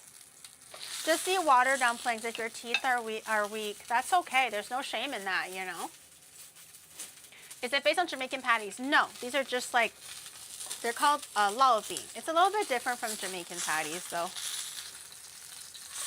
They're not quite the same. The juices are coming. The juices are coming. You can just use a fork and knife, but I think the crunch is still going to be there. So either way, if you have weak ass teeth and you can't handle the crunch, it might still be pretty difficult. Just don't be weak. Yeah, it's like it's like when I first found out about a peanut allergy and asthma and all that stuff, and I'm like, damn, y'all live like this? But I was also, 4 at the time. New model looks great, easy on the eyes. I'm glad. Thank you. They look like jianbing. That is jianbing. Laobing. Yeah, that's exactly what I'm making. All right, I think this one is also pretty good for color, so I'm gonna turn the stove off. We're gonna let that all rest, although I really wanna try like the first one that I made just to kind of see what we're working with. But for now, I'm gonna turn it off, and we're gonna be making the tangyuan with like the sweet soup and stuff, so we're gonna need 2 bowls. Let me wash my hands real quick. 韭菜盒子. 韭菜盒子 is almost like a really big fat dumpling, and then you pan fry it. This one is, and the dough is also a bit different. This one, the dough is very light, so therefore crispy. I feel like the 韭菜盒子 dough is basically just dumpling dough, so it's a lot more like stiff and chewy, like the good kind. It just feels more like substantial. This one is supposed to be like thin, flaky, crispy.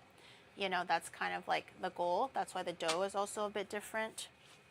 Because the dough is like a yeasted dough, not just like a water and flour dough. Okay. Let me pop over here. Oh, actually, can you change the angle slightly? Because I gotta get a pot. Okay. Thank you. Thank you.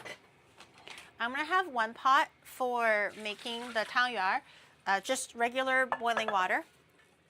Not in this pot, this pot. Fill it with boiling water. No, you don't have to move the camera, just. So regular boiling water. And this one is going to be for the soup. Whoa.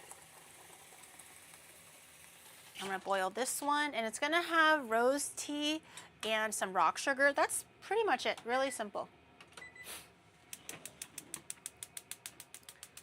So I'm gonna turn the camera over. That pot has seen some things. Oh yeah. Oh, no. Oh yeah. Okay, so this is just regular water. So we're gonna boil the tangyuan that we just made, which is like the salted pistachio honey nut cereal. And then we have this one with, again, regular water, nothing in it yet, but I do have some rose tea. I'm just gonna take the rose part out of the rose tea, and I add some sugar water, rock sugar. That's it, very, very simple. If you wanna use laozar, which is like the pre-fermented, like, you know, sake rice, kind of like amazake, but the rice itself. Or if you want to use ginger, if you want to use goji berry, if you want to use osmanthus, if you want to use boiling water, it does not matter. You can use whatever you want. You can use your favorite kind from the restaurant, the favorite kind that your mom makes, whichever one. It does not matter, okay? Don't ask me if you can use substitutions. You probably can within reason, but I'm doing a rose water, like a rose tea version, okay? Because it's like pink and green. I thought it would be cute. No ginger for this one. But I know ginger's pretty classic, but I'm leaving out the ginger for this time. Can I use yuzu water? Like yuzu zest? Sure. Osmanthus or asmanthus? I think it's osmanthus, but if you want to say asmanthus, maybe that's acceptable. Maybe. I'm just gonna crack the temperature up just a little bit so it boils a little quicker. Okay. For the balls, basically you want to boil it until it floats, and then have it boiling after it floats for maybe about an extra 4 minutes or so, and then you can take them out. It should be at roughly a total about like 8 minutes for the balls to fully cook. So you don't want to take it out when it's like floating. You want to have it boiling just a little bit longer when it's floating. Also, you don't want the water to be going crazy. A nice little rolling boil / simmer is good. You don't want it to be too like wild, or else it might break the balls down apart a little bit too quickly. She likes osmanthus soup. I don't actually really like osmanthus soup or osmanthus things. I feel like it's a little bit too floral for me. That's why I don't usually do osmanthus for my like Chinese desserts. Like osmanthus jelly, I don't really like that either. But that's why I'm doing like rose tea, because I'm like, well, it's still floral. It's just a different flower. But I don't like osmanthus. I don't know why. It's just a little too strong for me. You're doing so great today. I'm learning so much. Yeah. Can you sous vide eggs? Yes, you can.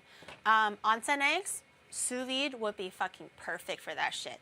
If you're doing like a large batch of ramen eggs and maybe you just want to like prep all of it without having to like have a timer on it, like the jammy ramen eggs or like soft boiled eggs, a sous vide would be perfect for it. Yes, you can. Road to Empress osmanthus soup. Yeah, I don't actually really like osmanthus soup, so thank God I will never be poisoned if I lived in Wu Zetian's time, you know? Okay, the water is heating up slowly, so I haven't even opened this yet. This was actually a gift. I forget where I got it from though, but I did not actually open this. This is brand new. Roses. I'm gonna put a few pieces of rose in there. Let that steep. Although it's looking like it's more tea than roses. Well, a little bit of tea got in there, but it should be okay. It's quite nice though. Kind of want to just drink it. Okay. I might have to filter out the tea a little bit, or just be careful. So I'm gonna let the tea steep a little bit. I'm gonna turn the heat down just a little so it's not too hot and burn the tea. For rock sugar, like this, rock sugar, just your preference. I'll probably put a little bit, and then if it's not sweet enough, I'll add a little bit more. But I don't actually really like my tangyuan soup to be too sweet, because the tangyuan is supposed to be pretty sweet by itself. This one is more like equally sweet and salty for how it turned out this time. I'm gonna put that on to simmer while the sugar melts. I'm gonna put this on like medium heat maybe, and we're gonna start putting the balls in there. Just drop them in slowly. Don't drop them in from a high place, please, because it's gonna splash. Just put it closer to the hot water. You'll feel the steam, but it's not gonna burn you. You just want to drop it in just above the water level. Can I do all of them? Maybe. Can I be greedy? Maybe. Ooh, it's giddy giddy. Giddy giddy. Giddy giddy I. Ikenai borderline. Na na na na ji demo. Na na na na na na na na na. Kitty kitty my. Na na na na na na na. Na na na na na na. Na na na na na na na na na. Ichou kamo ne. Giri giri gozaimasu. Exactly. I'm gonna cry into a pillow. Oh man. She won't wake up in time tomorrow. Nah, for Pokemon, I can do anything. I can do anything. Oh, I can actually put in some goji berries. I do have goji berry. I think it might be like, well, healthy, but also maybe a little bit pretty. Goji berries, you're supposed to just like steep them anyways. You're not really supposed to boil them. If you boil them, it kind of boils the nutrients out of it. So it's just steeping them at a low temperature is pretty good. I'm gonna let that continue steeping, and I'm just gonna slowly kind of just like jostle and jiggle the balls a little bit so they don't stick to each other or to the bottom. But you don't have to agitate them like crazy. Just like make sure they're not really like sticking or whatever. And I'm gonna just stir this a little bit to make sure all the sugar is nice and dissolved. This is gonna be a rose tea sweet soup now. Ooh, light. Ooh, ooh, num num num num num num num num num. Wait, that was beautifully seasoned. That's the perfect amount of sweetness. A little bit of that like rose floraliness. Roses pair with pistachios really well. You see it a lot in like Middle Eastern desserts and stuff like that. That's why I felt like roses was also like a reasonable, substitute for osmanthus, because I don't like osmanthus. But that's delectable. That's delectable. It was boiling a little strongly, so I turned the heat down just a little bit because I don't want to go crazy. Should I try a pancake? I'm gonna try a pancake. Oh, it's still crispy. I don't know if you can hear that, but it's still crispy. Wait, should I rip into it? I'm gonna rip into it. If it's raw, pretend you didn't see anything. If it's raw, scratch your memory.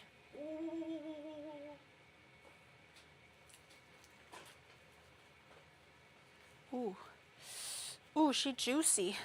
Ooh, I should cut it. I should cut it. That one guy that was like, you should cut it. I should cut it. She juicy. I didn't know. I also didn't like fully wash the cutting board, so just in case, I'll just cut it here. Ooh. Ooh. Oh, damn. That's a nice filling. Okay. Mmm. Yeah. Yeah. Nom, nom, nom. Dude. Shadow, just try it, man. Oh, that crunch. That's so good. It's so savory. And it's juicy. No. No. Arigatou. Whoa, that looks so good. Oh my god, that's so good. Oh. That's great flavor. Why are the balls not rising, chat? I'm a little worried. Did I do it wrong? Did I use the wrong flour? Japan doesn't really have the exact same glutinous rice flour as the West does, because they make so many different kinds of mochi that, like, I don't actually know the exact difference, but they're not rising, and I'm a little concerned. But this is fucking dope, though. Chop. Chop. Chop. Wow, so juicy. Chop. Chop. Oh, that's really good. Dude, these are like night festival. I know, night market quality. It's sunset. It's patty time. Oh, that seasoning is so good. Yeah, right? No, it's so crunchy. So tender too. Yeah, gyoza dipping sauce would be pretty good with this. Like a little bit of like vinegar and stuff. What's your dog's rating? Okay.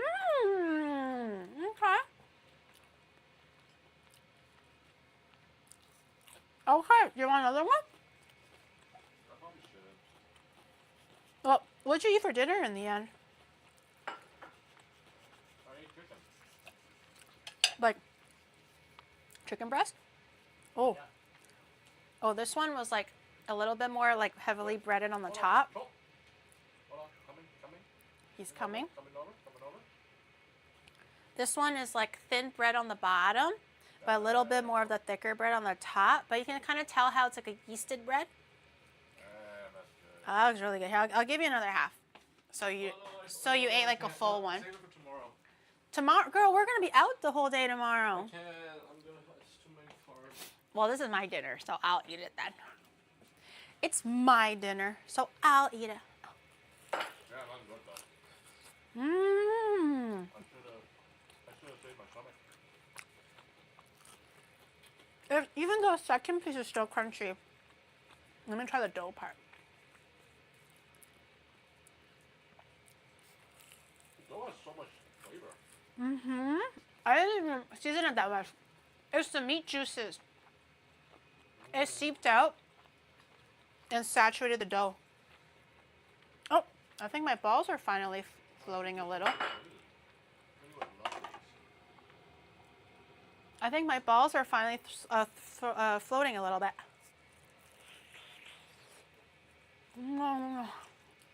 But tomorrow's cold. Nibble. You can taste the beef and the pork. Very juicy. Dude, that meat juice is like kind of cold. Crazy. Oh my god, my dad will be so jealous. Oh my god, That texture. I can't get over the texture. I'm so pleasantly surprised with myself. God damn. Heat. The balls are like slowly boiling up. That's a good sign. So I'm going to be patient. Hopefully it's not a dud. Damn, that's heat.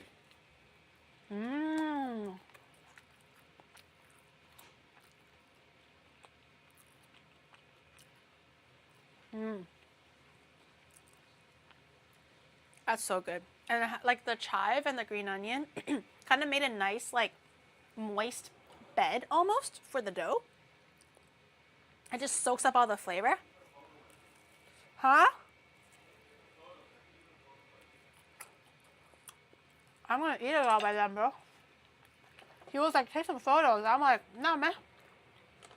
That's dinner. Wait. Don't eat it. Don't eat it all. That's delicious. You want to take a photo like this?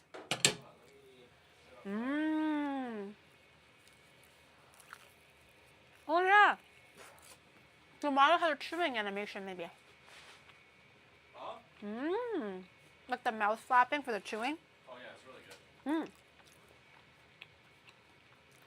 And the balls are rising. Slowly. It hasn't been fully buoyant, so it makes me feel like maybe this is not the right type of glutinous rice flour. Because Japan has many different glutinous rice flour. They all go by different names. It's very confusing. Whereas in Canada, it's just glutinous rice flour. That's it. Well, I'm not sure if I got the right one.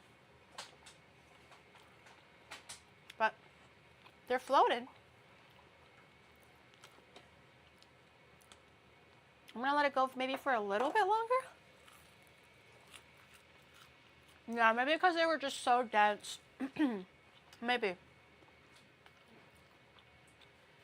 But the roast soup is pretty much done.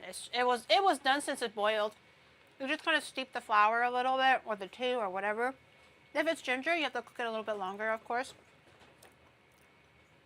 The goji berry is like all steeped through.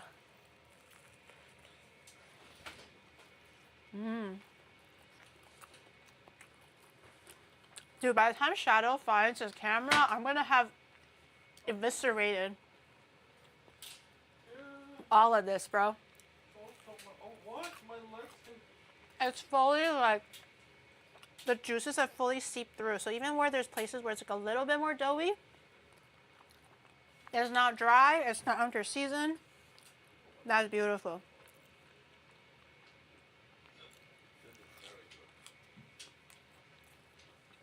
I'm surprised you didn't burn them. Shut up!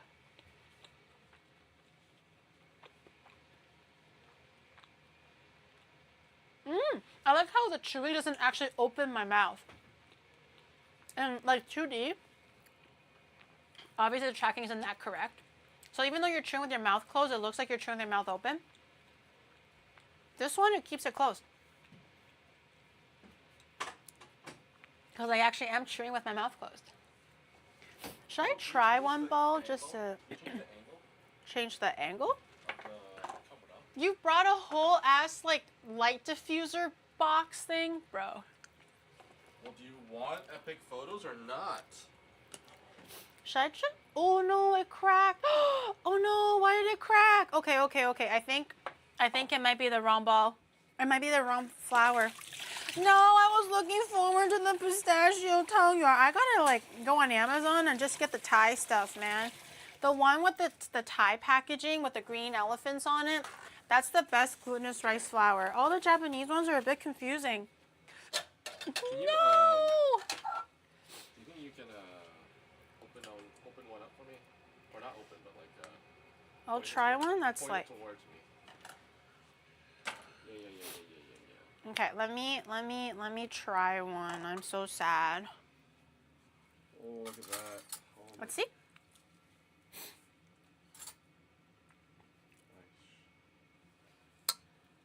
Oh yeah, it's kind of hard. Oh, hold on. I need you to Oh. hold it better though. Hold it better. Just like hold it, so that it's like in the air. Hey, I'm gonna grab some soup first. I'll hold it later. I'm like still finishing up my meal, bro. This is the, oh, where'd it go? There's a teeth mark in it. There it is. But let me see if the texture is correct.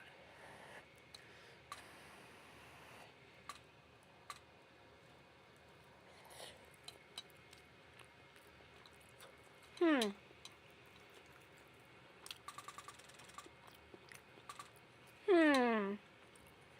Okay. Thank you. Aish. Aish.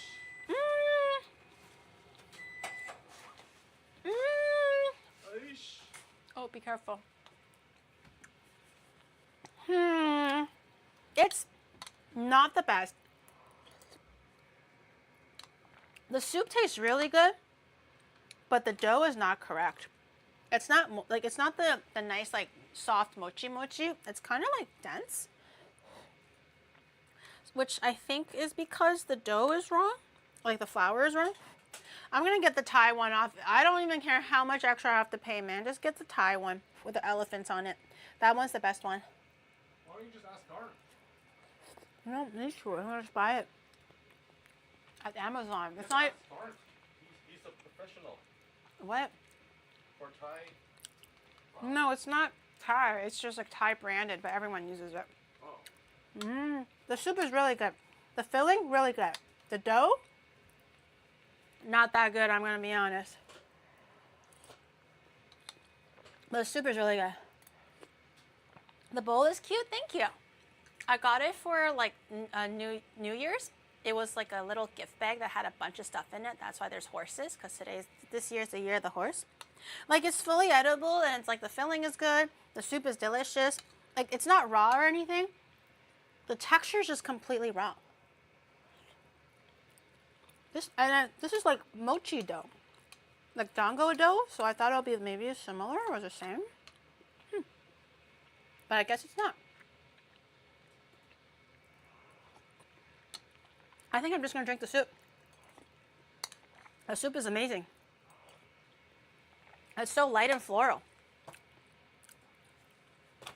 The balls were like mediocre, but that soup is really good. I think I'm just gonna have some soup. I'm gonna have some like dessert soup with a bit of my beef patties. Hell yeah.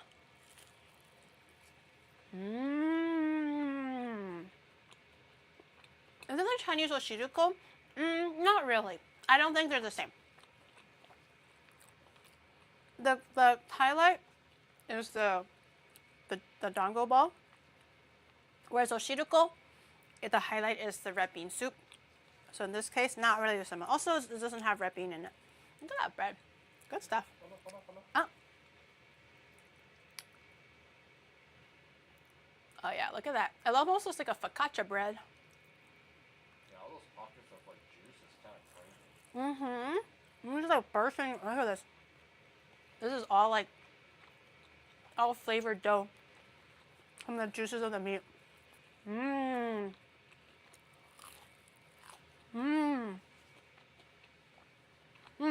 Okay, chat.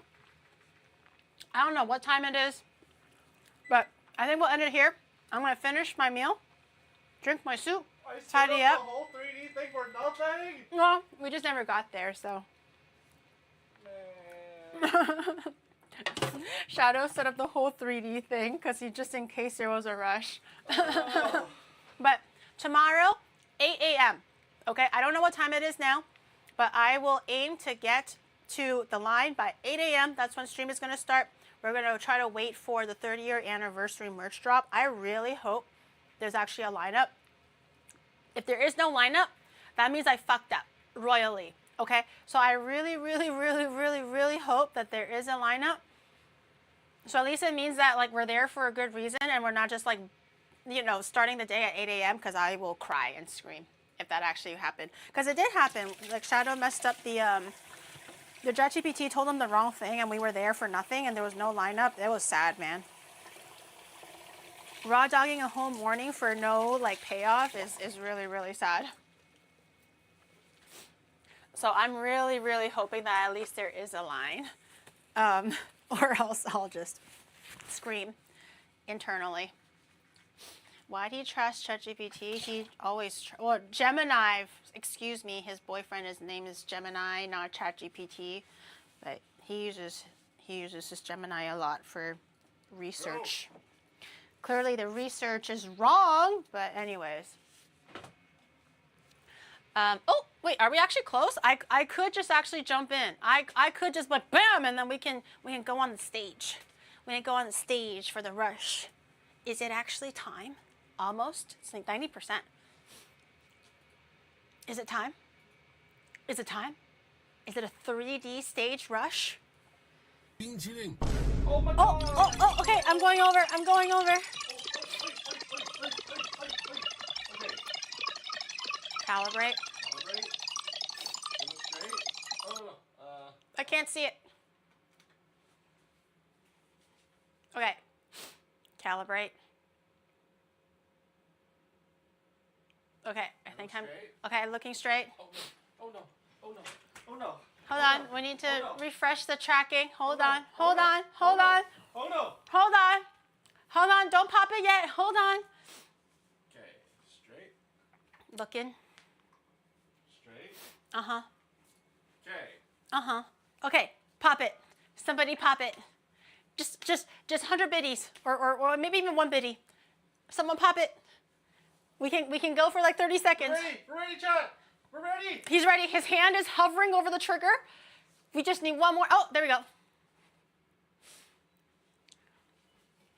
Oh my god. Was legging.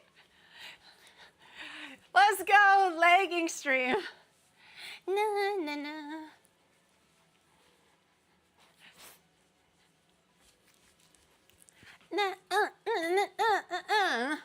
Yeah! 5 frames per second.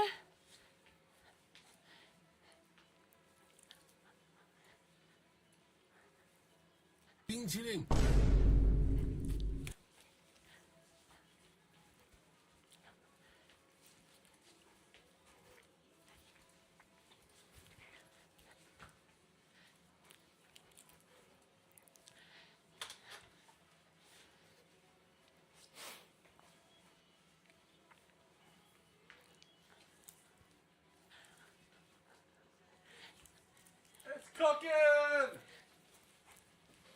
Made a dreamin'.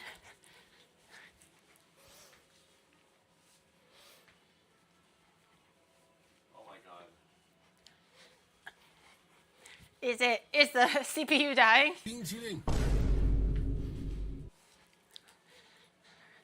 Let's go.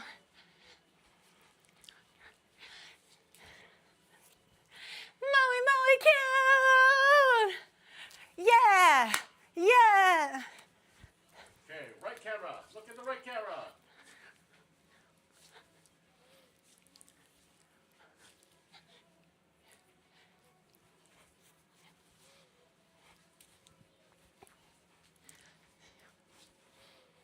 And bunny girl.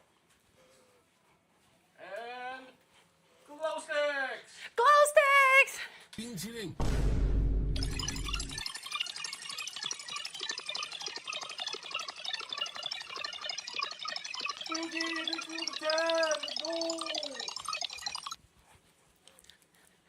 Made a dreamin'.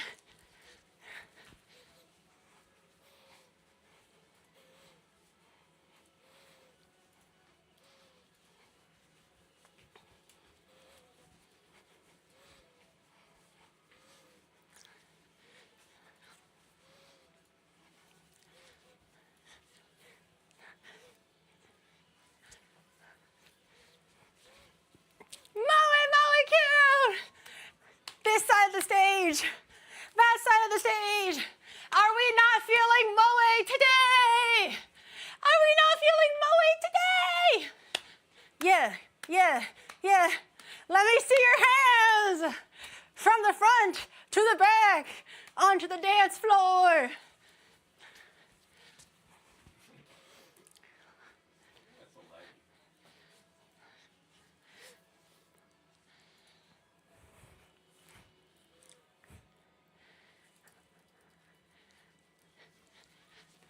Say it now. Cleaver time! What the hell? That's around my face? Who wants one? Huh? Who wants a little bit of the meat cleaver? It's the Asian daggers.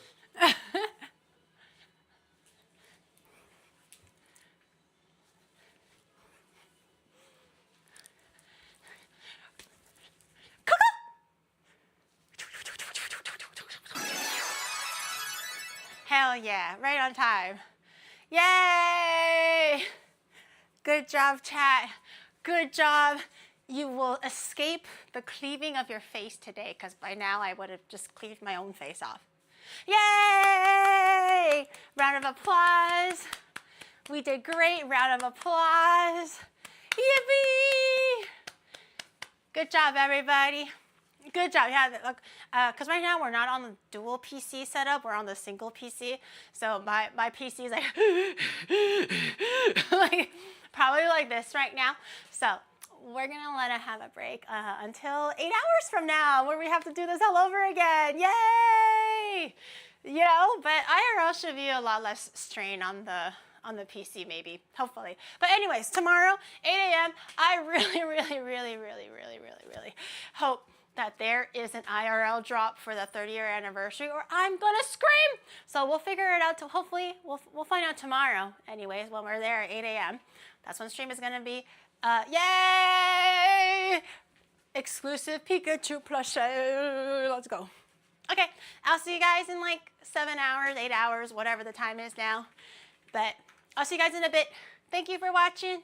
Go make some beef patties. They actually turned out really good. The beef chive lol bean. Yeah, the thing. Delicious. Okay, I'll see you guys tomorrow, or like in a few hours.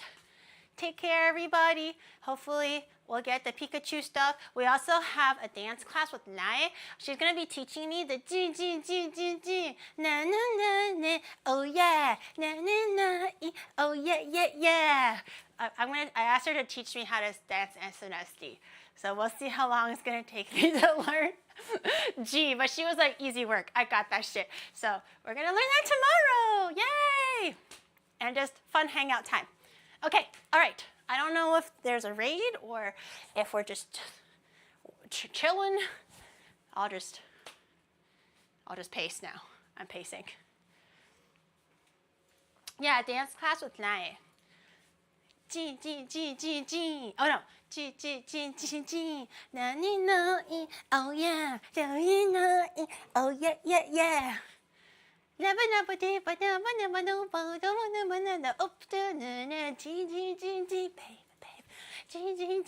Babe. Okay. I'm not even gonna pretend like I know this ass. I will by tomorrow though. Yay! Gary, don't follow the light. I must follow the light. It calls me. No one knows how deep it goes. In the wind and the sail and it's just behind me. How long is this raid, bro? Know how far the time I'll go. I know every mountain on this island is so something on this island. And I wish I could be the perfect daughter, something for the water.